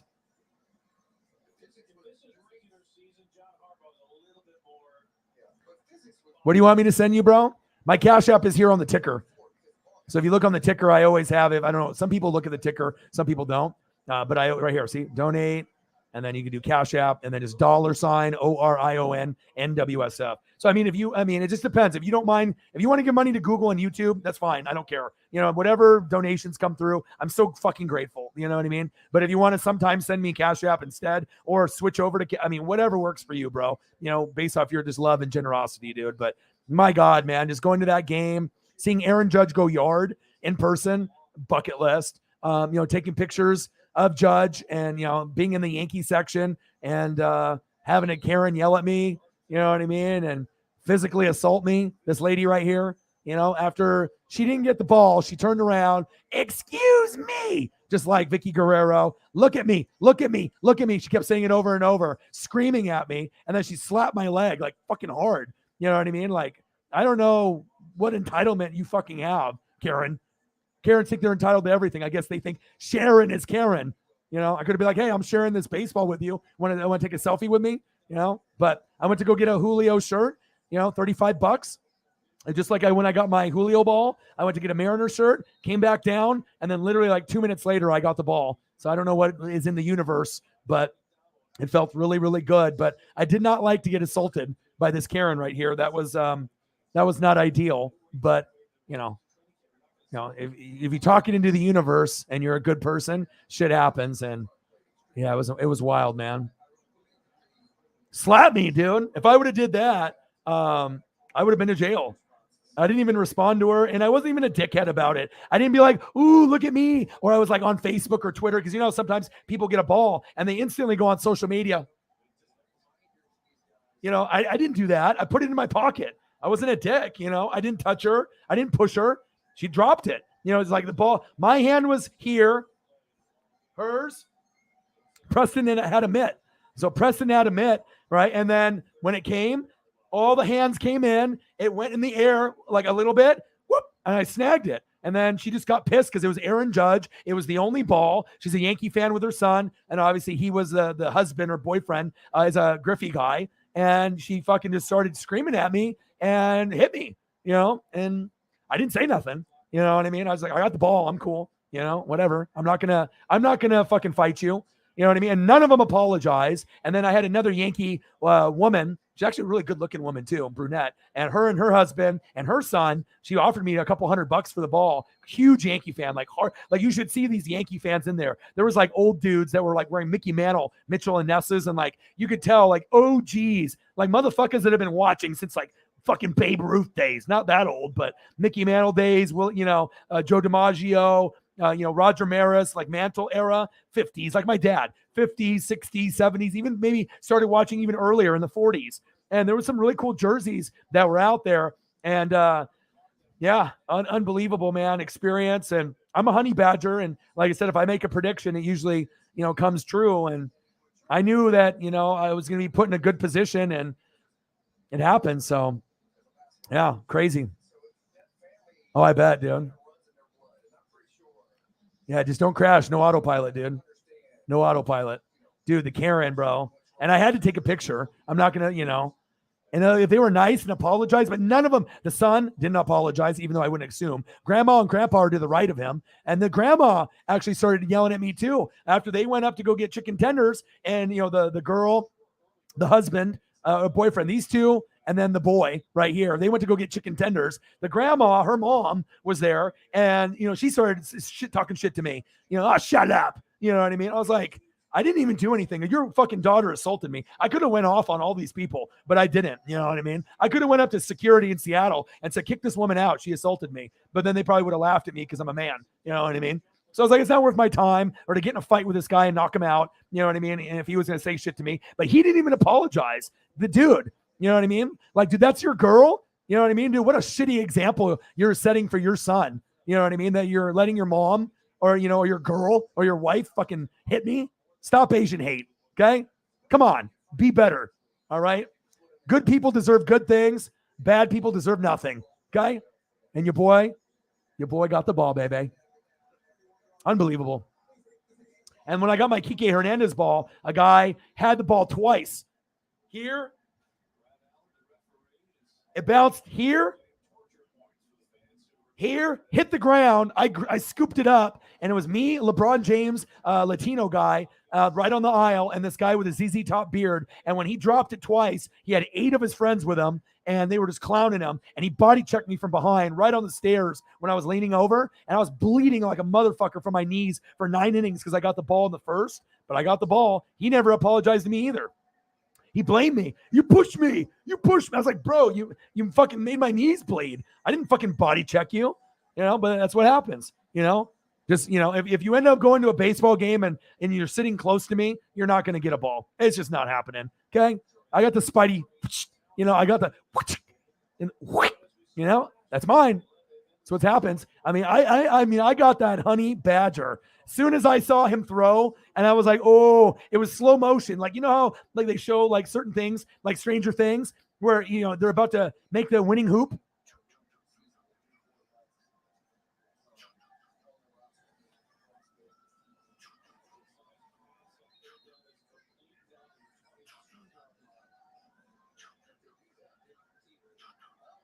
Like that slow motion moment. It was like that. It was like that for the Kike Hernandez ball. It was like that for the Julio. I mean, it's like time slows down. They say it does that like in football, where like you lose sense of time, and it's like slow motion, and you can see it. And as soon as I saw Aaron Judge, and I was like this, and there was all kinds of people standing, everyone in that section right in front of the dugout. As soon as the inning ended, I mean, there was like 50 people standing. You know what I mean? And he threw it up, and I was like, I knew it. I knew I was getting it. You know what I mean? And I knew probably I wasn't going to catch it clean, like immediately, but I knew if it was going to be off like a bounce or two in the air, there's no way I'm not getting that. And I don't even have to injure anybody to get it. You know what I mean? Like, felt good. It felt really good. But then after getting yelled at, right?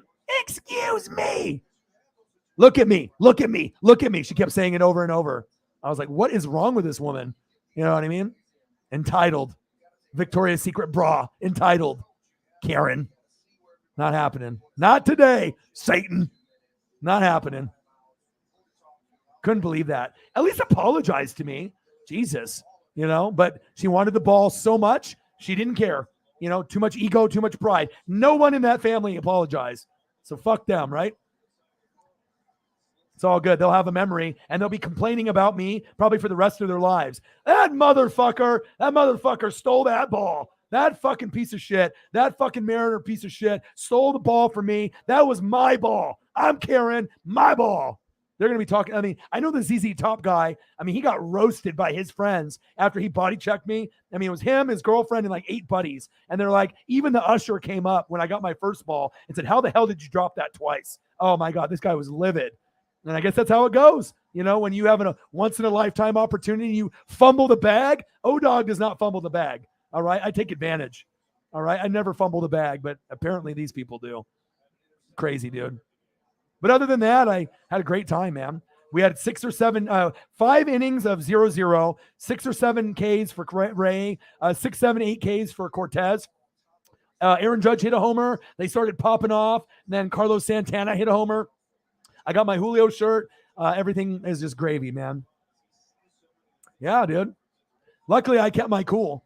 I wasn't going to get kicked out. You know what I mean? But dude, if this was me in my 20s, I probably would have fought somebody. You know what I mean? Like, I'm not going to punch that woman. You know what I mean? But if that dude would have said anything to me, I don't know, younger me, depending on what he would have said to me, I mean, he might have got one in the chin, and O-Dog would have probably got kicked out, and then Preston would have got hella mad at me. You know what I mean? So, I'm not the type to fight at all, but in certain circumstances, I'm not going to let someone punk me. You know what I mean? But I'm glad I kept my cool, and I let Preston talk to her, and she might have felt a little bit of shame, but her pride and her ego would not let her apologize to me. So, whole family is a bunch of shit talkers. Good way to raise your son, showing that the mom can abuse someone at a game, and that's okay.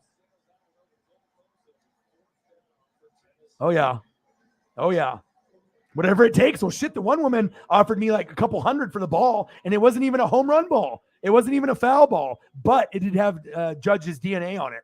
It had a couple Yankees that touched it, you know what I mean? And he was the one that threw it, you know what I mean? So it's essentially like a foul ball, not as cool as a foul ball, but that's the only other way you're going to get one. Home run ball, foul ball, or at the end of the inning, they throw the ball in the crowd sometimes. There was like 3 innings where they didn't even throw it into the crowd. I was like, what the hell? I was like, well, aren't these Yankee fans going to at least throw it to another Yankee fan? You know what I mean? So out of 9 innings, I think the Yankees only threw it into the crowd like maybe 4 times, and I was one of the lucky ones. So, hey, lucky, ESP, or talked it into truth and reality. Baby.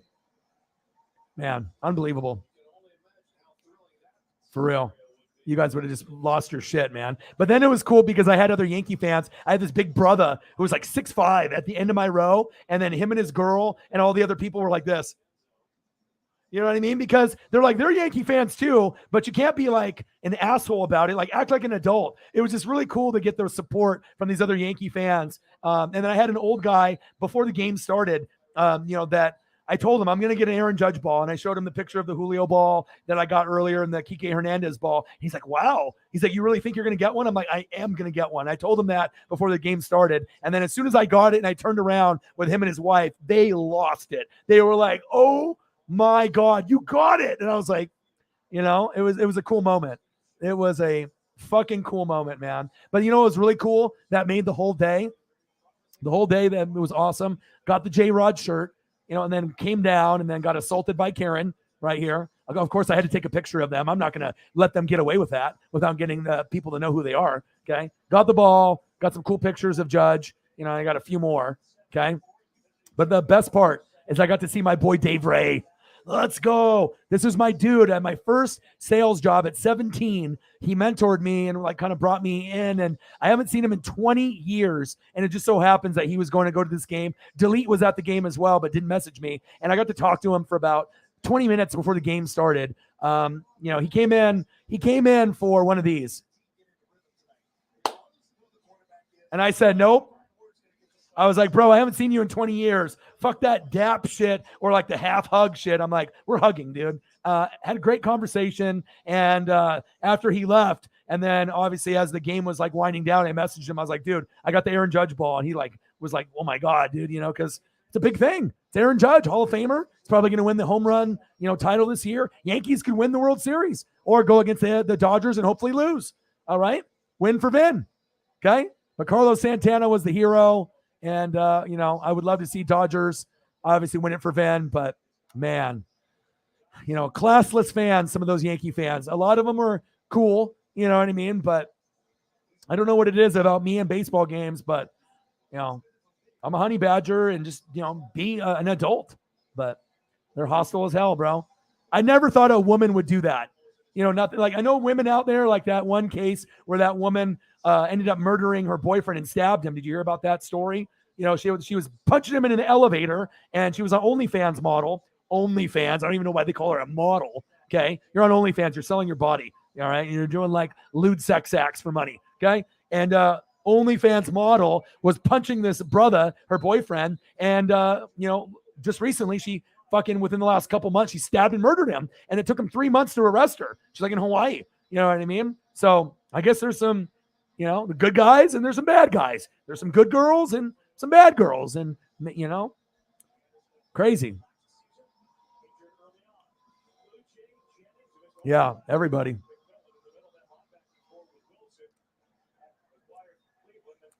Yeah, dude, she was not happy, bro. Yeah. How are you doing? Again, scrutinize. I know you're trying to do the work and they're looking over your shoulder. I love you and I appreciate you, but man, I hope you don't get in trouble. I know it's like I want to message you, but I don't want to get you in trouble, I think Dodgers, play tomorrow. I need to look at the schedule.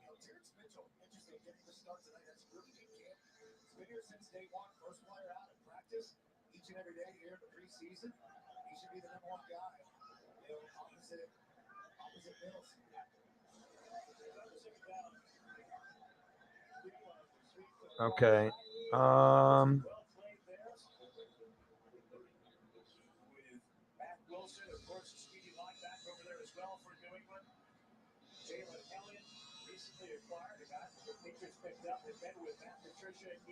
going to try to see what I have to give you for my accounts here. One sec, Luis.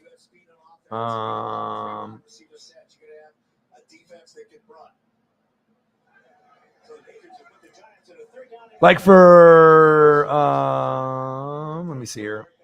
One sec, dude.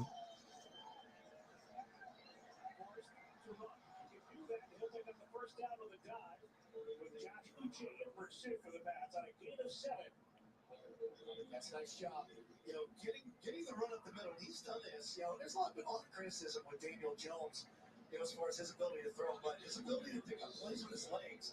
That's going to benefit that and Dayball's offense. You know how Josh Allen did so well with that up in Buffalo. If he can do any of that, that'll help him. Daniel Jones, of course, #1 pick for the Giants. A guy who has 1,000 yards exactly in his career rushing with a toss to Barkley. He's got a crease out across the 40 with a dive to the 43. McMillan over there for New England. On the run for 5. And even go back to that 3rd and 5 there. They brought up Jennings on the edge. They walked up McMillan. I can give you. So right away, you're not just lining up in the base defense. Linebackers moving around, stepping up in gaps, guys dropping out as a staff, trying to confuse Jones. We saw a lot of Raekwon with the Miami Dolphins early on in his career. Terrific player in 2018 for the Dolphins, but last year really a training camp for the Patriots. Torn ACL ended the season for him. Good throw out to the right and running real ahead into Patriot territory with Darius Slayton on a catching carry all the way to the 40. Mitchell is there for the tackle. That's a tough one. All right, Louise is going to try to send me something, I think, through my Zelle or through Venmo or whatever. So that's awesome. Just always helps, you know what I mean, where you don't have to cut out the middleman a little bit. So, oh yeah, dude. There was some cool Yankee fans, like everyone in my row and behind me, because I was in the Yankee section. I didn't want to necessarily sit there because you don't get balls on third base. There's not enough left-handed hitters. So I calculate exactly the angle off first base, 15 to 20 rows back. I'm Asian, bro. Like, I know these things. I know where, and I've calculated every seat that I've gotten has been like, I'm picking it. Like I picked the seats, there. So I said, come over Saturday, pick up some jerseys, bro, for free to give away. Let's collaborate. I got you. Oh my God. Thank you, dude. Hell yeah. For sure.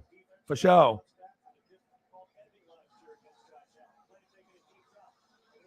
Awesome.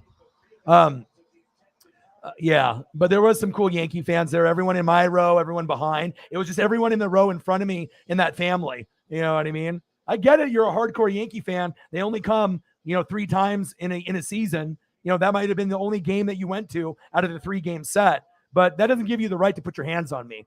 On my face, my arm, my leg. You know what I mean? I didn't push you out of the way. I didn't, knock you over. Like you just, our hands were there and it went slightly in the air after 5 hands were going for it. It popped in the air slightly. Boom. I got it. And then you got mad. I'm a honey badger. Honey badger don't give a fuck. Yeah.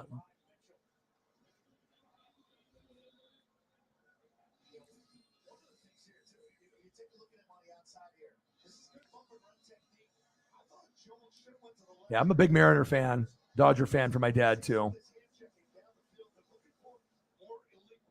Yeah, big Julio guy. I met Griffey when I was 7. I met Koufax when I was 10. So, I'm not like an average Mariner or Dodger fan. This relationship that I got with my dad is incredibly special.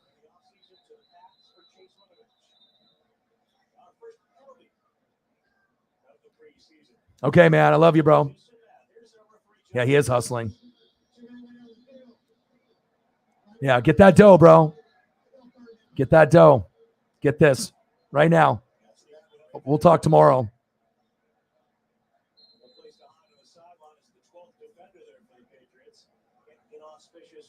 Okay, keep doing you, bro. Thank you so much, man. Yes, goats for life, dude. Give me that ball. Give me that. Give me that ball. Hi, Paisley. Yeah, buddy. Hi, Paisley.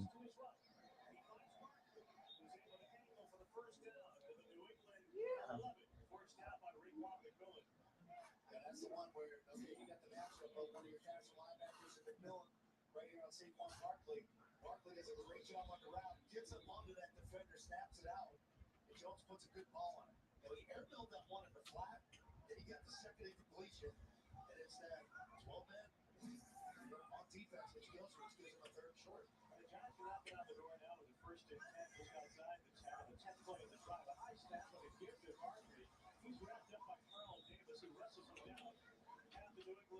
Are you sleepy? I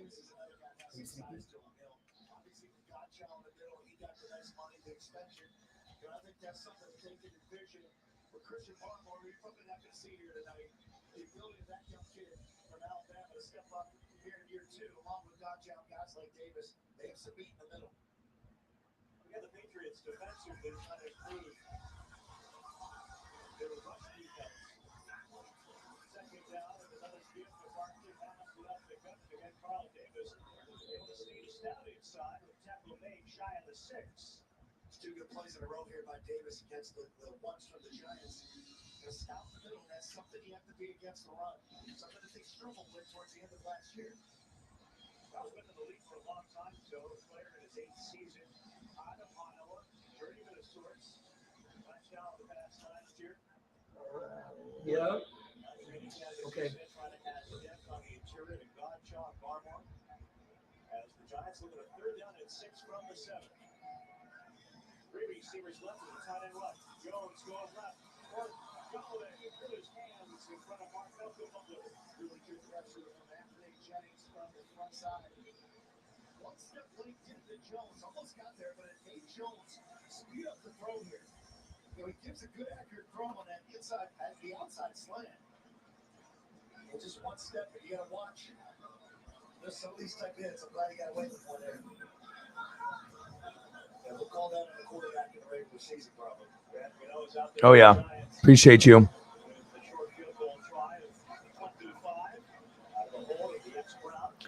Yeah, seriously.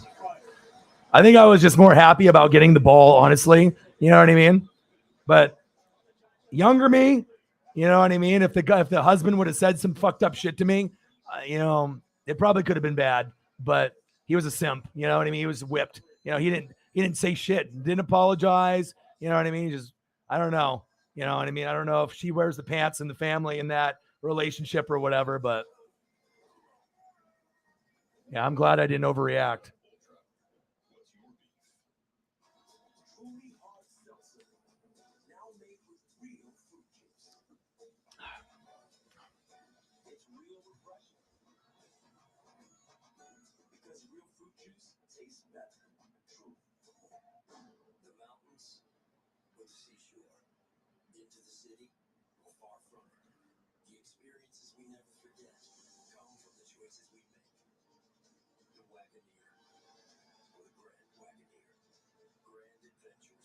I love you, Paisley. I love you. Oh yeah, I think everybody saw that, bro.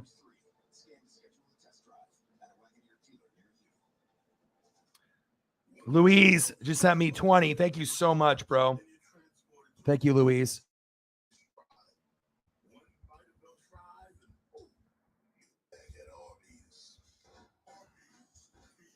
And there's nothing gets taken out when it's Zelle. It just goes straight to my account. So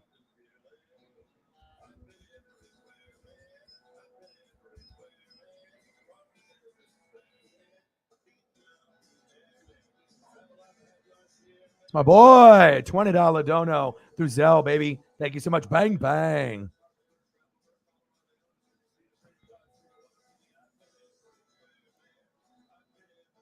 Yeah. Yeah. Well, he didn't say anything to me, though. You know what I mean? He didn't say shit. Nothing. Not one word to me. Not one word. She screamed at me. She slapped my leg. Nobody said, besides the grandma, her mom said something to me and just talking shit to me after they left. Because, you know, we were talking about it. You know what I mean? Oh, shut up, fucking grandma. I was like, all right. It's like, fucking raise your daughter a little bit better, not to fucking put their hands on someone they don't know, let alone your fucking weak ass husband or whoever the fuck that guy was. Yep, exactly. Yeah, the photos looked bad, and one of them was on just rims, and they, you know, maybe it was alcohol or weed. It didn't look good. You know what I mean? And they said he was falling asleep. One shoe was on, one shoe was off. It's not good for Marshawn. He was supposed to be on Amazon, you know, as being like that, you know, interviewer, you know, for like urban, like kind of urban style of interviewing with the players, like, what's up, fam? You know what I mean? And he's like talking slang, with the football players. They were going to do that. But now, after he got in trouble, I don't know if you're going to get that. I don't know if you're going to get that at all now. So, yeah, not a good look. No, he didn't say shit. Yeah, he didn't say shit. The woman went crazy. The boy didn't say shit. The grandpa didn't say shit. The only people that said shit were her and her mom, the grandma and her. That was it. So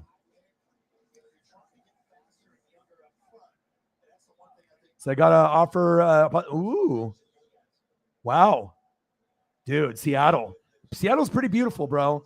You know what I mean? It's a lot nicer than Portland. It's, if I was going to live anywhere besides Oregon, it'd probably be Seattle, honestly. But then I'd have to drive so far to go to the Ducks, and I don't know if I would want to do that. You know what I mean? Like, but it would be cool to be close to Mariners and the Seahawks. That would be cool. But I mean, I don't really care for Seahawks that much, but Mariners would be awesome. But yeah, that would mean that you'd be only 3 hours away from me.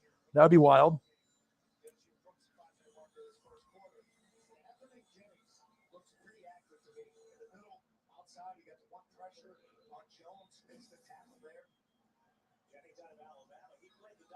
Shout out to Louise.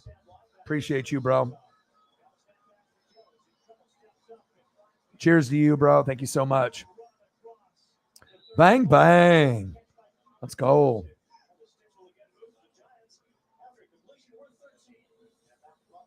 Yeah. But you live in Atlanta, right? So, but if you move to Seattle and Orlando, you don't know anybody, right? So you'd just be there by, I mean, you could do it. I mean, you always are traveling no matter what, but you wouldn't have any like friends or family in those cities already, do you?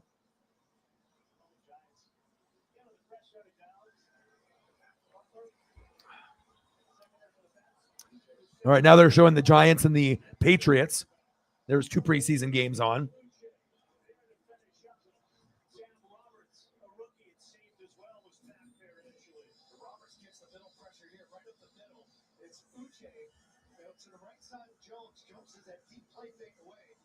But I hope everyone is having a good day. But yeah, other than that, I just watched the Field of Dreams game, Cubs and Reds. Awesome. Griffey Jr. and Griffey Sr. came out. I went to the game, got a ball, got assaulted. And then, I'm here. And then tomorrow, I got to look at the schedule for tomorrow and see what's going on. Let's take a quick peek. I haven't got to take a look. I think Julio comes back tomorrow, and then I'll wear the shirt. And like I said, wherever you go somewhere, always make sure you get a souvenir. You know what I mean? Always get like a t-shirt, or I was going to get a mini bat, but then I saw they had J-Rod shirts, Julio's, and I was like, this is the coolest one they had. So I was like, ooh, I'm buying it. But then it was like $35, and I could have showed my ID and got a discount because obviously we don't pay taxes in Oregon here like Washington. If you show your ID in Washington and you live in Oregon and have an Oregon license, you get a discount and you don't have to pay as much. But I was like, there was a line, and the woman that was behind the counter was kind of being a bitch. I mean, she wasn't being a bitchy. I don't know. I think she was just being angry because the other people were cutting.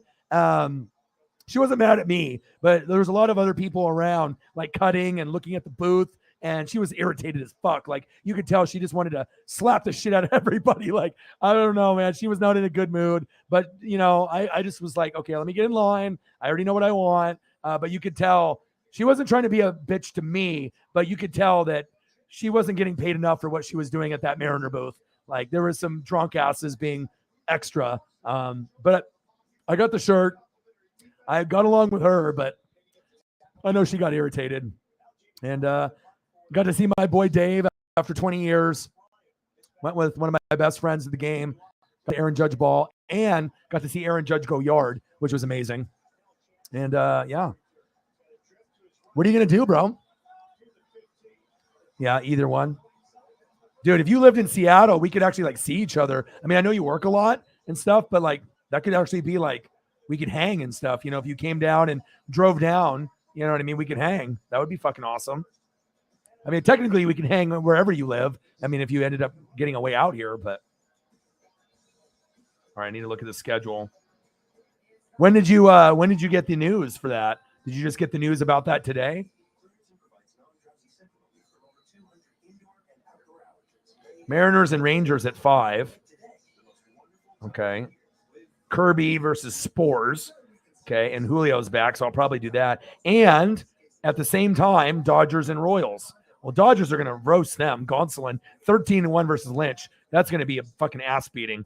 Bobby Witt Jr. is dope, but Dodgers are going to win by, they're like on a 10-game win streak. So Mariners Rangers is the one I'll do, but I'll cover both for sure. So yeah, I know. Trust me, dude. I started eating vegetables and I started eating fruits, and I stopped, trying to eat fast food. I've already lost like 10 to 12 pounds. I still now got another 10 to 12 to go. Just like kind of more in my like stomach area. I could give a shit about my face or my arms or my legs or my butt or anything like that. It's just, I want to lose my, it's like, you want to make sure you don't have any moobies, you want to make sure you get some pecs, and you want your stomach to, it doesn't have to be a 6-pack, but I don't want it to look like I got a fucking keg in there. You know what I mean? I want it to go down, and it has, but I've never worked so hard to lose weight in my life. But when you have Paisley, I can walk an hour or 2 hours a day, and she's getting exercise. I'm getting exercise, and I'm not drinking as much beer either. Like, if you guys notice in my streams, I don't drink more than 3 in a night. It's like, usually it's just like 1 or 2. So,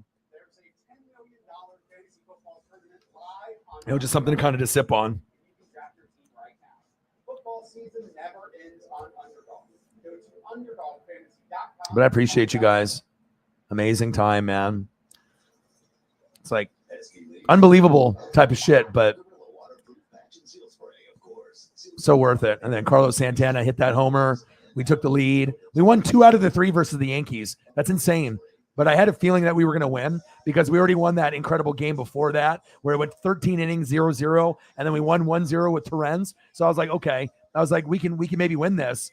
But I was like, Robbie Ray's got to pitch great for us to win. Like, if he pitches really good or really bad, there's no in between. And he was throwing heaters right away. And I was like, after it was 0-0 in the first inning and then 0-0 in the second, I was like, ooh. I was like, maybe we can win. And then it went 0-0 all the way to the 5th inning. And then the 6th inning was the explosion of runs.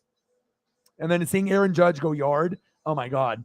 To hear the smack on the ball when he hit it out of a home run, not out of the stadium, but the ball went far. It was nuts, man. It was something. And this is Robbie Ray and Judge. And there's Judge. And here's Judge. I didn't take any pictures of anybody else besides Judge. And then you get the Judge ball. And then assaulted. And then J-Rod shirt. And then life is good. Life is good. It's always good. And then I got to hang out with my boy Dave, too. That was really special. Dude, 20 years. 20 fucking years, man. I was 17, 18, and 19. Like, I think the last time I saw him I was fucking like 19 years old, probably, or 20, and I'm 40 now. Still looks pretty much the same. I know I probably look pretty much the same, too. So, yeah, that was great, man. Got to hang out with one bro and another bro. It's a fucking great time, man.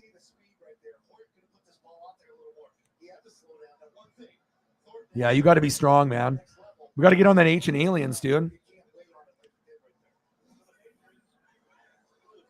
Oh, my God. And to have a Judge home run, like, I haven't even seen Julio go yard in person. You know what I mean? Like I got the Julio ball, but, that was like in April when he was struggling and just trying to find himself. So 3-0 Giants on NFL Network. We had the Titans and the Ravens on earlier, and then the Field of Dreams game was insanely awesome. So good. Jameson watched. I watched the whole thing. I mean, I'd rather watch a meaningful, game in the regular season than preseason. Like, I'll watch it in the replay like now when I'm late, but there was no point of me watching it live. I mean, it's a bunch of backups besides like the first drive where they, Mac Jones didn't play, but Daniel Jones and Saquon was playing. I did see a little bit of that. And then we did get to see a little bit of Malik. Jameson, what did you think, man? He's good, bro. I'm telling you, he's going to be the best quarterback out of that quarterback class. He'll be better than Kenny Pickett. I feel that, I do like Desmond Ridder, though. I think Desmond Ridder has a chance with Malik to be the best. I don't think Kenny Pickett's going to be that good, but I like Malik, and I do like Desmond Ridder a lot. Desmond Ridder could turn into a Matt Ryan-ish figure, but he needs help, coaching, more players, but I like his delivery, and I think his confidence is awesome. You know what I mean? The Falcons are going to struggle, but I really like Desmond Ridder. I'm telling you, I think he's money. I would take him on the Buccaneers. I think he's good. Just give him some time. And I think Malik has the most upside with Ridder. Kenny Pickett, I don't have any expectations for. So,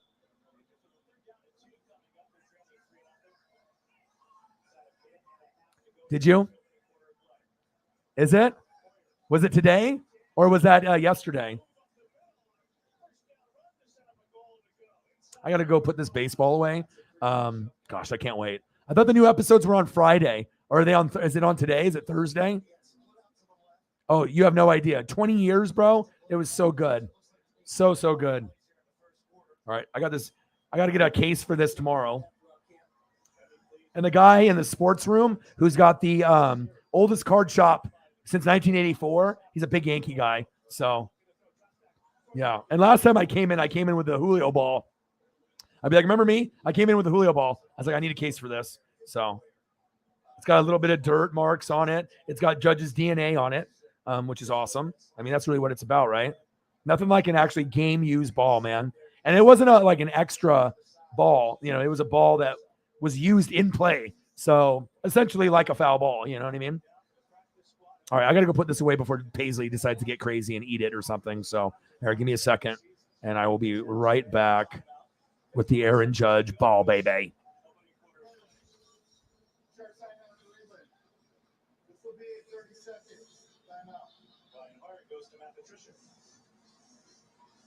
There's some confusion there. One looked at the call on his wristband. All the plays were shrunk and they put right there on your wristband.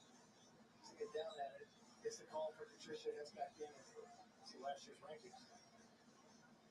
The Patriots 27 plus points per game, 6th in the league. Rushing touchdowns 24.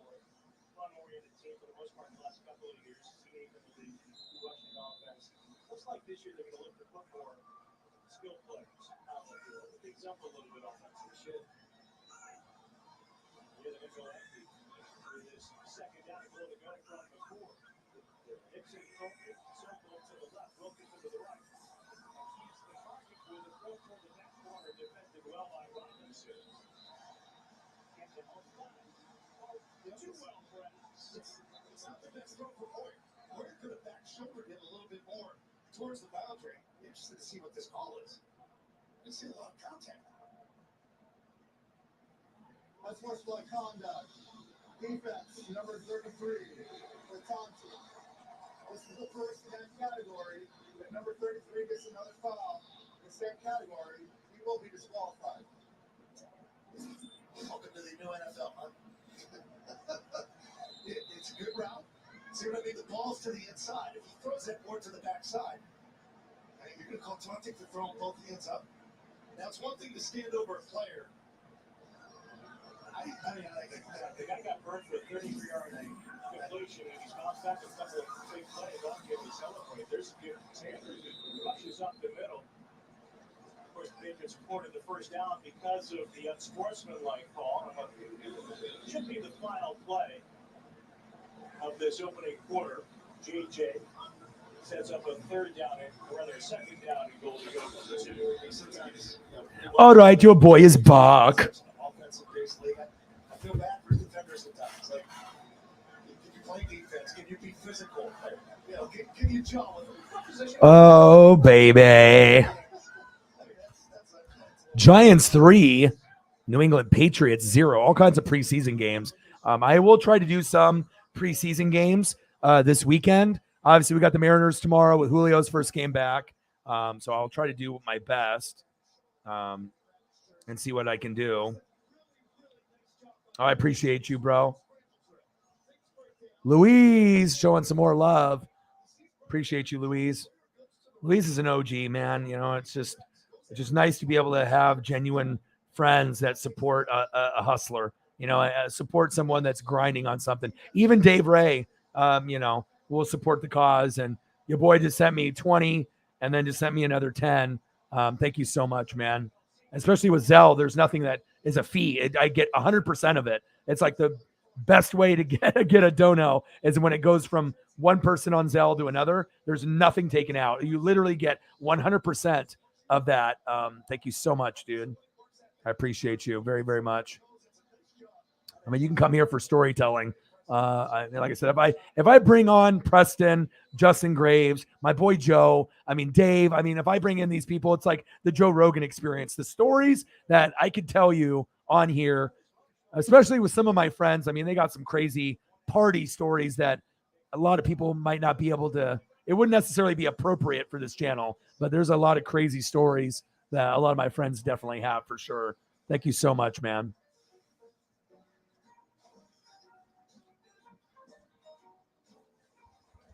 Thank you, Louise. Means a lot, man.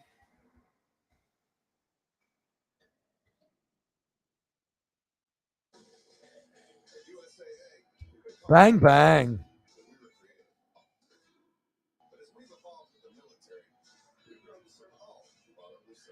$10 dono on Zelle. Bang, bang, bang, baby. Let's go, baby.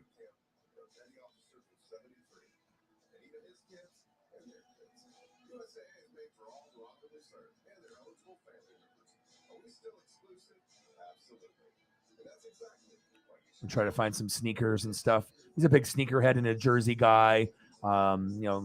Flipper. Just a hustler, grinder, just a cool overall dude. My boy Luis. Bang bang.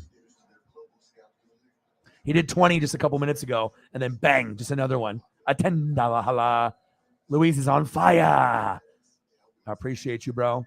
You a goat, just like Jordan, baby. I appreciate you.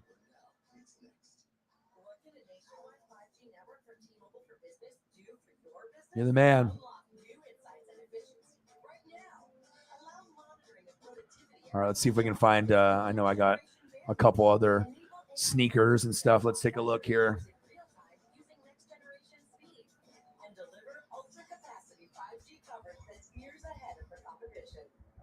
I can find some Air Force Ones. Like a collage of Air Force Ones. Or just something unique. This is kind of cool. This one.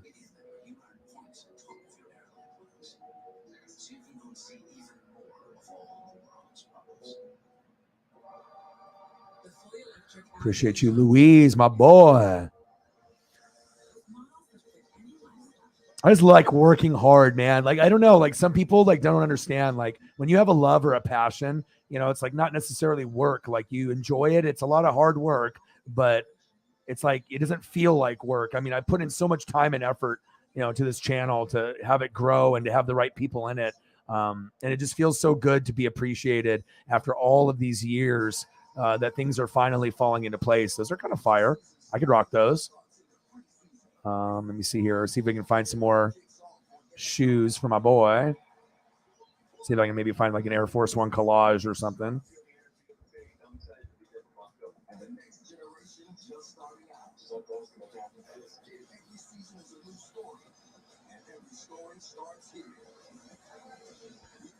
I love shoes. I'm a big shoe guy.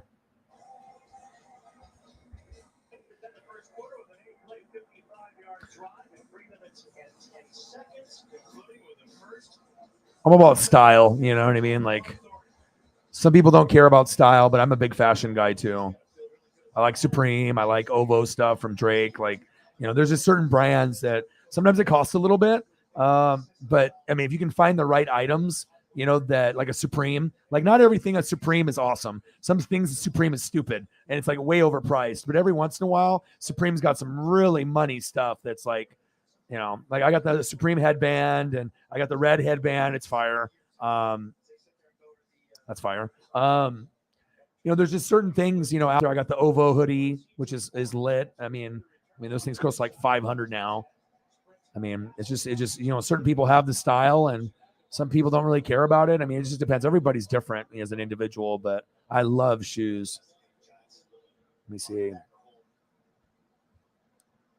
See if I can find some Jordans or some Kanye's or something. Or I can find a nice Jordan collage.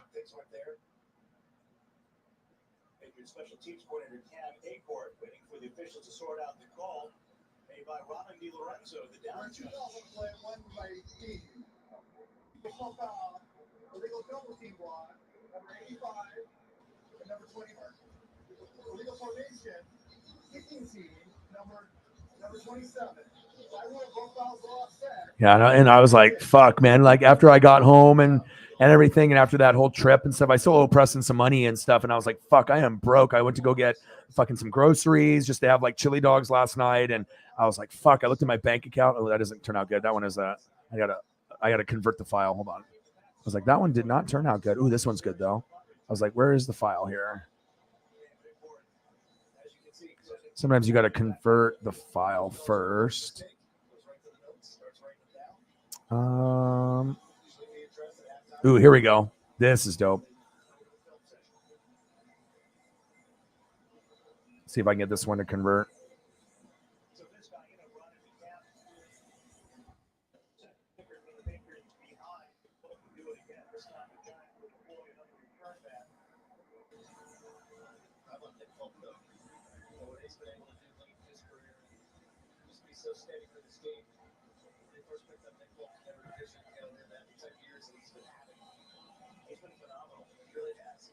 This is for my boy Louise, just trying to show some Jordan love. Ooh, Jordan and Kobe. Get out of here. Awesome.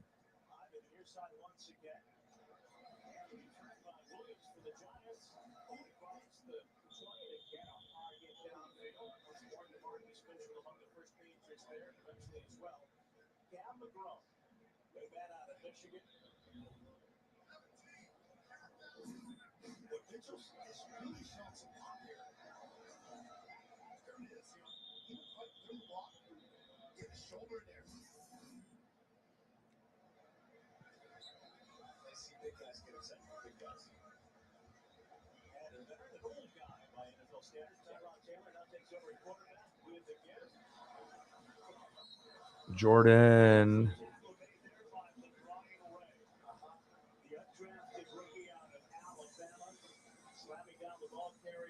Woo-hoo-hoo. Yes, please.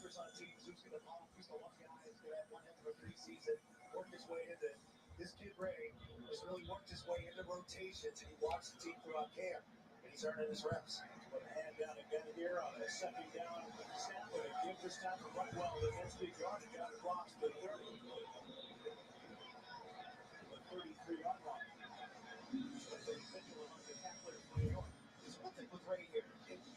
Jeez, look at that hyphy. Ooh, crispy. Fucking straight crispy.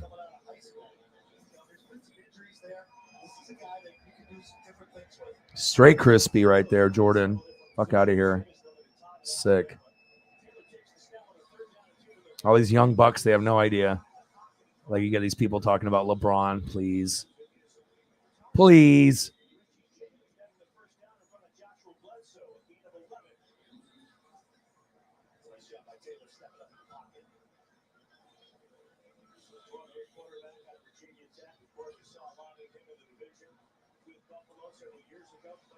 Those are fly. I like those. I never owned these, but I had friends that owned them, but I never owned these, but I would rock these. I like the leather ones the best, but these ones aren't too bad. They have kind of a unique look to them. I don't, some people might think they're ugly, but I don't. I mean, like I said, there's a lot of Jordans that are much uglier than this, but these ones actually aren't too bad, but the leather ones are my favorite.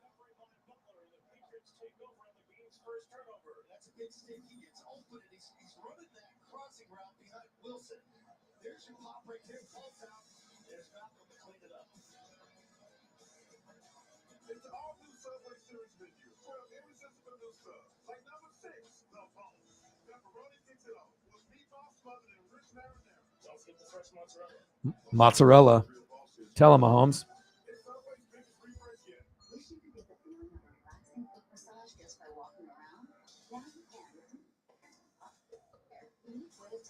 I could look at Jordan photos literally all night. I mean, that's just my guy, dude. Like, grew up in that era. Like, it's just like you get all these guys now, but I mean, God, if you didn't watch Kobe or Jordan play, you have no idea. I mean, these guys would rip up anybody playing right now. Oh, Luka. Oh, Kyrie. Oh, LeBron.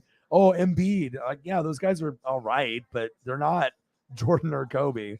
It's like you either watched when they play or you didn't. Like, you can make excuses all you want, but it's either you were alive and you watched or you didn't.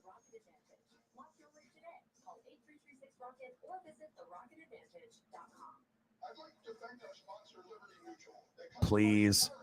MJ all day, baby.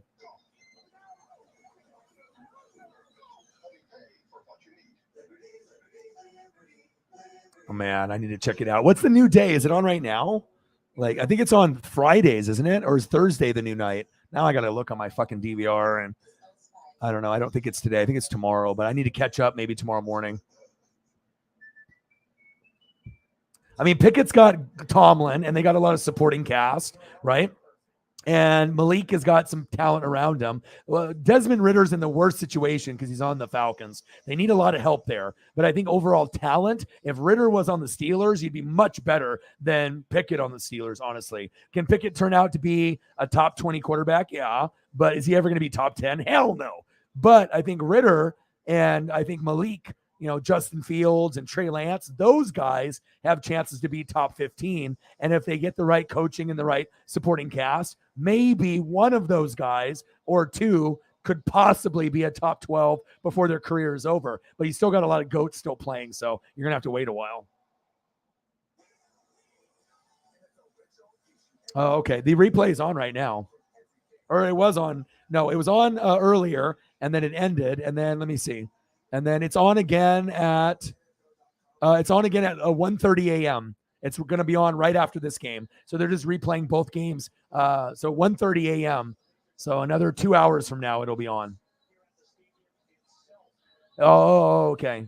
Yeah, dude, I told you. I didn't see last week's, though, because my DVR fucked up, so.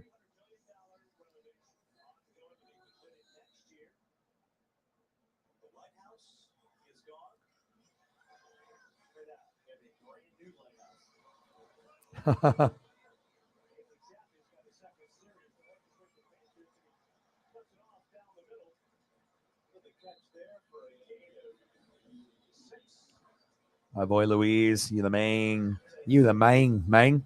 You the main, man. Yeah, but even though it's something that you love, it is work because like if I do NASCAR streams and I have to click like 1,000 buttons in a stream, it's like it's fun and I'm earning like a living, but it's not like it's never not enjoyable. It's always enjoyable, but there's certain streams that I have to work a lot harder than others because in NASCAR they're changing positions all the time, so I don't have to switch the pictures up every couple seconds, top 5, top 10. I could be lazy and just do it once in a while, but that's not who I am. So I mean, some streams, if you watch me do a football game, you'll see what I'm talking about. It's like, I can talk and we can vibe, but once I am actually doing a game, like an NFL game or an Oregon Duck game, you'll see what I'm talking about because my level of hyphiness goes to a whole nother level. Like ask anybody in the room, you're a little bit newer, so you've never seen me do a game before. But once I actually do like an NFL regular season game, you'll see the vibe is turned up quite a bit. So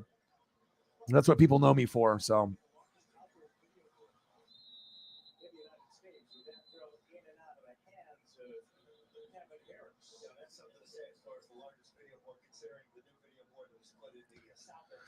Brian in the building. Yeah, I got right now you got Astros and Yankees, obviously, and then Mariners, Blue Jays. I don't think the Blue Jays are going to pass the Yankees or the Mariners, but I think Blue Jays and Mariners could be 3-4, Blue Jays 3, Mariners 4, or Mariners 3, Blue Jays 4. We're going to be kind of battling it out. Can't count Tampa Bay out either. I mean, I watch every game throughout the season, so I'm pretty fluent with everything that's going on. And on the flip side, you got the Dodgers, right, and the Mets, and then you got like the Braves, the Cardinals, Brewers are kind of up and down, but it looks like it could be Dodgers, Yankees come playoff time, but you never know. I mean, it just really depends.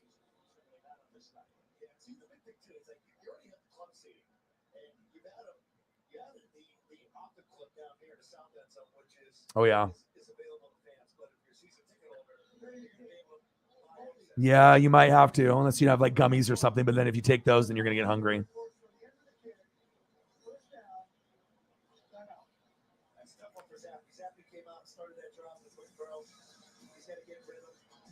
Yeah, we'll give hey, it happens.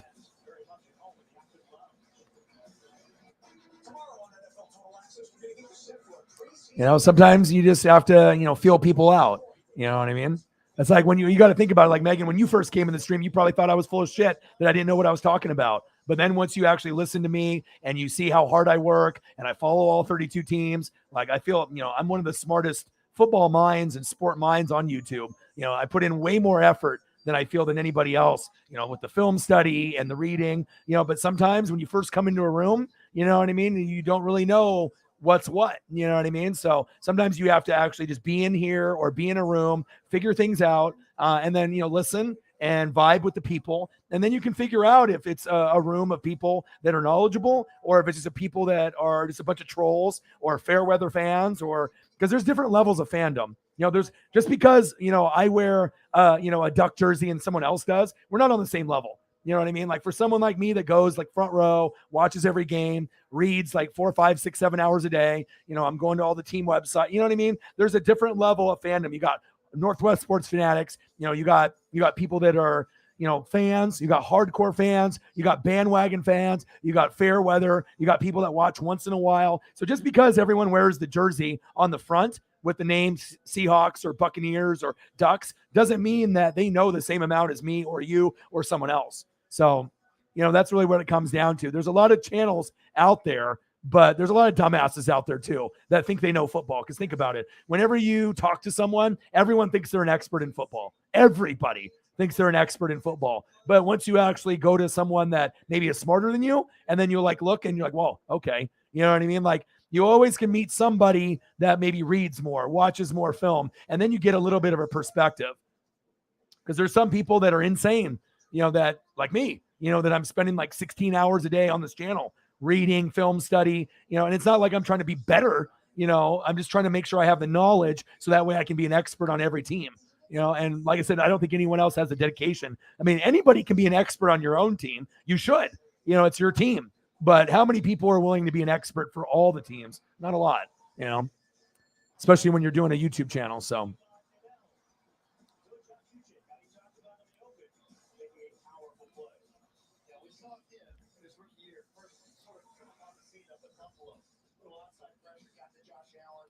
Yeah, some people get sensitive, though.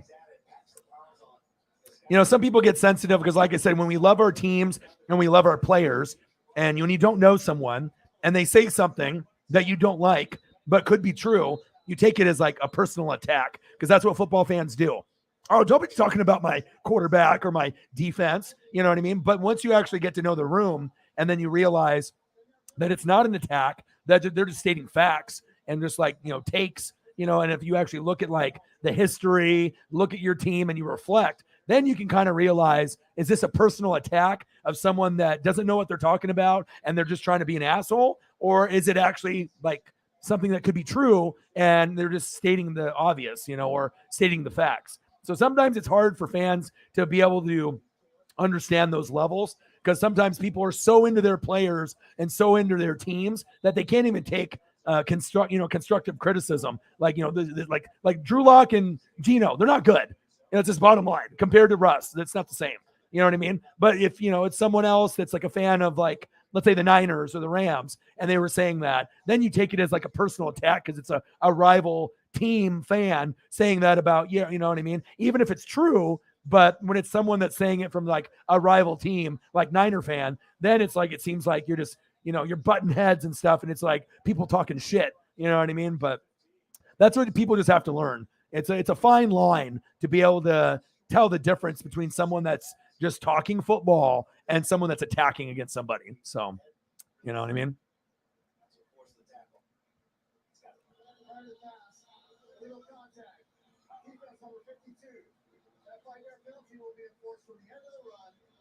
Well, I already could tell that you felt that way because I can already read people really well. I already knew that's how you felt, but you were new.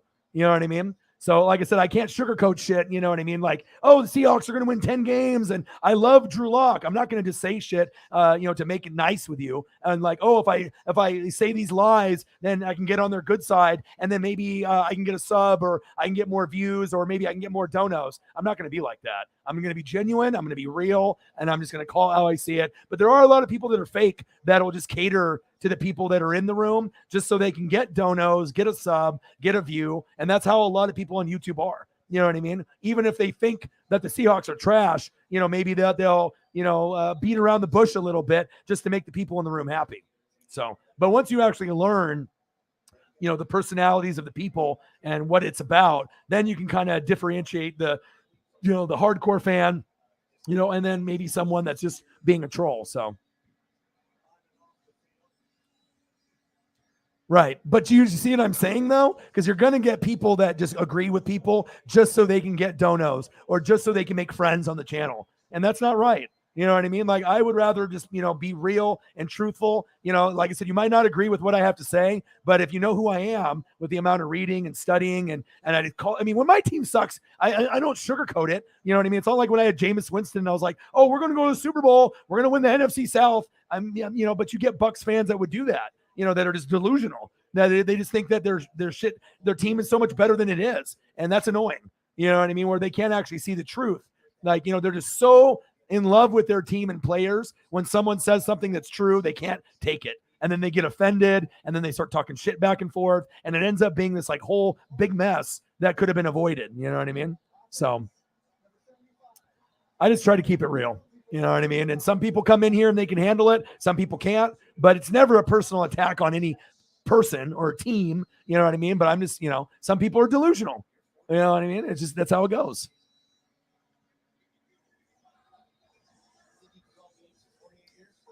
Yeah. And like I said, you have to understand there's different levels of fans. It's just bottom line. Different levels. Not every fan is the same. There really isn't. So, and that's what you have to be able to, appreciate. If you can come to a community where everyone keeps it real, you might not hear something that you like, but if you really take a step back and think about it, if they're being fair and they're being not biased on everything, and they say something about your team and you don't agree with it at first, but then you're like, oh, well, yeah, maybe Drew Lock isn't that good. Maybe Gino, like you want them to be a good team because it's your team. But the bottom line is talent, coaching is coaching. And when you lose key pieces, you can't expect to be as good as you were the year before. You know what I mean? Or like with the Saints situation, people love talking shit about the Saints because their fan base always like to cry and complain. But with me, even though they can't get over the past, I still give them love. I could be a guy that is like a lot of Tampa fans out there and a lot of Saints fans where they just talk shit back and forth and they never will give the other team credit ever. Like no matter how good the other team is, they will never compliment the other team for nothing.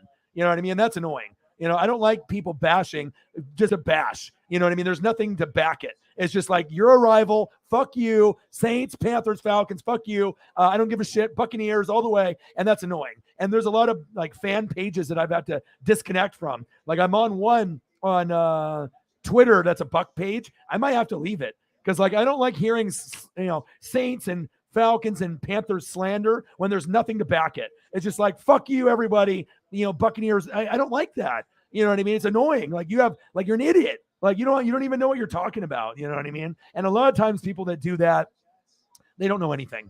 They're just fucking straight up bandwagon. They think they know. They don't know shit. Just because you play Madden doesn't mean you're a fucking expert. You know what I mean? So, yep, exactly. It ends up being a war when it doesn't have to. Yeah, but I can already tell, you're super opinionated, about what you like. A lot of people are, you know what I mean? But if you can always have a little empathy and sympathy and understand who you're talking to in the room, is this person, just being a hater and they're just, just being an asshole, or is there some truth to it? And there's a difference. And most of the time you can tell, but sometimes people can't. There's certain people that they can't tell the difference. You know what I mean? And they get offended for almost no reason, because they just too into their teams. So,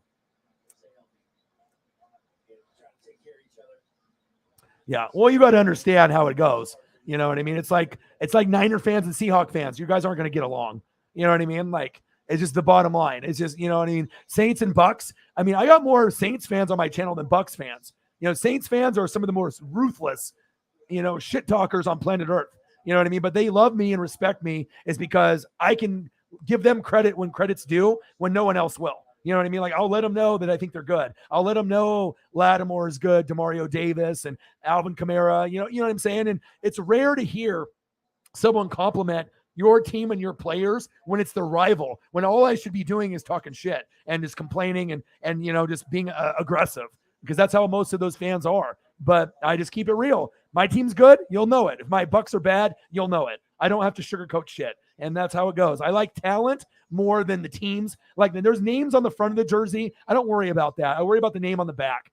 Okay. And the name on the back is what's important based off individual talent. You know what I mean? You wear the same jersey name on the front, but that doesn't mean that the name on the back is the same as the other people that are, on the team. There's different, levels of talent. So I think Ravens ended up winning, but it cut to this game. So, but like I said, if you can just have empathy and sympathy and just think, what would it be like to be this fan instead of just being Seahawk, and then you can gain a little bit different perspective. And then once you start actually appreciating the league as a whole, then you can appreciate the good players on the Niners, the good players on the Rams, the good players on the Cardinals, because you never know if you end up being that shit-talking fan, not you, Megan, but just in general. You never know when that guy, you're like, I fucking hate this guy on the Niners 3 years later, and the Seattle Seahawks sign X player, and then you have to cheer for him because he's on your team. So the same thing happened with Donovan McNabb. Same thing happened with Carson Wentz. Washington Redskins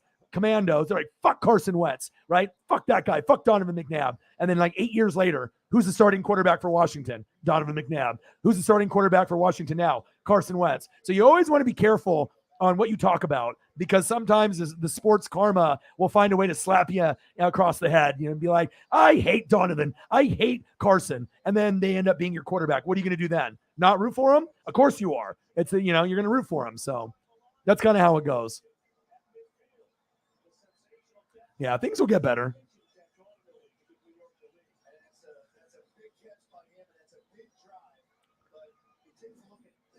Yeah, you'll be good. Like I said, if you get worked up over every single thing that every single person says, and take offense to it, it's not a way to live life. You know what I mean? You're just going to have to understand who you are, you know what I mean? And just be open, to other opinions. You don't have to agree with anything, but you have to be careful. And you can gauge people. You can tell, like, you've probably been in that Seattle room, and there's probably been some crazy Seattle people that are incredibly biased. And, you can all be like, rah, rah, rah, Seahawks. But sometimes it gets kind of annoying when you're like saying lies about the team, and everyone's just trying to be like pro Seattle, but you kind of know where people are bullshitting. You know what I mean? I'd rather just get the truth.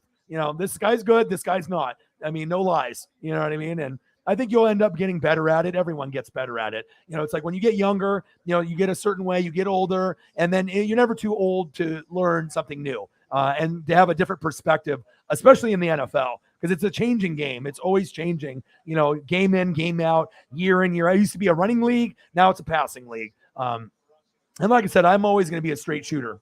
Okay. I'm always going to keep it real. So 23-10. Right. But Titans look good after they took out, some of their starters and the backups. I mean, obviously they didn't win, but you could tell the Titans and Malik, there's something there.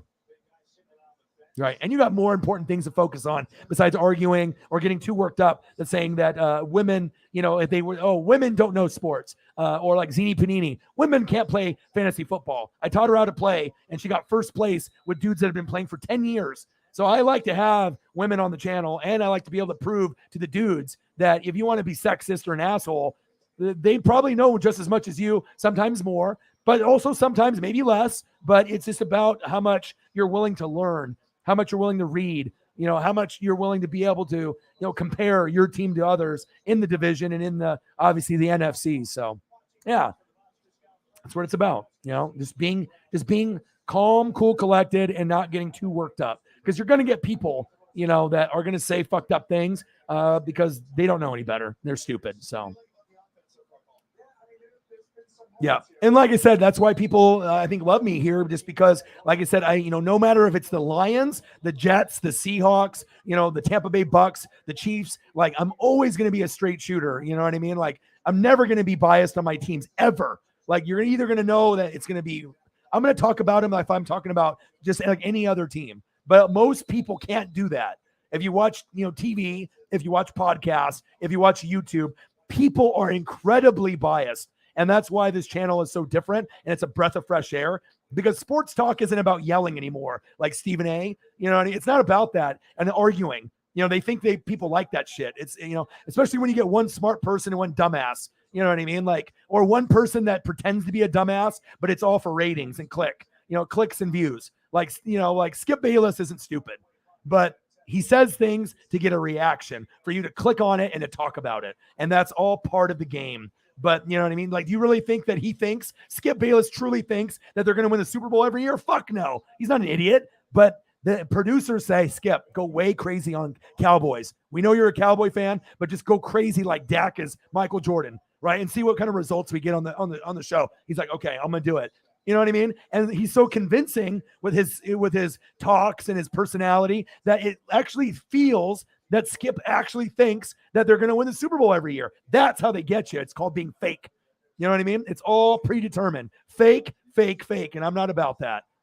Think about it. Next time you watch Skip Bayless and you watch those shows where they argue back and forth, it's fake. Just like The Bachelor, The Bachelorette, Big Brother, all that bullshit. It's all predetermined and fake. And I won't watch those shows. Not for me. So, yeah, happens all the time. Well, we're going to end up ending the stream here. We're at the 5-hour mark. It's midnight. And I want to make sure I don't have anything else in here with Louise or anybody else, because I don't want to, not acknowledge and show gratitude, for all the people that have supported me. Let me take a quick look here. So Louise did 10 and a 20. We took care of that. Thank you so much, Louise, on the Zelle. Let me take a look on the Cash App too, see if there's anything else in there. I doubt it, but you never know. Okay, so we got Zini with 40, Sarah with 10, Holly with 20, Odin's son with 2, and then obviously we know Megan dropped a 50 right off the bat. And like I said, it's going to be sometimes tough when you're new, to feel comfortable. But I think as you've seen from the very, very beginning to where you are now, you can vent. We appreciate you. You're going to learn something new. You're going to teach us things. We're going to teach you things. But it's all about just, respect and being able to enjoy something that we all love, which is football, sports, and just enjoying each other's company. That's really what it comes down to. But also keep in mind, when you're not in this room and you're on other streams, everything goes out the window. Because if it's another stream, I don't know how it is, but you have to remember, even in that Seahawks stream, you probably know that you see people that are assholes. Like, you can all be Seahawks fans, but that doesn't mean that all Seahawks fans are created equal. And I've seen it with Bucks. I've seen it with all my different fan bases. Like, you can be on a Buccaneer live stream or a Seahawk live stream, but some people are just very difficult. You know what I mean? And you can't teach them anything, or they don't want to be taught. You know what I mean? They're just biased. This is what they think. This is what they say. And whatever you tell them, they're not going to agree. They're just going to argue. And that's just their personality. So as long as you know that, you know what I mean? There's going to be good and bad on other streams, but females are always welcome here, just like the dudes. And we can always have a good time. But bottom line, it's just being real and genuine about it. And we can all have different opinions, on it. But a lot of times you're not going to get someone that's just going to be like, I have no agenda, to say this team's good or this team's bad. Like, I'm just going to see it. I'm going to call it, and we're going to be able to discuss it, and we're going to have a good time. So, yeah, I appreciate you guys very, very much. Chief will Chief, Jameson, Megan. I appreciate you guys. Megan, thank you for the 50. I hope, no problem. I got you. I'll get you plenty tomorrow as well. And like I said, we're going to have a great time. Tomorrow we got some more preseason. We got some Mariners. We got some Dodgers. And like I said, it's all about mental health, bringing each other up, and just supporting each other, just like Holly and her art.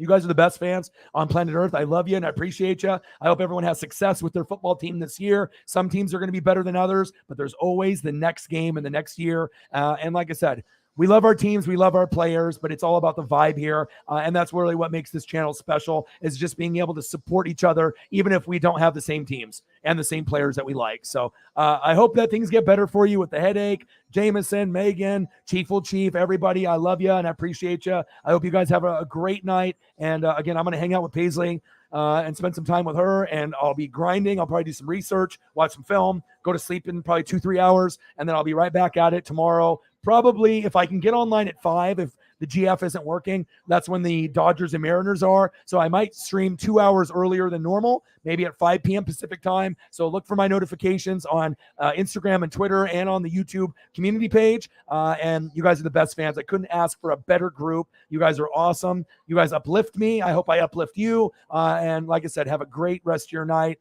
And I got one question for you. Who talk sports like us? Your boy Ryan, Northwest Sports Fanatics. I love you and I appreciate you. Gang.